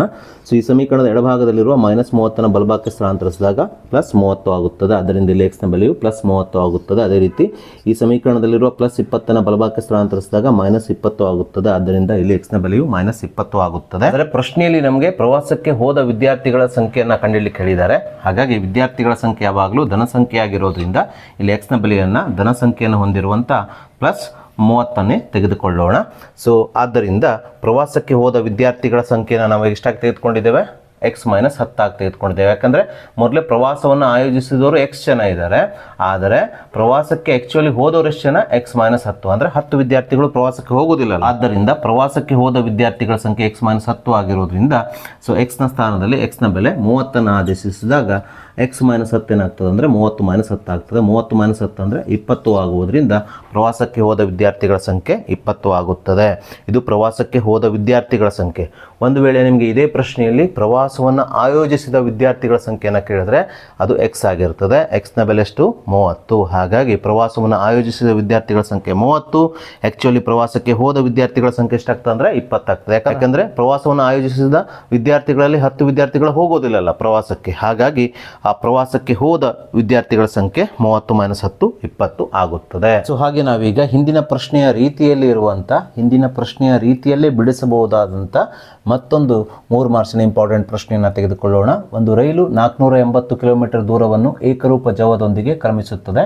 ಅದರ ಜವವು 10 ಕಿಲೋಮೀಟರ್ ಪ್ರತಿ ಗಂಟೆ ಅಧಿಕವಾದಾಗ ಅಷ್ಟೇ ದೂರವನ್ನು ಕ್ರಮಿಸಲು 4 ಗಂಟೆ ಕಡಿಮೆ ತೆಗೆದುಕೊಳ್ಳುತ್ತದೆ. ಹಾಗಾದರೆ ರೈಲಿನ ಜವವನ್ನು ಕಂಡುಹಿಡಿಯಿರಿ ಅಂದ್ಕೊಂಡು ಪ್ರಶ್ನೆಯಲ್ಲಿ ಕೇಳಿದ್ದಾರೆ. ಸೊ ಹಿಂದಿನ ಪ್ರಶ್ನೆಯ ರೀತಿಯಲ್ಲಿ ನಾವು ಈ ಪ್ರಶ್ನೆಯನ್ನು ಬಿಡಿಸಬೇಕಾಗಿದ್ದರಿಂದ ಇಲ್ಲೂ ಸಹ ನಾವು 2 ಕೋಷ್ಟಕಗಳನ್ನು ಹಾಕಿಕೊಳ್ಳಬೇಕು. ಮೊದಲನೇ ಕೋಷ್ಟಕದಲ್ಲಿ ನಾವು ಕಂಡುಹಿಡಿಯಬೇಕಾಗಿದ್ದ ರೈಲಿನ ಜವವನ್ನು ಬರೆದುಕೊಳ್ಳೋಣ. ಎರಡನೇ ಕೋಷ್ಟಕದಲ್ಲಿ ಈ 480 ಕಿಲೋಮೀಟರ್ ಚಲಿಸಬೇಕಾದರೆ ರೈಲು ತೆಗೆದುಕೊಳ್ಳುವ ಸಮಯದ ವ್ಯತ್ಯಾಸ 4 ಗಂಟೆ ಅಂತ ಕೊಟ್ಟಿರೋದ್ರಿಂದ ನಾವಿಲ್ಲಿ ತೆಗೆದುಕೊಳ್ಳುವ ಕಾಲವನ್ನು ಬರೆದುಕೊಳ್ಳೋಣ. ಸೊ ಪ್ರಶ್ನೆಯಲ್ಲಿ ನಮಗೆ ರೈಲಿನ ಜವವನ್ನು ಕಂಡುಹಿಡಿಯಲಿಕ್ಕೆ ಹೇಳಿದ್ದಾರೆ. ರೈಲಿನ ಜವ ನಮಗೆ ತಿಳಿದಿಲ್ಲ, ಹಾಗಾಗಿ ಅದನ್ನು ಎಕ್ಸ್ ಕಿಲೋಮೀಟರ್ ಪ್ರತಿ ಗಂಟೆಯಾಗಿ ತೆಗೆದುಕೊಳ್ಳೋಣ. ಸೊ ರೈಲು ಎಕ್ಸ್ ಕಿಲೋಮೀಟರ್ ಪ್ರತಿ ಗಂಟೆಯಲ್ಲಿ 480 ಕಿಲೋಮೀಟರ್ ದೂರವನ್ನು ಚಲಿಸಿದರೆ ಅದು ತೆಗೆದುಕೊಳ್ಳುವ ಕಾಲ ಏನಾಗ್ತದೆ ಅಂದರೆ ಚಲಿಸಿದ ದೂರ 480 ಕಿಲೋಮೀಟರ್ ಭಾಗಿಸು ರೈಲಿನ ಜವ ಎಕ್ಸ್ ಗಂಟೆಗಳಾಗ್ತವೆ. ಆದ್ದರಿಂದ ರೈಲು 480 ಕಿಲೋಮೀಟರ್ ದೂರವನ್ನು ಚಲಿಸಲು ತೆಗೆದುಕೊಳ್ಳುವ ಕಾಲ 480 ಭಾಗಿಸು ಎಕ್ಸ್ ಗಂಟೆ ಅಂತ ಬರೆದುಕೊಳ್ಳೋಣ. ಇದೇ ರೀತಿ ಮುಂದುವರೆದ ಪ್ರಶ್ನೆಯಲ್ಲಿ ಆ ರೈಲಿನ ಜವವು 10 ಕಿಲೋಮೀಟರ್ ಪ್ರತಿ ಗಂಟೆ ಅಧಿಕವಾದಾಗ ಅಂದರೆ ಹೆಚ್ಚಾದಾಗ ಅಂತ ಕೊಟ್ಟಿದ್ದಾರೆ. ಮೊದಲಿಗೆ ರೈಲಿನ ಜವ ಎಷ್ಟಿತ್ತು? ಎಕ್ಸ್ ಇತ್ತು. ಸೊ ಈಗ ರೈಲಿನ ಜವ ಏನಾಗ್ತದೆ? 10 ಕಿಲೋಮೀಟರ್ ಪ್ರತಿ ಗಂಟೆ ಏನಾಗ್ತದೆ? ಹೆಚ್ಚಾಗ್ತದೆ. ಹಾಗಾಗಿ ಈ ರೈಲಿನ ಜವ 10 ಕಿಲೋಮೀಟರ್ ಪ್ರತಿ ಗಂಟೆ ಹೆಚ್ಚಾದಾಗ ಈಗ ರೈಲಿನ ಜವ ಏನಾಗ್ತದೆ ಅಂದರೆ ಎಕ್ಸ್ ಪ್ಲಸ್ 10 ಕಿಲೋಮೀಟರ್ ಪ್ರತಿ ಗಂಟೆ ಆಗುತ್ತದೆ. ಅಂದರೆ ಮೊದಲಿದ್ದ ಜವಕ್ಕೆ 10 ಕೂಡಿಸಿಕೊಂಡ್ರೆ ನಮಗೆ ರೈಲಿನ ಈಗಿನ ಜವ ಅಂದರೆ 10 ಕಿಲೋಮೀಟರ್ ಪ್ರತಿ ಗಂಟೆ ರೈಲಿನ ಜವ ಹೆಚ್ಚಾದಾಗ ರೈಲಿನ ಜವ ಎಕ್ಸ್ ಪ್ಲಸ್ 10 ಆಗಿ ಸಿಗ್ತದೆ. ಸೊ ಈ ಜವದಿಂದ ಅಂದರೆ ಎಕ್ಸ್ ಪ್ಲಸ್ 10 ಕಿಲೋಮೀಟರ್ ಪ್ರತಿ ಗಂಟೆ ಈ ಜವದಿಂದ ಇದೇ ದೂರವನ್ನು 480 ಕಿಲೋಮೀಟರ್ ದೂರವನ್ನು ಚಲಿಸಬೇಕಾದ್ರೆ ರೈಲು ತೆಗೆದುಕೊಳ್ಳುವ ಸಮಯವನ್ನು ಕಂಡುಹಿಡಿಯಬೇಕಾದ್ರೆ ನಾವಿಲ್ಲಿ ರೈಲು ಚಲಿಸುವ ದೂರ 480 ಕಿಲೋಮೀಟರ್ ಭಾಗಿಸು ರೈಲಿನ ಜವ ಎಕ್ಸ್ ಪ್ಲಸ್ 10 ಅಂತ ಬರೆದುಕೊಳ್ಳಬೇಕು. ಹೀಗೆ ಬರೆದುಕೊಂಡಾಗ ಎಕ್ಸ್ ಪ್ಲಸ್ 10 ಕಿಲೋಮೀಟರ್ ಪ್ರತಿ ಗಂಟೆ ಜವದಲ್ಲಿ ರೈಲು 480 ಕಿಲೋಮೀಟರ್ ದೂರವನ್ನು ಚಲಿಸಲು ತೆಗೆದುಕೊಳ್ಳುವ ಕಾಲ ಏನಾಗ್ತದೆ ಅಂದರೆ 480 ಭಾಗಿಸು ಎಕ್ಸ್ ಪ್ಲಸ್ 10 ಗಂಟೆಗಳಾಗ್ತವೆ. ಸೊ ಇಷ್ಟು ದತ್ತಾಂಶವನ್ನು ಬರೆದುಕೊಂಡ ನಂತರ ನಾವೀಗ ಈ ಕಾಲಗಳ ಸಹಾಯದಿಂದ ಅದೇ ರೀತಿ ಪ್ರಶ್ನೆಯಲ್ಲಿ ನೀಡಿರುವ ದತ್ತಾಂಶದ ಸಹಾಯದಿಂದ ಒಂದು ಸಮೀಕರಣವನ್ನು ಮಾಡಿಕೊಳ್ಳೋಣ. ಪ್ರಶ್ನೆಯಲ್ಲಿ ನಮಗೆ 480 ಕಿಲೋಮೀಟರ್ ದೂರವನ್ನು ಏಕರೂಪ ಜವದೊಂದಿಗೆ ರೈಲು ಚಲಿಸ್ತದೆ ಅಂತ ಕೊಟ್ಟಿದ್ರು. ಆ ಜವವನ್ನು ನಾವು ಎಕ್ಸ್ ಕಿಲೋಮೀಟರ್ ಪ್ರತಿ ಗಂಟೆಯಾಗಿ ತೆಗೆದುಕೊಂಡಿದ್ವಿ. ಎಕ್ಸ್ ಕಿಲೋಮೀಟರ್ ಪ್ರತಿ ಗಂಟೆಯಲ್ಲಿ 480 ಕಿಲೋಮೀಟರ್ ದೂರವನ್ನು ಚಲಿಸಿದಾಗ ರೈಲು ತೆಗೆದುಕೊಳ್ಳುವ ಕಾಲ ಎಷ್ಟಾಗಿತ್ತು? 480 ಭಾಗಿಸು ಎಕ್ಸ್ ಗಂಟೆಗಳಾಗಿದ್ವು. ಆದರೆ ಜವವನ್ನು ರೈಲು ಏನು ಮಾಡ್ತದೆ? ಹೆಚ್ಚಿಸ್ಕೊಳ್ತದೆ. ಎಷ್ಟಕ್ಕದು? 10 ಕಿಲೋಮೀಟರ್ ಪ್ರತಿ ಗಂಟೆಯಾಗಿ ಹೆಚ್ಚಿಸ್ಕೊಂಡಾಗ ಅದರ ಈಗಿನ ಜವ ಏನಾಗ್ತದೆ ಅಂದರೆ ಎಕ್ಸ್ ಪ್ಲಸ್ 10 ಕಿಲೋಮೀಟರ್ ಪ್ರತಿ ಗಂಟೆ ಆಗ್ತದೆ. ಈ ಜವದಿಂದ ಈ 480 ಕಿಲೋಮೀಟರ್ ದೂರವನ್ನು ಅದು ಎಷ್ಟು ಗಂಟೆಗಳಲ್ಲಿ ಚಲಿಸ್ತದೆ ಅಂದರೆ 480 ಭಾಗಿಸು ಎಕ್ಸ್ ಪ್ಲಸ್ 10 ಗಂಟೆಗಳಲ್ಲಿ ಚಲಿಸ್ತದೆ. ಈ ರೀತಿ ಜವ ಹೆಚ್ಚಾದಾಗ ಅದು ಅಷ್ಟೇ ದೂರವನ್ನು ಅಂದರೆ 480 ಕಿಲೋಮೀಟರ್ ದೂರವನ್ನು ಚಲಿಸಬೇಕಾದ್ರೆ ಸಮಯವನ್ನು ಕಡಿಮೆ ತೆಗೆದುಕೊಳ್ತದೆ. ಎಷ್ಟು ಸಮಯವನ್ನು ಕಡಿಮೆ ತೆಗೆದುಕೊಳ್ತಾ ಇದೆ? 4 ಗಂಟೆಯನ್ನು ಕಡಿಮೆ ತೆಗೆದುಕೊಳ್ತಾ ಇದೆ. ನೋಡಿ, ಸ್ಪೀಡ್ ಹೆಚ್ಚಾದಾಗ ನಾವು ಬೇಗವಾಗಿ ತಲುಪ್ತೀವಲ್ಲ ತಲುಪುವ ಜಾಗವನ್ನು, ಹಾಗೆ ಇಲ್ಲಿ ಮೊದಲಿದ್ದ ಜವ ಎಕ್ಸ್, ಈಗ ಜವ ಏನಾಯಿತು? 10 ಕಿಲೋಮೀಟರ್ ಪ್ರತಿ ಗಂಟೆ ಹೆಚ್ಚಾಯಿತು, ಅಂದರೆ ಸ್ಪೀಡ್ ಹೆಚ್ಚಾಯಿತು. ಸ್ಪೀಡ್ ಹೆಚ್ಚಾದಾಗ ತನ್ನಂತಾನೆ ನಾವು ತಲುಪಬೇಕಾದ ಸ್ಥಳವನ್ನು ತಲುಪಬೇಕಾದ್ರೆ ಕಡಿಮೆ ಸಮಯವನ್ನು ತೆಗೆದುಕೊಳ್ತೇವೆ. ಅದೇ ಇಲ್ಲಿ ಆಗಿದ್ದು. ಸೊ ಹಾಗಾಗಿ ರೈಲು 480 ಕಿಲೋಮೀಟರ್ ದೂರವನ್ನು ಎಕ್ಸ್ ಕಿಲೋಮೀಟರ್ ಪ್ರತಿ ಗಂಟೆಯಲ್ಲಿ ಚಲಿಸಿದಾಗ ತೆಗೆದುಕೊಳ್ಳುವ ಸಮಯ, ಅದೇ ರೀತಿ ರೈಲಿನ ಜವವು 10 ಕಿಲೋಮೀಟರ್ ಪ್ರತಿ ಗಂಟೆ ಹೆಚ್ಚಾದಾಗ ಆ ರೈಲು 480 ಕಿಲೋಮೀಟರ್ ದೂರವನ್ನು ಚಲಿಸಬೇಕಾದ್ರೆ ತೆಗೆದುಕೊಳ್ಳುವ ಸಮಯ 480 ಭಾಗಿಸು ಎಕ್ಸ್ ಪ್ಲಸ್ 10. ಈ ಗಂಟೆಗಳ ನಡುವಿನ ವ್ಯತ್ಯಾಸ 4 ಗಂಟೆ ಆಗಿರೋದ್ರಿಂದ ಇದನ್ನು ನಾವು ಸಮೀಕರಣ ರೂಪದಲ್ಲಿ ಬರೆದಾಗ 480 ಭಾಗಿಸು ಎಕ್ಸ್ ಮೈನಸ್ 480 ಭಾಗಿಸು x plus 10 is equals to ಎಷ್ಟು ವ್ಯತ್ಯಾಸ ಇದೆ ಗಂಟೆಗಳಲ್ಲಿ 4 ಗಂಟೆ ವ್ಯತ್ಯಾಸ ಇರೋದ್ರಿಂದ ಈಸ್ ಈಕ್ವಲ್ ಟು 4 ಅಂತ ಬರೆದುಕೊಳ್ಳೋಣ.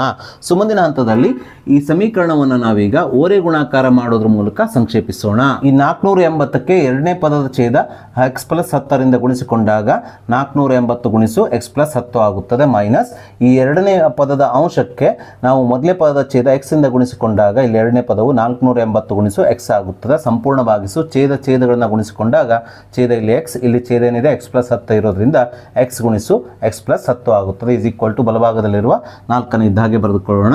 ಮುಂದಿನ ಹಂತದಲ್ಲಿ 480ರಿಂದ ಎಕ್ಸ್ಗೆ ಅದೇ ರೀತಿ 10ಗೆ ಗುಣಿಸಿಕೊಳ್ಳೋಣ. 480 ಗುಣಿಸು ಎಕ್ಸ್ ಅಂದರೆ 480 ಎಕ್ಸ್ ಆಗ್ತದೆ. 480ರಿಂದ 10ಕ್ಕೆ ಗುಣಿಸಿಕೊಂಡಾಗ ಇದು 4800 ಆಗುತ್ತದೆ ಮೈನಸ್ 480 ಎಕ್ಸ್ ಅನ್ನು ಇದ್ದ ಹಾಗೆ ಬರೆದುಕೊಳ್ಳೋಣ. ಈಸ್ ಈಕ್ವಲ್ಸ್ ಟು ಈ ಛೇದದಲ್ಲಿರುವ ಎಕ್ಸ್ ಇಂಟು ಎಕ್ಸ್ ಪ್ಲಸ್ 10 ನಾವು ಬಲಭಾಗಕ್ಕೆ ಸ್ಥಳಾಂತರಿಸಿದಾಗ ಇದು 4ಕ್ಕೆ ಗುಣಿಸಲ್ಪಟ್ಟು ಈ ಬಲಭಾಗವು 4 ಗುಣಿಸು ಎಕ್ಸ್ ಇಂಟು ಎಕ್ಸ್ ಪ್ಲಸ್ 10 ಆಗುತ್ತದೆ. ಸೊ ಮುಂದಿನ ಹಂತದಲ್ಲಿ ಪ್ಲಸ್ 480 ಮೈನಸ್ 480 ಕ್ಯಾನ್ಸಲ್ ಮಾಡಿಕೊಳ್ಳೋಣ. ಹೀಗೆ ಕ್ಯಾನ್ಸಲ್ ಮಾಡಿಕೊಂಡಾಗ ಎಡಭಾಗದಲ್ಲಿ 4800 ಉಳಿಯುತ್ತದೆ. ಈಸ್ ಈಕ್ವಲ್ಸ್ ಟು ಬಲಭಾಗದಲ್ಲಿ 4x ಇಂಟು ಎಕ್ಸ್ ಪ್ಲಸ್ 10 ಉಳಿಯುತ್ತದೆ. ಸೊ ನಾವೀಗ ಈ 4800ಕ್ಕೆ 4ರಿಂದ ಭಾಗಿಸಿಕೊಳ್ಳೋಣ. 4 1 4 4 1 4 ಆಗುತ್ತದೆ. 4 2 8 ಆಗುವುದರಿಂದ ಇಲ್ಲಿ 4ರಿಂದ 4800ಕ್ಕೆ ಭಾಗಿಸಿಕೊಂಡಾಗ ಬರುವ ಉತ್ತರ 1200 ಆಗುತ್ತದೆ. ಈಸ್ ಈಕ್ವಲ್ಸ್ ಟು ಬಲಭಾಗದಲ್ಲಿ ಎಕ್ಸ್ ಇಂಟು ಎಕ್ಸ್ ಪ್ಲಸ್ 10 ಅಂತ ಇದೆ. ಎಕ್ಸ್ ಇಂದ ಎಕ್ಸ್ಗೆ ಮತ್ತೆ 10ಗೆ ಗುಣಿಸಿಕೊಳ್ಳೋಣ. X into x x square ಆಗ್ತದೆ. Plus into plus plus x ಗುಣಿಸು 10 ಅಂದರೆ 10 ಎಕ್ಸ್ ಆಗುತ್ತದೆ. ಮುಂದಿನ ಹಂತದಲ್ಲಿ ಈ 1200 ಬಲಭಾಗಕ್ಕೆ ಸ್ಥಳಾಂತರಿಸಿದಾಗ ಈ ಬಲಭಾಗವು ಎಕ್ಸ್ ಸ್ಕ್ವೇರ್ ಪ್ಲಸ್ 10 ಎಕ್ಸ್ 1200 ಬಲಭಾಗಕ್ಕೆ ಬಂದಾಗ ಮೈನಸ್ 1200 ಆಗುತ್ತದೆ. ಸೊ ಮುಂದಿನ ಹಂತದಲ್ಲಿ ಸಮೀಕರಣದ ಬಲಭಾಗವನ್ನು ಎಡಭಾಗವನ್ನು ಬಲಭಾಗದಲ್ಲಿ ಈ ರೀತಿಯಾಗಿ ಬರೆದುಕೊಳ್ಳೋಣ. ಸೊ ನಾವೀಗ ಈ ಸಮೀಕರಣವನ್ನು ಅಪವರ್ತನ ವಿಧಾನದಿಂದ ಬಿಡಿಸೋಣ.